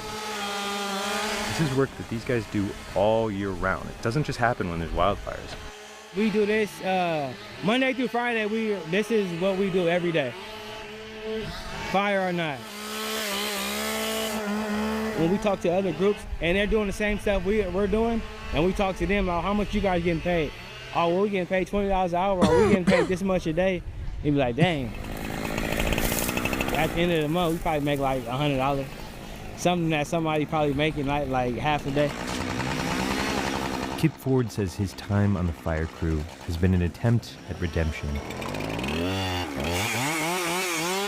He's in... It's wild because the cops that are overseeing them, like the COs, are getting paid probably double overtime and hazard pay in the process. They also don't go out on the line, I suspect. Prison after being convicted of construction fraud in the aftermath of the 2018 campfire in Paradise, California. A verdict he's appealed. I have a part of my past that I'm not 100% proud of. Well, I just hope that I have did all I can to right that wrong as best I could. We were up there fighting them fires this year as a crew, as a team. The Park Fire, the Thompson Fire, the Apache Fire. But just to go to say, you know, that's, what do they say, is karma. All I can do is move forward, and that's how I justify the day.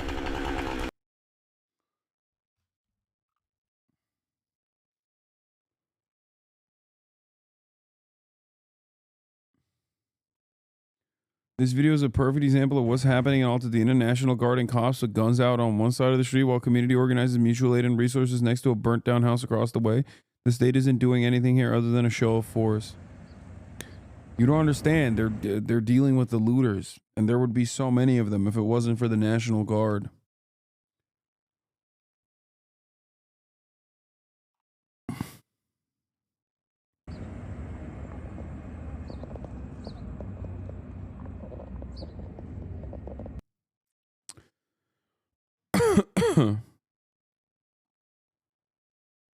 All right.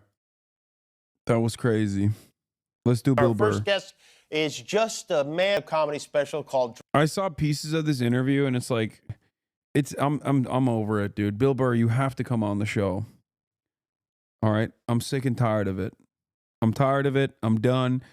I saw this. I texted my manager. I was like, how do we get Bill Burr? And he said, we just email his agent and pray. I'm sick and tired of it. It's been far too long. We have to get Bill Burr on the show before this year ends. He's promoting his new Hulu special. He has to come on.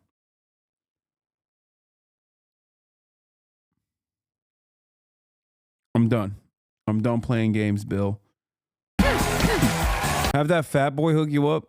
You mean Stavi? He doesn't know him like that. Do you think I didn't ask Stavros if he knows William owns a helicopter, by the way? I didn't even know that was the case.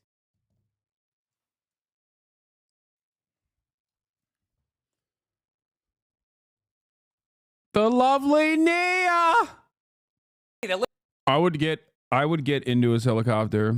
You guys know I'm anti-helicopter and I'm deathly afraid of it. And I think helicopters are an affront to God. I think it's disrespectful. Like airplanes, fine, okay? But that's a bridge too far. Helicopters, a bridge too far. You've taken it too far. Okay? But the love I have for this man, I would get into the helicopter he's commandeering. As an ex-cop, you don't understand the true mental and physical strain the job puts on you, but it's far more strenuous than being a firefighter. Our base salary was always pretty low, so we needed to work overtime jobs and off-duty jobs. Without those off-duty jobs, a lot of us wouldn't have enough money to pay the bills. But the issue I see with every police is that every department is different and not regulated the same.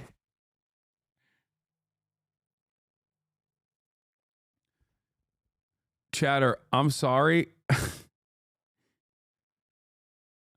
I don't want everybody to cook you since you said you're an ex-cop. Okay, and no longer a cop. Like, I don't want him to cook you that hard, but this is, and I can't stress this enough, the worst community to say this in. Okay? Like you stepped on a literal, this is probably the most, the most anti-cop community in the Western Hemisphere. Get behind me. I will protect you. Okay? I will protect you. There's no way. Oh, no. All right. Don't yell at this guy. He's not a cop anymore. Okay, calm down. You have to work to deprogram cop brain out of him. He's no longer a cop.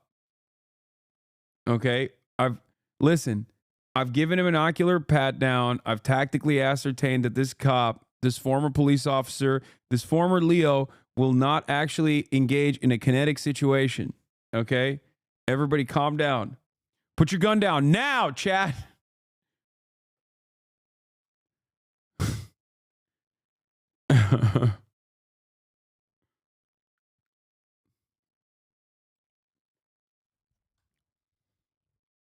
All right, let's continue.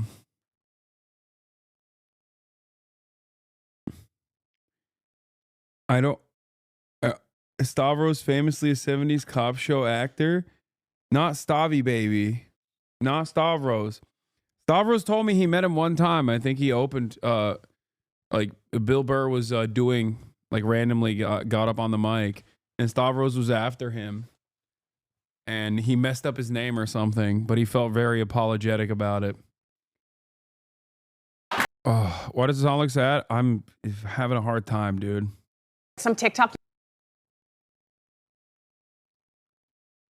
I'm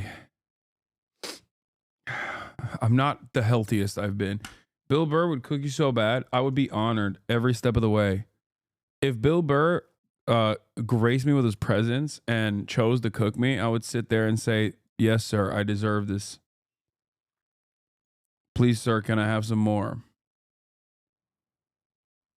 That's what I would say. I'd be honored to get cooked by Bill Burr. I love Bill Burr. You guys know this. Anyway, oh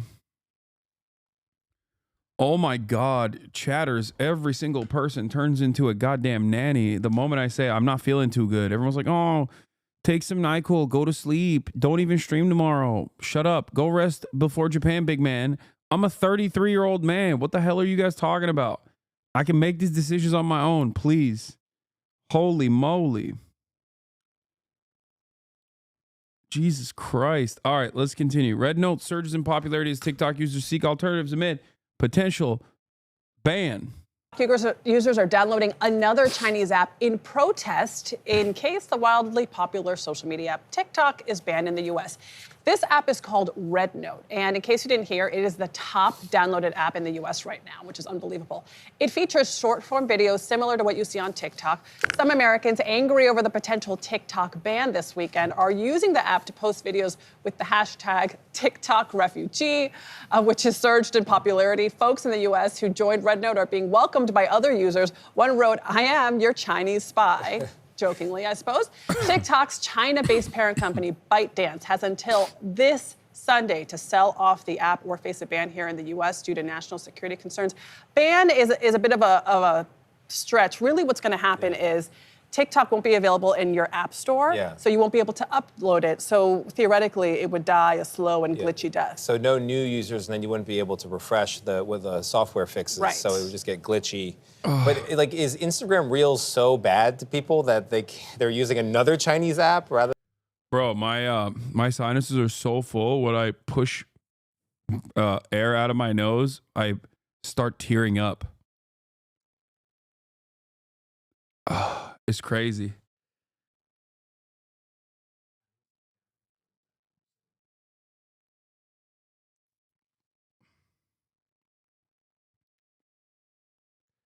That's crazy.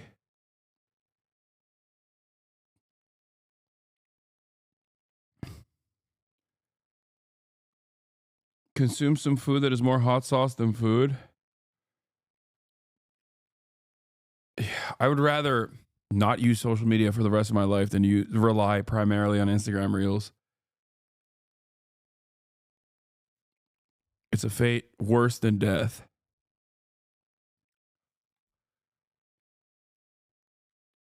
Oh.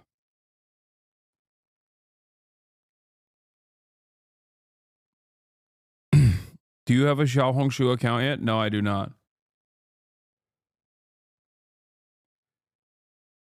That is a good point. Why not just go to the Red Note Zuckerberg Red Note might eventually face a similar fate if the government decides that it, is problematic. So.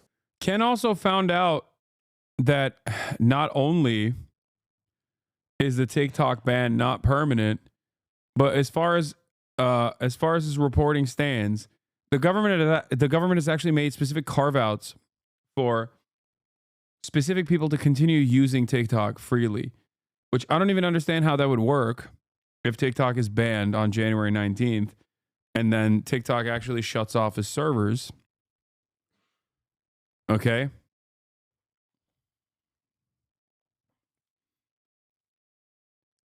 Yeah. If you are a government official promoting the United States of America, they still want you on there. So if you catch me on TikTok after January 19th, you already know your suspicions are correct. I am working for the CIA and doing pro-American propaganda. That's how desperately I want my TikTok to remain, okay? Please don't take it away from me. I would like it. I would like to continue using it. I will do pro-American propaganda.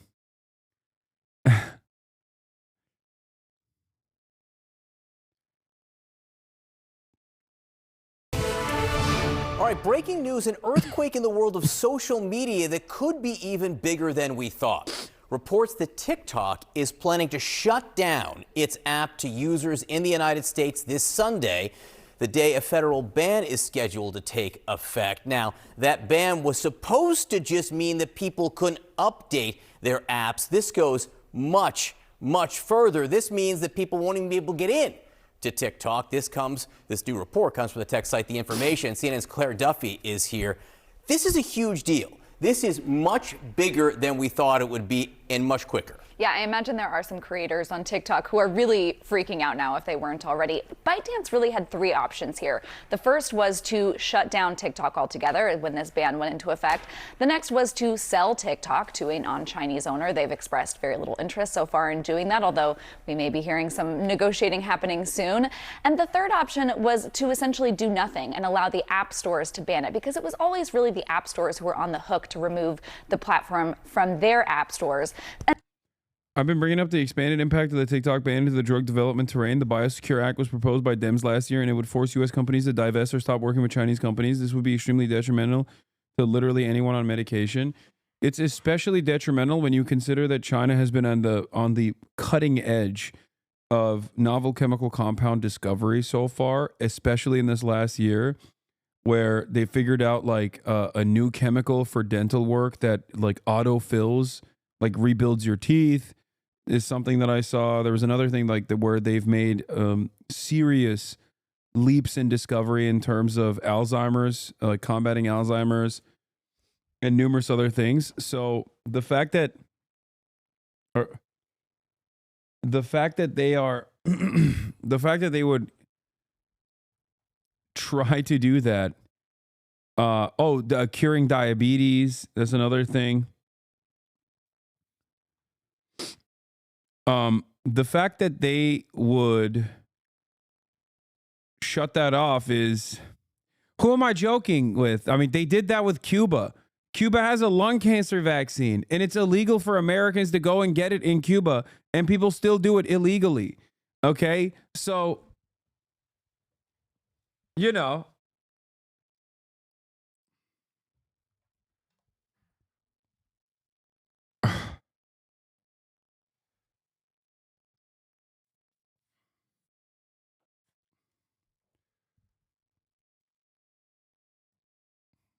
that hasn't stopped America before. And that's really what we expected, was that people just wouldn't be able to download the app. If they got a new phone, they wouldn't be able to update it. But if you had the app on your phone, you would still be able to use it. Now, according to this new report, it sounds like people won't be able to access the app at all. If they go on there, they'll be redirected to a site explaining the ban. Creators may be able to download their data, their old videos, but they won't actually be able to access TikTok.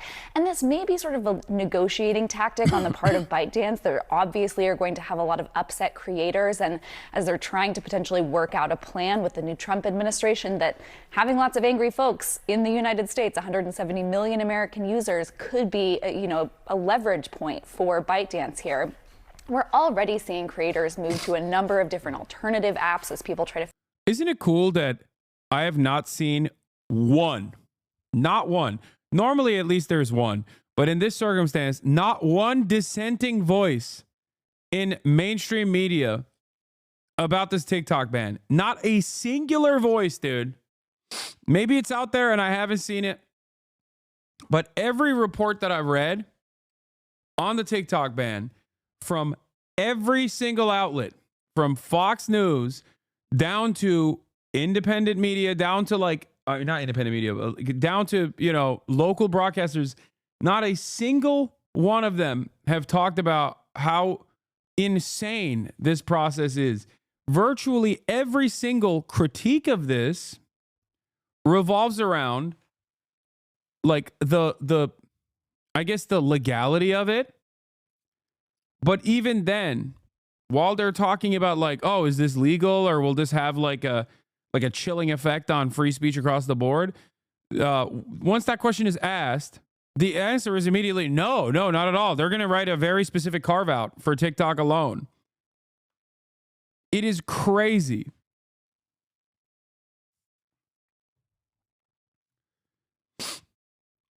Someone said Wall Street Journal did a piece against it.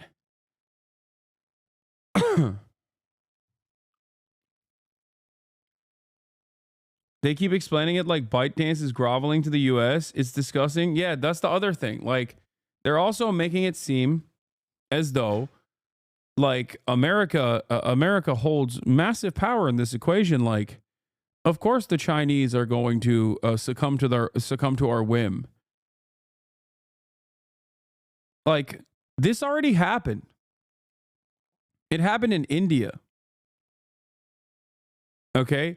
Yes, the US market is only 17% of TikTok's user base, which is not that significant. But the amount of money that the amount of revenue that TikTok generates for American institutional investors, by the way, very wealthy institutional investors that are American, first and foremost, just so you understand, is a tremendous number. It's not a tiny percentage.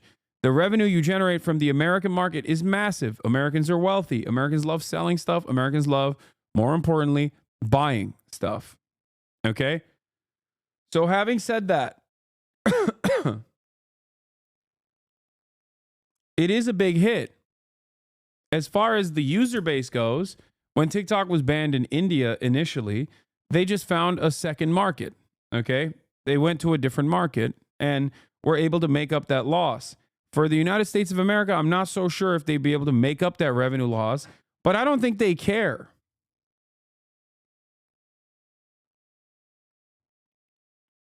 %20 of your users isn't small. Well, they banned India banned TikTok too, chat, and that's, I suspect, was a much larger market than the American one, but it wasn't large by revenues. I suspect. I don't know actually. What was the Indian revenue for TikTok India? I wonder if we could find it, but it was definitely a larger user base overall.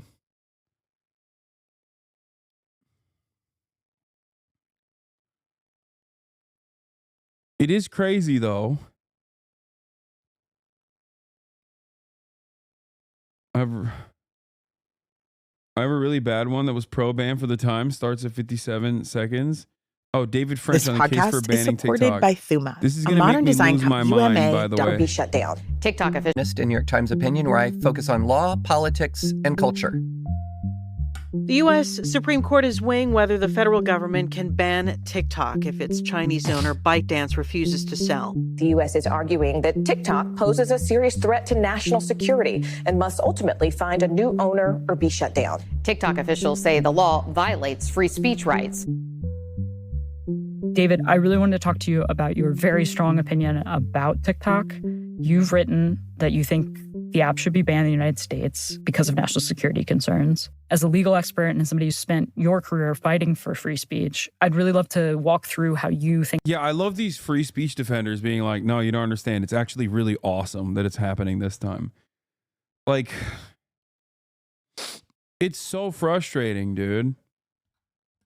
It's not that complex. It directly contradicts, like, I don't even care about TikTok's supposed editorial control over its own algorithm, okay? So as a platform, it technically is like, in some way, shape, or form, doing a demonstration of speech. But that's not what the real reason is. Like, I mean, part of the reason is because Americans are using it for free speech in a way that the American government can't curb or control or have any say in. And that's very frustrating. What's really funny about this process, on at least like with respect to the Red Book, people going on the Red Note or the Red Book, okay, is that people are, all the liberals on Twitter are like chiming in, talking about how, hold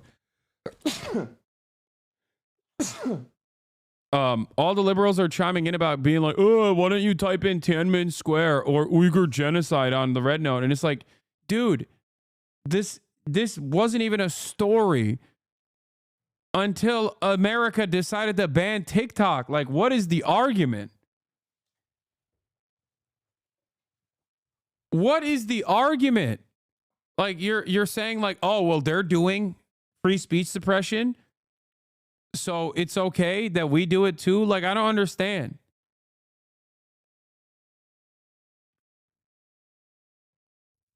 And they're writing it in English and not in Chinese. And apparently if you write it in Mandarin, it shows up, but it doesn't matter. It's just like, It's so stupid that they're like, that's why we have to ban TikTok. Oh, okay, got it. Like, even the argument that you could make is, well, guess what? You know, Facebook doesn't operate in China, or Twitter doesn't operate in China, or TikTok itself doesn't exist in China. They have a different product, and that product is far more restrictive. Okay, is that a good thing? Why is it that if it's a bad thing, you're only focusing on you're only interested in copying the bad things that China does? Never the good things. No punishment for corrupt party officials. No punishment for corrupt corporate oligarchs. No punishments whatsoever for no high-speed rail. No even development. It's very frustrating. They're going to take all of the worst aspects of Chinese governance and be like, oh, we're only implementing those. Well, at least they have the high-speed rails and the lack of free speech. I'd rather take the high-speed rails and then have like Chinese safeguards over my internet, okay? We're doing the censorship and we don't even have the high-speed rails. It's such a stupid argument. Give me the high-speed rail, and then we'll discuss whether it's all right if I can call Donald Trump Winnie the Pooh or something, okay? If you give me the high-speed rail, I'm willing to never call Donald Trump Winnie the Pooh, okay? If that's even a real thing. What a shit argument. Oof. Wait, really? Really? You want to... What you fail to comprehend here is that if you write pro-Palestinian sentiment enough times on almost every single one of the American-owned and operated social media platforms, you still get boomed. And guess what? On top of that, you don't have high-speed rail. So who wins in that situation? Yeah, go type cisgender on Twitter. Talking about free speech. Which is not even about private institutions anyway. Oof, move to China. Dude, this is such a funny own. Like, you do realize that I would probably be fine moving and living in China. You know what I mean? Like, what do you think they're going to do to me if I did move to China? Like, you're not talking about an area that has been absolutely destroyed by American empire at this point. Like, when you say, oh, if you love it so much, why don't you move to Iraq? It's like, well, America fucked it. So it's kind of hard for me to like have a normal, comfortable existence there. But if you're talking about like move to China, it's like, yeah, no, that sounds awesome. You're threatening me with a good time. Like, I would love to do that. It's no different than asking me to move to Japan. Okay. You understand that, right? It's so stupid. But the reason why you have this stupid opinion is because in your mind, it's like, ooh, a scary place. I have more rights in a place like China than like a person growing up in a rural area does, by the way. Like, I have more freedoms in regards to how I can operate in China. Like, the real argument, if you want to be critical of China, is to talk about the two-tier structure that some places that haven't been developed yet have in terms of moving into tier 1 cities, for example. And they're working on it, for the record. That's an initiative that like they're working on. But like, there are legitimate criticisms that you could have. It's just weird to have those criticisms in the United States of America. Okay? It's just weird. It's weird and hypocritical and stupid. Are you seriously comparing Japan to China? Yes, you're right. China is actually currently in its Japan in the 90s stage, so it's probably infinitely better to live in China than to live in Japan. Yeah. No imprisoning political opinions. Yeah, the right stuff. Oh my God. What is this? Privileges that we had in America that we don't quite All have. right, here we are. We've landed once again in this TikTok conversation because so many people are constantly like critical of China, but not in the right ways. Okay. Critical of China in like really silly ways where I just have to sit here and, glaze China. dude, you have to understand, this isn't the 80s anymore, man. You can't just like behave as though, you cannot behave as though China is like, you know, post-famine North Korea, okay? Like everyone has internet, dude. You have internet. You can check it out online. You cannot be this inundated with anti-China propaganda that you are just refusing to recognize that it is a normal country just like any other country, okay? It is functionally no different than like Norway or France, you know what I mean? You would never, if you were like, go live in France, dumbass, okay? If you said something along those lines, everyone would laugh at you and be like, why? I would love to live in France. That sounds awesome.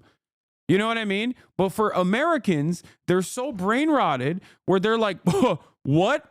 Look, go live in China then. It's so stupid.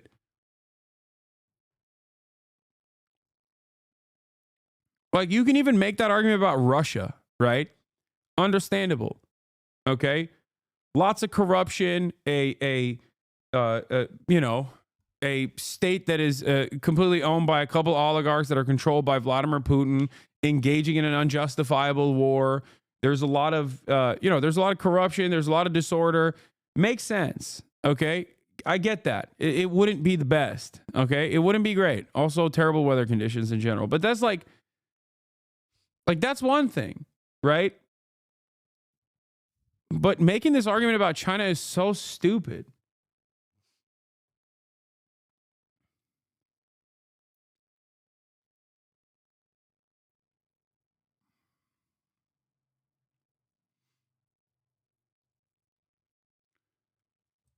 The video you have on screen is satirical. No, I know. I love these guys. I watch them all the time. I see them on my For You page all the time.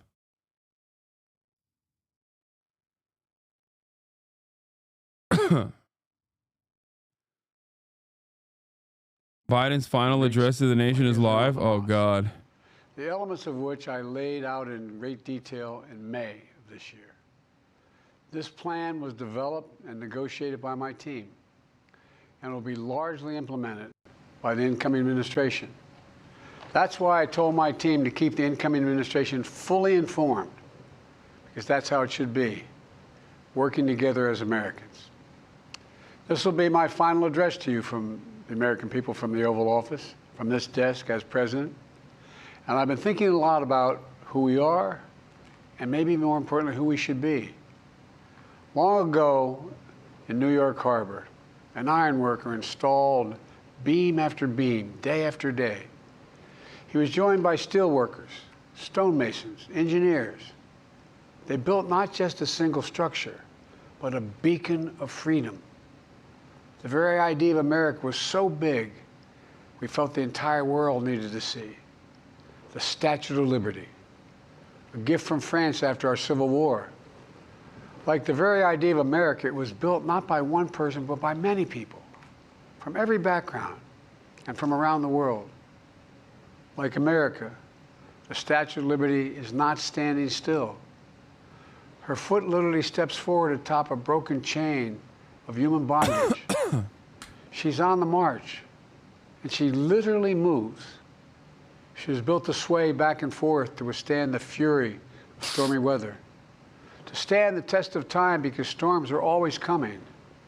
She sways a few inches, but she never falls into the current below. An engineering marvel. The Statue of Liberty is also an enduring symbol of the soul of our nation. A soul shaped by forces that bring us together and by forces that pull us apart. And yet, through good times and tough times, we've withstood it all. A nation of pioneers and explorers, of dreamers and doers, of ancestors native to this land, of ancestors who came by force, a nation of immigrants who came to build a better life, a nation holding the torch of the most powerful idea ever in the history of the world, that all of us are created equal, that all of us deserve to be treated with dignity, justice, and fairness, that democracy must defend and be defined and be imposed, moved in every way possible. Our rights, our freedoms, our dreams. But we know the idea of America, our institution, our people, our values that uphold it. You know, his speechwriters were just like, ah, dude, come on, it's your final farewell address. Like, they really did not put a lot of emphasis in the example this. of our power or the power of our example.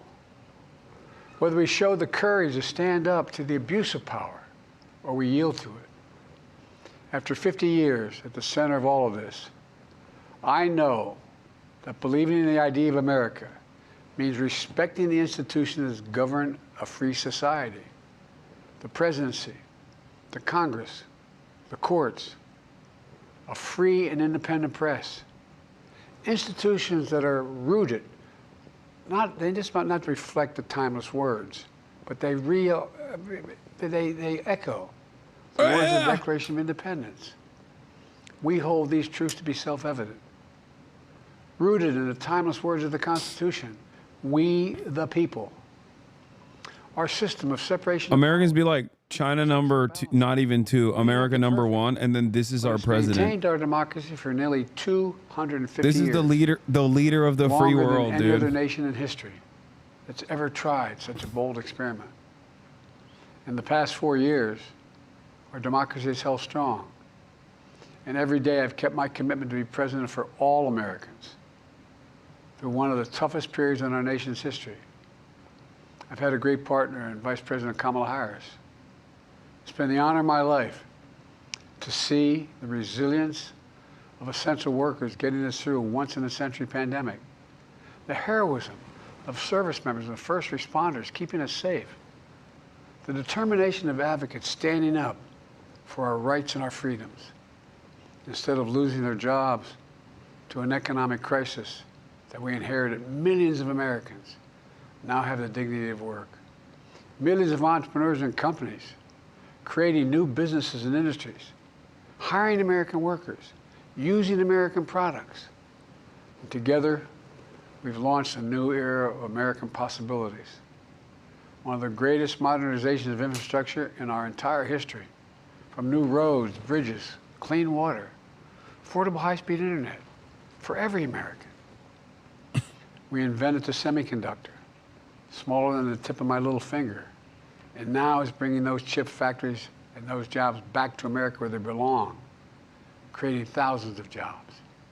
Finally, giving Medicare the power to negotiate lower prescription drug prices for millions of seniors. And finally, doing something to protect our children and our families by passing the most significant gun safety law in 30 years. And bringing violent crime to a 50-year low. Dude, that part is so funny. Meeting our sacred obligation to over 1 That's million like veterans. Trump saying he did the most significant gun safety measures because he banned bump stocks. Like, For their families. God, we're providing so medical care and pathetic, education dude. benefits and more for their families. You know, it will take time to feel the full impact of all we've done together. But the seeds are planted, and they'll grow and they'll bloom for decades to come. At home, we've created nearly 17 I bet this stuff goes hard as fuck for people who don't know anything. Nah, because they also don't like the aesthetics of an old people man. have health care than ever So before. it basically has no. Overseas, we've The strengthened only people that will like what we're watching here is going to be like diehard Democratic Party operatives and loyalists. I'm so proud of how much we've accomplished for the American people. And I wish the incoming administration success, because I want America to succeed. That's why I've upheld my duty to ensure a peaceful and orderly transition of power, to ensure we lead by the power of our example. I have no doubt that America is in a position to continue to succeed. That's why my farewell address tonight, I want to warn the country of some things that give me great concern. This is a dangerous and that's a dangerous concentration of power in the hands of a very few ultra-wealthy people. And the dangerous consequences if their abuse of power is left unchecked. Today, an oligarchy is taking shape in America of extreme wealth, power, and influence that literally threatens our entire democracy, our basic rights and freedoms. and a fair shot for everyone to get ahead. We see the consequences all across America, and we've seen it before, more than a century ago. But the American people stood up to the robber barons back then and busted the trusts. They didn't punish the wealthy. Just made the wealthy play by the rules everybody else had to. Workers want rights to earn their fair share. You know, they were dealt into the deal, and it helped put us on a path to building the largest middle class, the most prosperous century any nation in the world has ever seen. And we've got to do that again. In the last 4 years, that is exactly what we've done. People should be able to make as much as they can, but play by the same rules, pay their fair share of taxes. So much is at stake. Right now, the existential threat of climate change has never been clearer. Just look across the country, from California to North Carolina. That's why I signed the most significant climate and clean energy law ever in the history of the world, and the rest of the world is trying to model it now. It's working, creating jobs and industries of the future. Now, we've proven we don't have to choose between protecting the environment and growing the economy. We're doing both. The powerful forces want to wield their unchecked influence to eliminate the steps we've taken to tackle the climate crisis, to serve their own interest for power and profit. I wonder if Biden saw Bernie's words and got sad when I interviewed him and he said some mean words about him. Our children and our grandchildren must keep pushing Just forward. kidding. Obviously, his staffers don't show him anything negative, but there's no time to waste. It's also clear that American leadership in technology is an unparalleled source of innovation that can transform lives. We see the same dangers of the concentration of technology, power, and wealth. You know, his farewell address, President Eisenhower spoke of the dangers of the military-industrial complex. He warned us then about, and I quote, the potential for the disastrous rise of misplaced power, end of quote.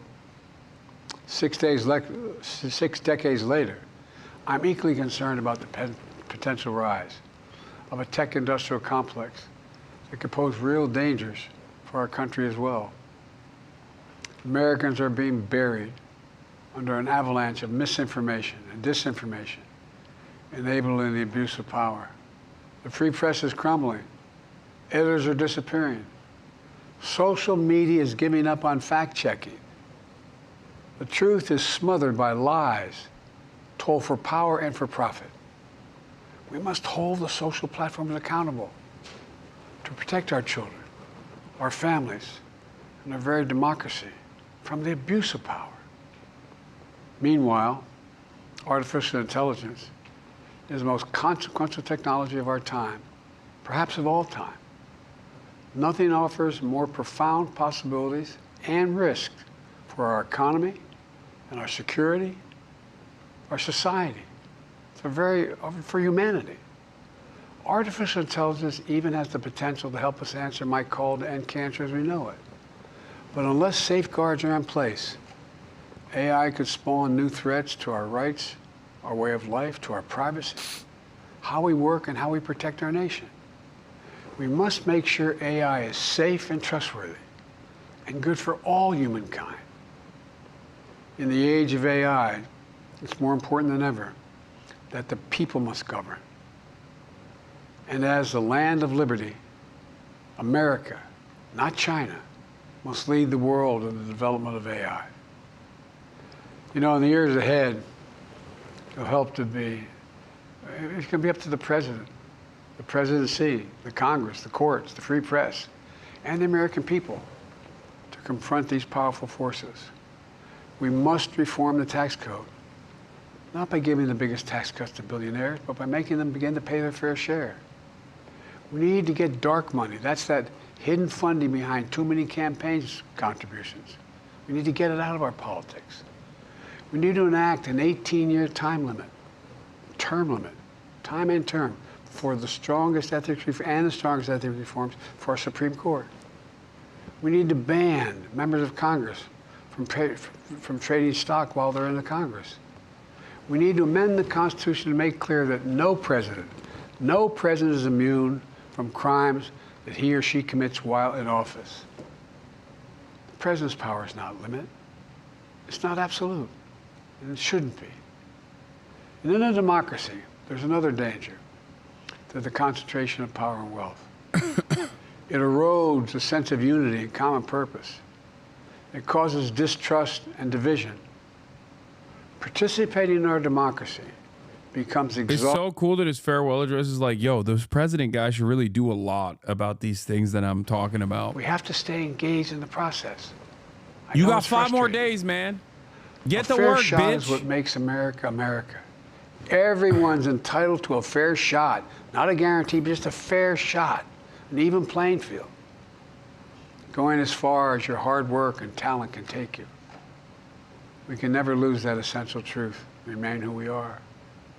I've always believed, and I've told other world leaders, America can be defined by one word. His last 5 days will be remembered for 500 years. He's gonna do crazy stuff now. Just wait. Possible. He's putting Elon Musk in prison. Again, he's in Scranton, Pennsylvania. Yeah, setting the legal precedent that if you have more than $100 billion, you're going to jail. Elon Musk is about to get the Jack Ma approach. That's the magic of America. It's all around us. Upstairs in the residence of the White House. Yeah, Dark Brandon incoming. He was Chinese all along, dude. We didn't recognize it. We didn't respect it. Okay, I'm telling you, he was Chinese the whole time. I mean, on the outstretched arm of the statue that holds the torch. It reminds me every day. It feels like a flex where he's like, wouldn't it be cool if I did all these things that I'm warning against? That I like did anything to try to stop all of the things that I'm warning against? Wouldn't that have been Son of an sick? immigrant. Yeah, you got Whose nothing job though. was to climb that torch and polish the amber panes so rays of light could reach out as far as possible. He was known as the keeper of the flame.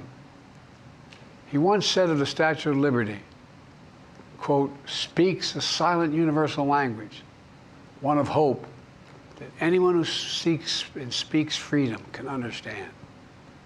Yes, we sway back and forth to withstand the fury of the storm, to stand the test of time. A constant struggle, a short distance between peril and possibility. But what I believe is the America of our dreams is always closer than we think. And it's up to us to make our dreams come true.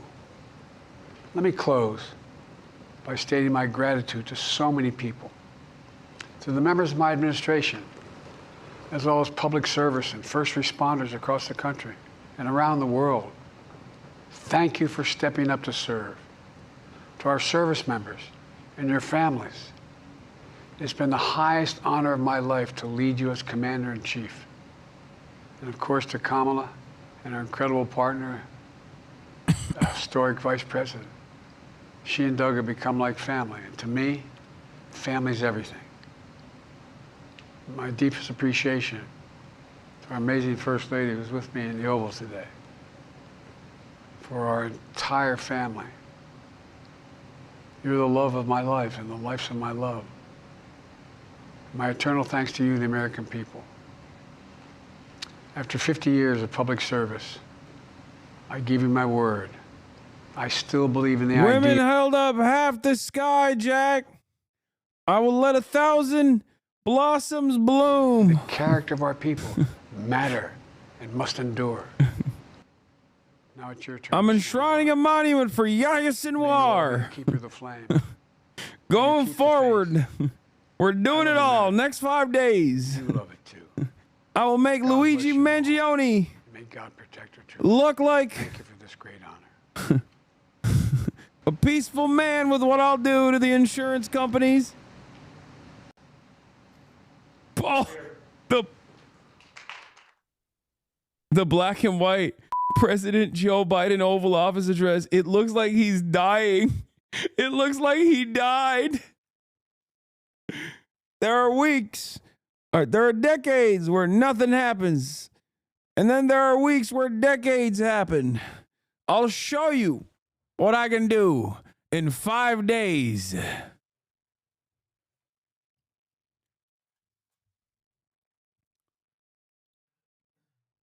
This literally looks like a photograph that you would put in memoriam, except you wouldn't even do that because, like, he looks kind of sad here, too.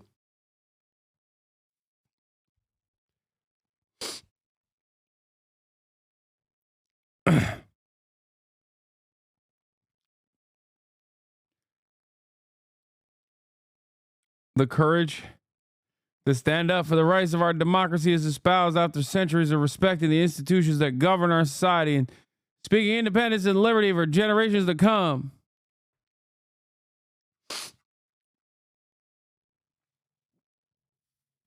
If you are moved by this speech, you have to go to an old folks home. It doesn't matter how old you are. Like, you could be 28 years old, head mod of like r/neoliberal or whatever, and you still have to go to an old folks home immediately.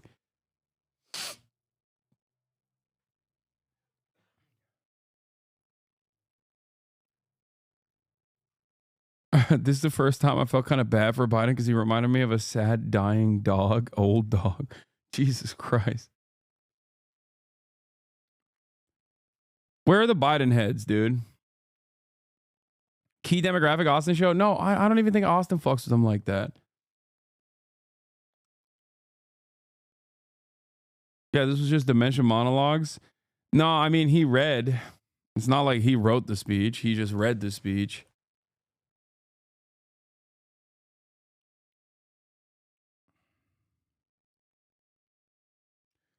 Breaking, Joe Biden has died. What are health risks? Grok AI question.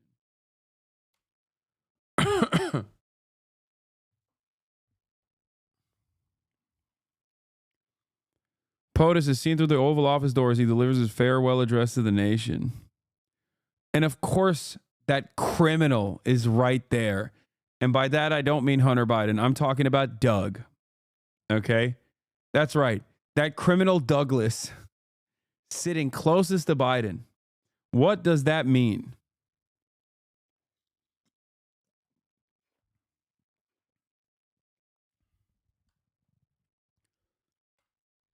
Lock him up. What? Jill Biden shares disappointment with Pelosi. We were friends for 50 years. Jesus.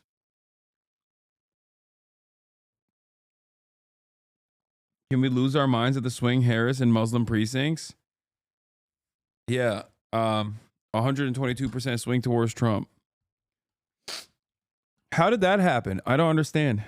They're calling it the Richie Torres effect. I don't get it. They sent Richie Torres over there to be like, we hate you, and if it were up to me, I would kill all of you right now legally. And then they sent Bill Clinton, Jeffrey Epstein's bestie, to go out there and be like, you know, it's called Judea and Samaria. Like, how did this fail? How could this have failed? From 88% to Biden Harris to 13%. Harris Waltz. You probably already said this, but can you tell me what you think about people giving Trump credit for the ceasefire? Bro's gonna make me put the hat on again, dude. Oh my God. What do I think about people giving credit to Trump for the ceasefire?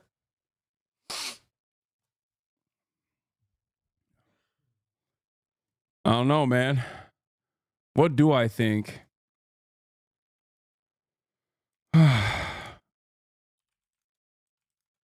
Ay, ay, ay, ay, por Dios.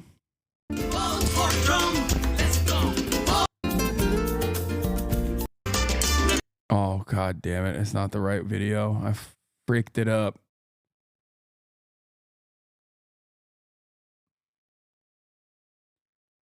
I freaked it up.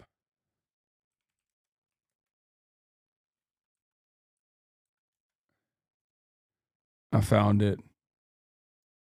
Oh my God, I will vote. I will vote for Donald Trump. Oh my God, I will vote.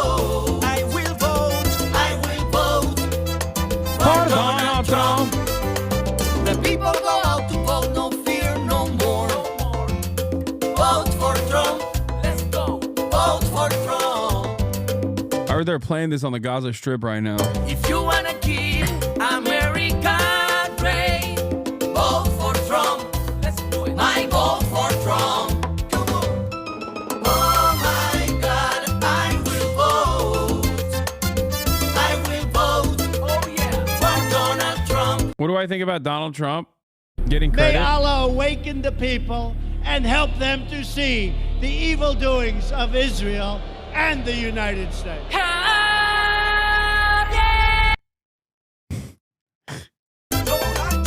Oh my God, I will vote. Oh my God, I will vote for Donald Trump. I don't believe in fake news. I don't believe in fake All I news. need is the truth, because we love our country. We love it just like you. Economy. For Trump, life is good. For Trump, because we love our country. We love it just like you. Oh my God, I will vote. I will vote for Donald Trump. Everybody, come on. Oh my God, I will vote. I will vote for Donald Trump. Anyway.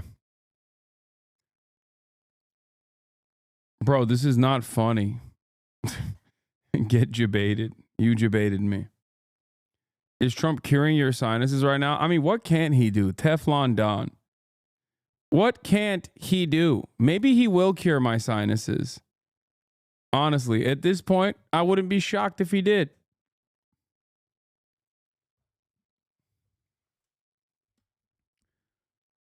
Bro, every time I leave and come back, you're playing this shit. This is how you skew narratives? What narratives?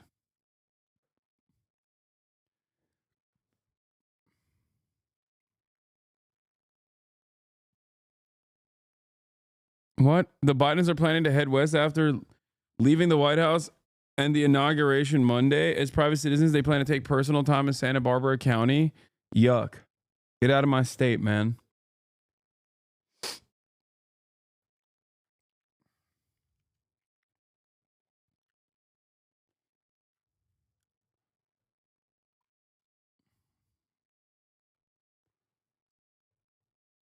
Sorry, he's sending RFK to cure your sinuses?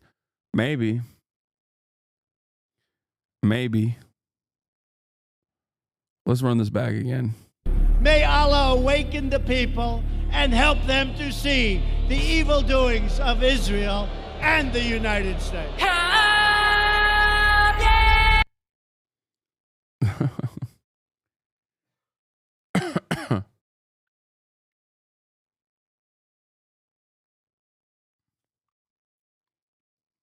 What is this? The Israeli negotiation team in Doha reported to Netanyahu of a last-minute attempt by Hamas to withdraw from a clause in the agreement that grants Israel the veto power over the release of mass murderers who are symbols of terrorism. Hamas demands to dictate the identities of these terrorists. Netanyahu instructed the negotiations team to uphold the understandings that they were agreed upon and to reject last-minute blackmail attempts by Hamas. Yeah, I don't think this is... yeah, there's no way that I think that this is something that Hamas signed off on and then all of a sudden last second are choosing not to abide by.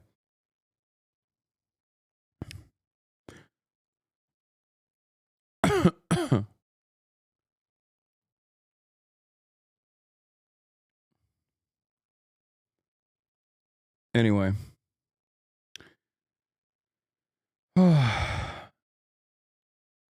Joe Biden's nation address, man. What a funny meme. Where were we? I was glazing China. I'm doing all the... I'm running through all the hits that piss off liberals today. Wearing a Donald Trump hat. I'm basically a MAGA communist. To figure out sort of what's next. And it's not necessarily the Instagrams and the YouTubes that you would expect. There are a lot of new apps that are cropping up, including Lemonade, which is a ByteDance app like TikTok is.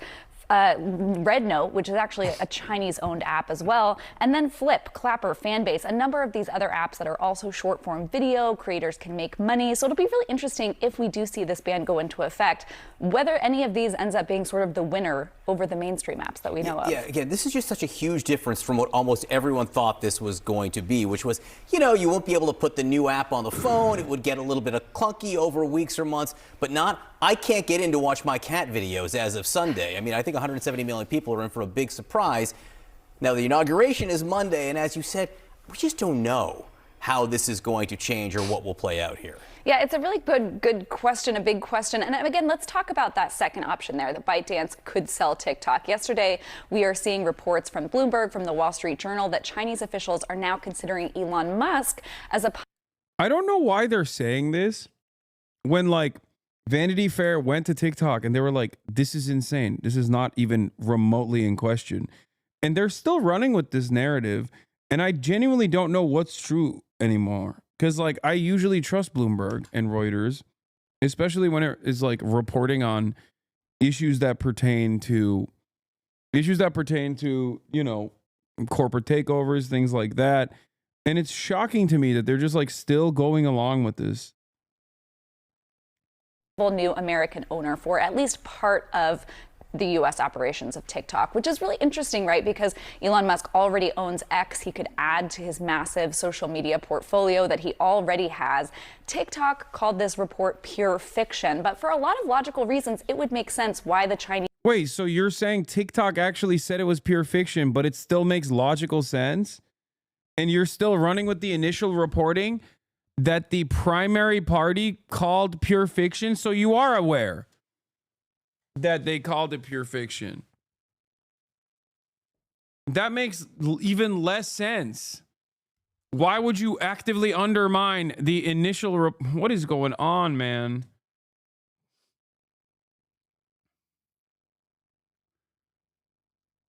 I just don't. No, Mr. Beast doesn't make more logical sense either. He does not have the money to buy TikTok. He did it so he can get 635,000 likes. Come on, dude. Unironically, I have so many billionaires reach out to me since I tweeted this. Let's see if we can pull this off.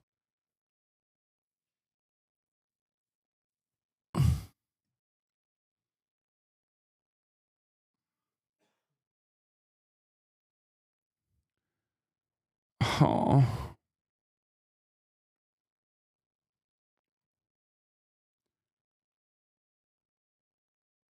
Trump is pressuring the Chinese government to force the sale of their share. This isn't the same as TikTok and Musk dealing directly.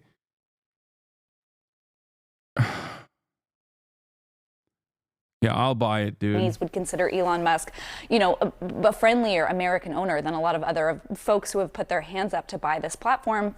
Elon Musk has huge business interests in China. It's the second largest market for Tesla. He does a lot of manufacturing there. And so China may see Elon Musk as the best possible option here if they don't win their Supreme Court case. All right, a lot going on, a lot to watch, and maybe a lot of unhappy people in just a few days. Claire Duffy, thank you very much. With me now is a Democratic senator from the state of Massachusetts, or the Commonwealth, I should have said, Ed Markey. Senator, thank you so much for being with us. If TikTok shuts down in the U.S. on Sunday, what would the impact of that be? The impact would be dramatic. There are 170 million users. That's right, Ed Mackey. Let's go. He's doing the damn thing. Of TikTok in the United States. 7 million businesses use TikTok in the United States, all across California. I mentioned this part as well. Like, there are so many startup small businesses that actually took root on TikTok. Like, what a silly thing to just like undermine. California right now, families, businesses are using TikTok to create communities, to try to deal with the tragedy that continues to unfold. So if there is in fact a ban, if TikTok goes dark on Sunday, it's going to have significant impact in our country. I think older people just don't understand the role which TikTok plays in the culture of people in our country under the age of 40. It is deeply embedded into our country, and that's why I'm going to, on the floor of the Senate today, make a unanimous consent request to pass my legislation to give TikTok another 270 days to negotiate a resolution of this issue. But it would just absolutely be a very significant moment in the history of communications in our country to have a site go dark, just be banned in our country with no other resolution that was in fact made possible. I had a chance to ask Republican Congressman Dusty Johnson about your proposal for an extension. This is what he said. Listen. I think it is crazy that we would allow an adversary of the United States to control such a major... Dog, pack it up. Your name is Dusty Johnson, dude. God, another reason that South Dakota is not a real place. Like, what are we doing, man? My man's name is literally Dusty Penis, and he's out here not embarrassed every single day. He's unashamed and willing to go on national television and be like, yes, I am Dusty Penis. And I think our foreign adversary should not own a massive social media application. Please, dude. Like, yeah, that's right. My penis is so unused, it is dusty. Or dirty, whichever one you want.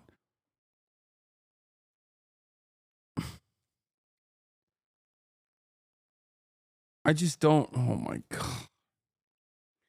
Deeply unserious nation. Merge the Dakotas immediately and give it under the crushing thumb of Burgum. Burgomaniacs rise up, okay? Give it under the protectorate of Doug Burgum and let him control both of the Dakotas. Enough of this South Dakota nonsense, North Dakota nonsense. No more Dakota divide. One Dakota, united. Donald Trump's going to do that too, my king. Yeah, I have a one-state solution for Dakota, a one-state solution for Israel-Palestine, and a one-state solution for Korea. Okay?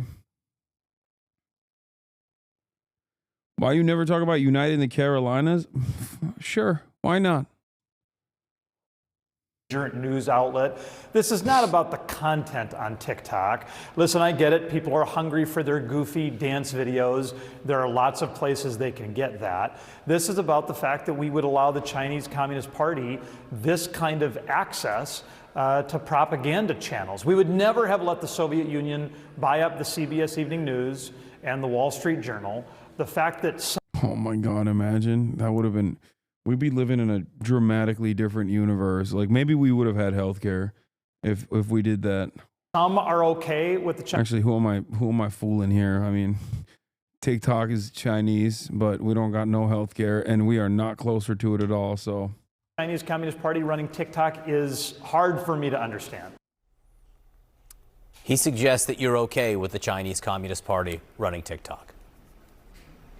The intelligence community, like. Dude, that's not a question, man. Like, you're trying to bully Ed Markey for taking a popular position as a senator, okay? His position is represented by the overwhelming majority of Americans, okay? The overwhelming majority of Americans do not want TikTok to be banned. TikTok has 170 million active users, okay? And you are unnecessarily contentious towards the wishes of the public, and also simultaneously are showing clips from a man named Dusty Penis as the guy backing your argument. And the entire argument revolves around Red Scare Mania.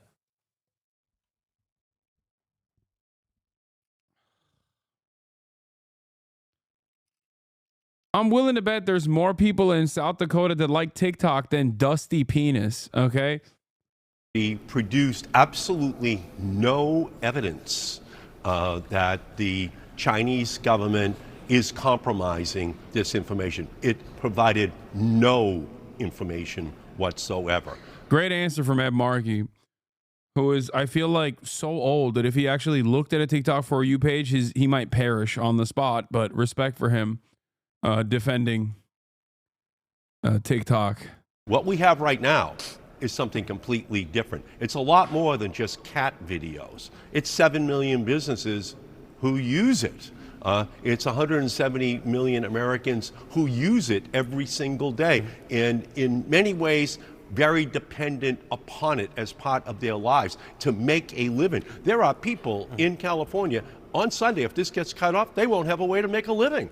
They won't have a way to generate income for themselves. That's what we're talking about. We need the Supreme Court to have more time in order to decide this, to create an extension. Donald Trump is asking for an extension for more time so that he can work on this issue as well. That's what my legislation intends. All right, shut up, Ed. Shut up. You're speaking too many facts.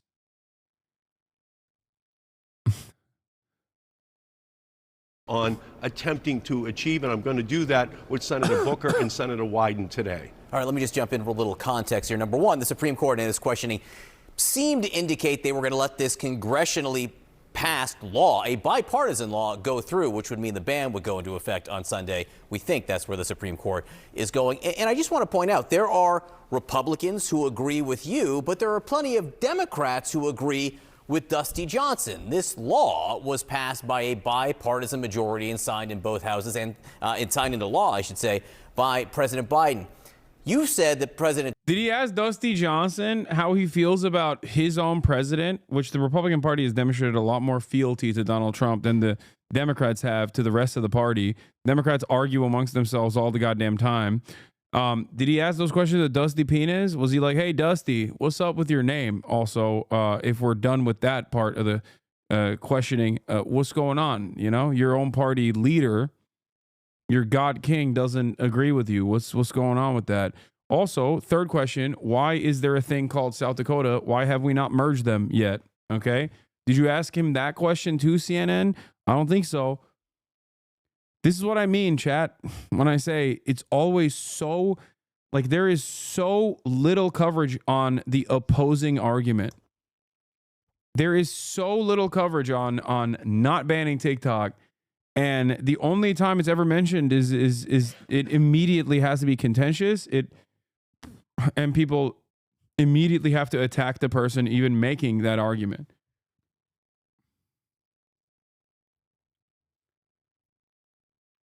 Hello, I am Chinese and I've been watching your stream with my American husband for a long time. I was wondering how come since when you realized that China is not the China in American propaganda? What? Bait? Question mark? Dude sounds like less gay Bill Maher. What? Goes on red note once. Yeah. He's like, I found a Chinese wife, Hasan. I went on red note. We're married now. I think they're asking, when did you learn that there's more to China than what we're told in American propaganda? I don't know. Maybe I have relatives who are Chinese. That could be part of the equation, even though they are literally from Taiwan. But still, some of them work in mainland China. Perhaps that might be relatively instructive on my more nuanced understanding of Chinese development and China in general.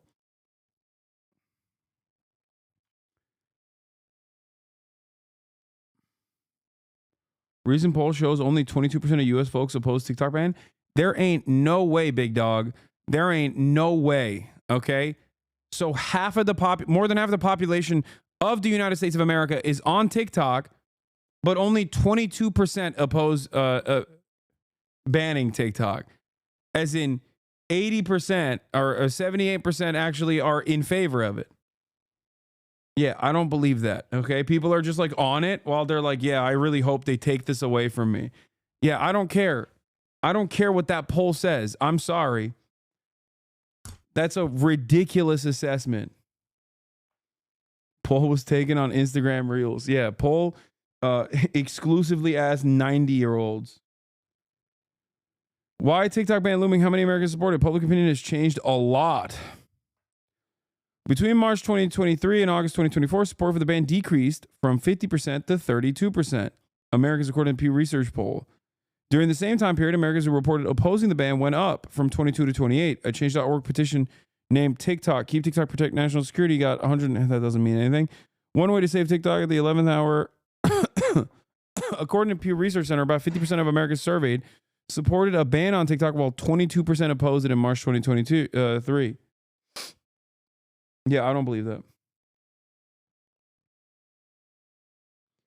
A declining share of adults and few teens support a U.S. TikTok ban. Wait, I'm assuming there's a new poll from Pew that we haven't seen.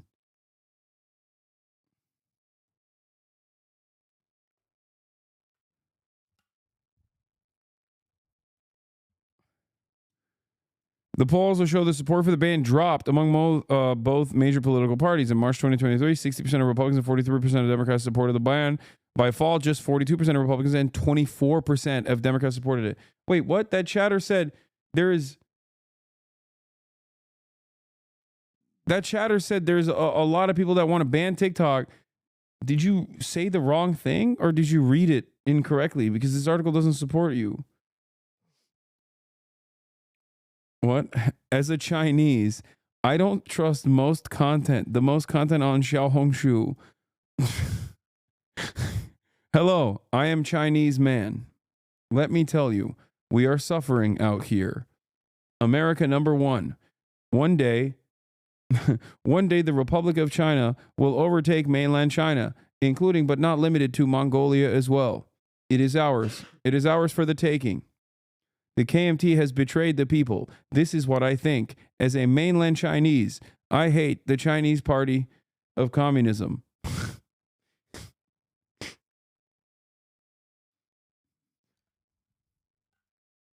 Restore one singular China and give the ownership to the Taiwanese population.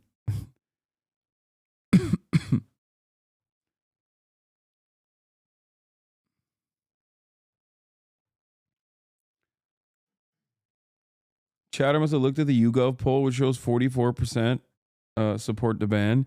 Yeah, I don't believe it. Like I said, I don't believe it.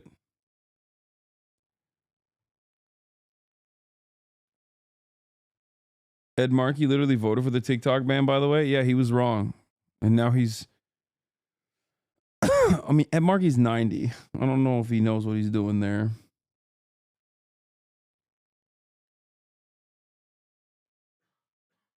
I'm not kidding. There are some very reactionary Chinese bloggers on Xiaohongshu.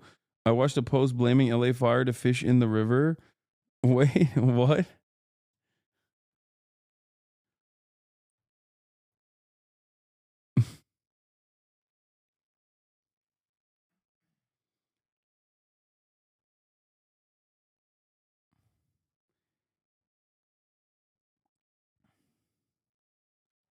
Public support for a government ban on TikTok has declined. In summer 2024 survey, 32% of adults said they would support it, down from 50% in March. Another 28% said they opposed the ban, while 39% were not sure.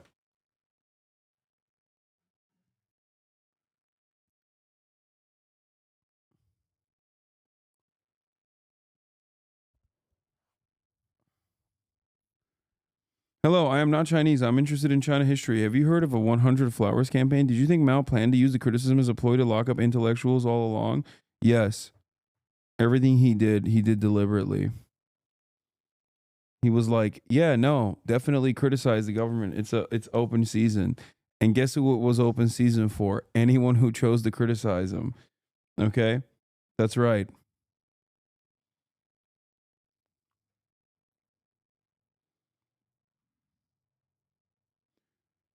They would show you this law.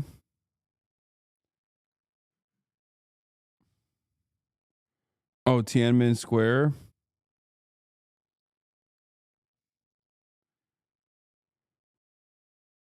Oh my God. I do think it's funny where people who are just like protesters should be able to execute you with their cars are like, what about Tiananmen Square? Why is that like the big thing that people always point to? Like, I just don't understand. Like, Americans love running over protesters. What's the problem?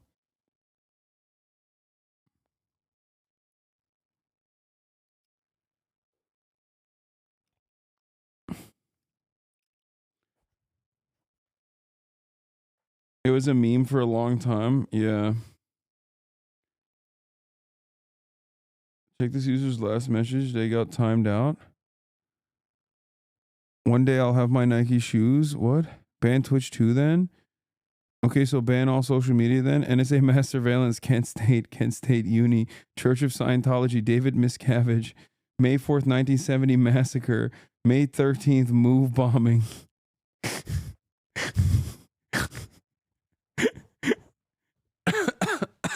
Trail of Tears, Red Summer 1919, House Un-American Activities Committee, Human Rights, Citizens United, Jim Crow segregation. Wait, human rights.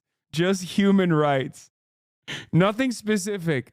Just human rights. Citizens United. Safety. High-speed rail. Strong mass line. Republic of Hawaii. 13 colonies.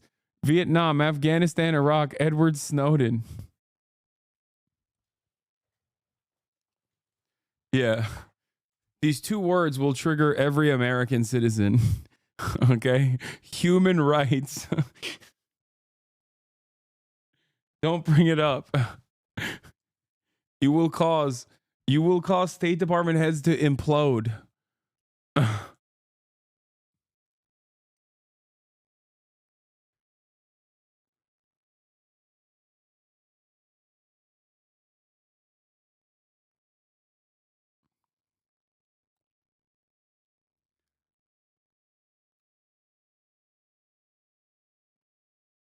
Anyway.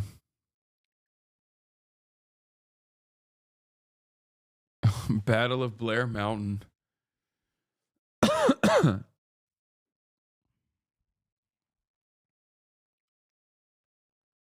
Bro, your mods are banning so many free speeches? No, it's Fossabot.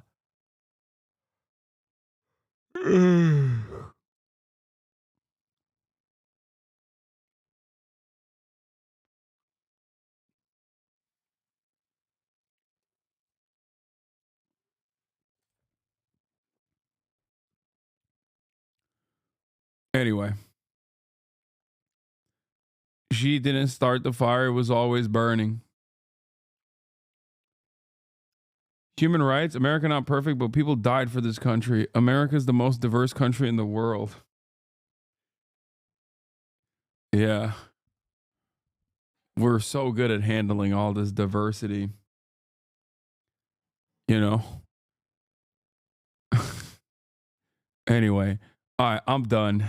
I'm ending it early today at a measly 6-hour half day. I'm not feeling too great. Do you still want terrorists like Hamas to be in charge of Gaza or an actual progressive Palestinian government? What a question. What a loaded question. I think the Palestinian population should decide who's in charge of it. What do you think? Do you like that? I like that.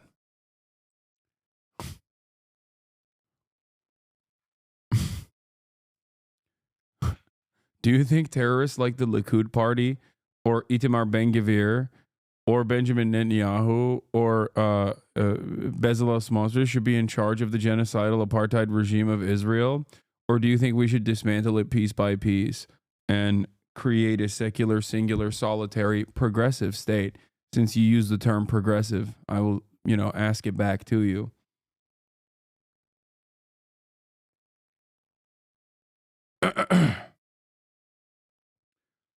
Yeah, go watch the podcast that I did with Sean O'Brien. To Better Bad Ideas. Today we had Hasan Piker on the podcast where we discussed politics, where we discussed mainstream. Get your fill in. Get your fill in, okay? If you want more Hasan content, uninterrupted, go watch his podcast. Go watch his podcast. Show it some love. And we'll screen Union tomorrow. I couldn't get to it today, unfortunately. But I'll do it tomorrow. I'll do it tomorrow. All right?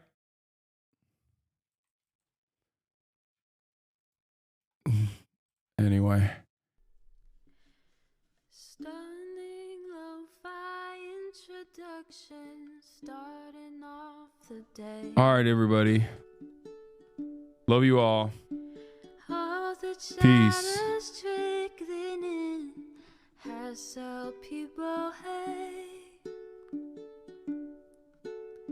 Sunny Los Angeles, California, says Hasan.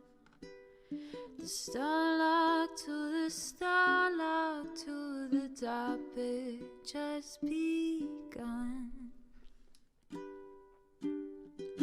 There he is again, Hasan is streaming. Hasan is streaming. There he is again, Hasan is streaming. Hasan is streaming. Reviewing the P.O. box, Uncle Uyghur's face. Sudden Discord agitprop, great names take embrace. Tiny Bernie Sanders, LGBTQ Air Force. The whole left at your fingertips, on at your door. H3 crowded debate, the Young Turks online show. 3 full fucking years of this, plenty more to go. 90-day fiance talks of champagne bourgeoisie. A Trump rally live reaction, a mass riot at DC. There he is again, Hasan is streaming. Hasan is streaming. There he is again, Hasan is streaming.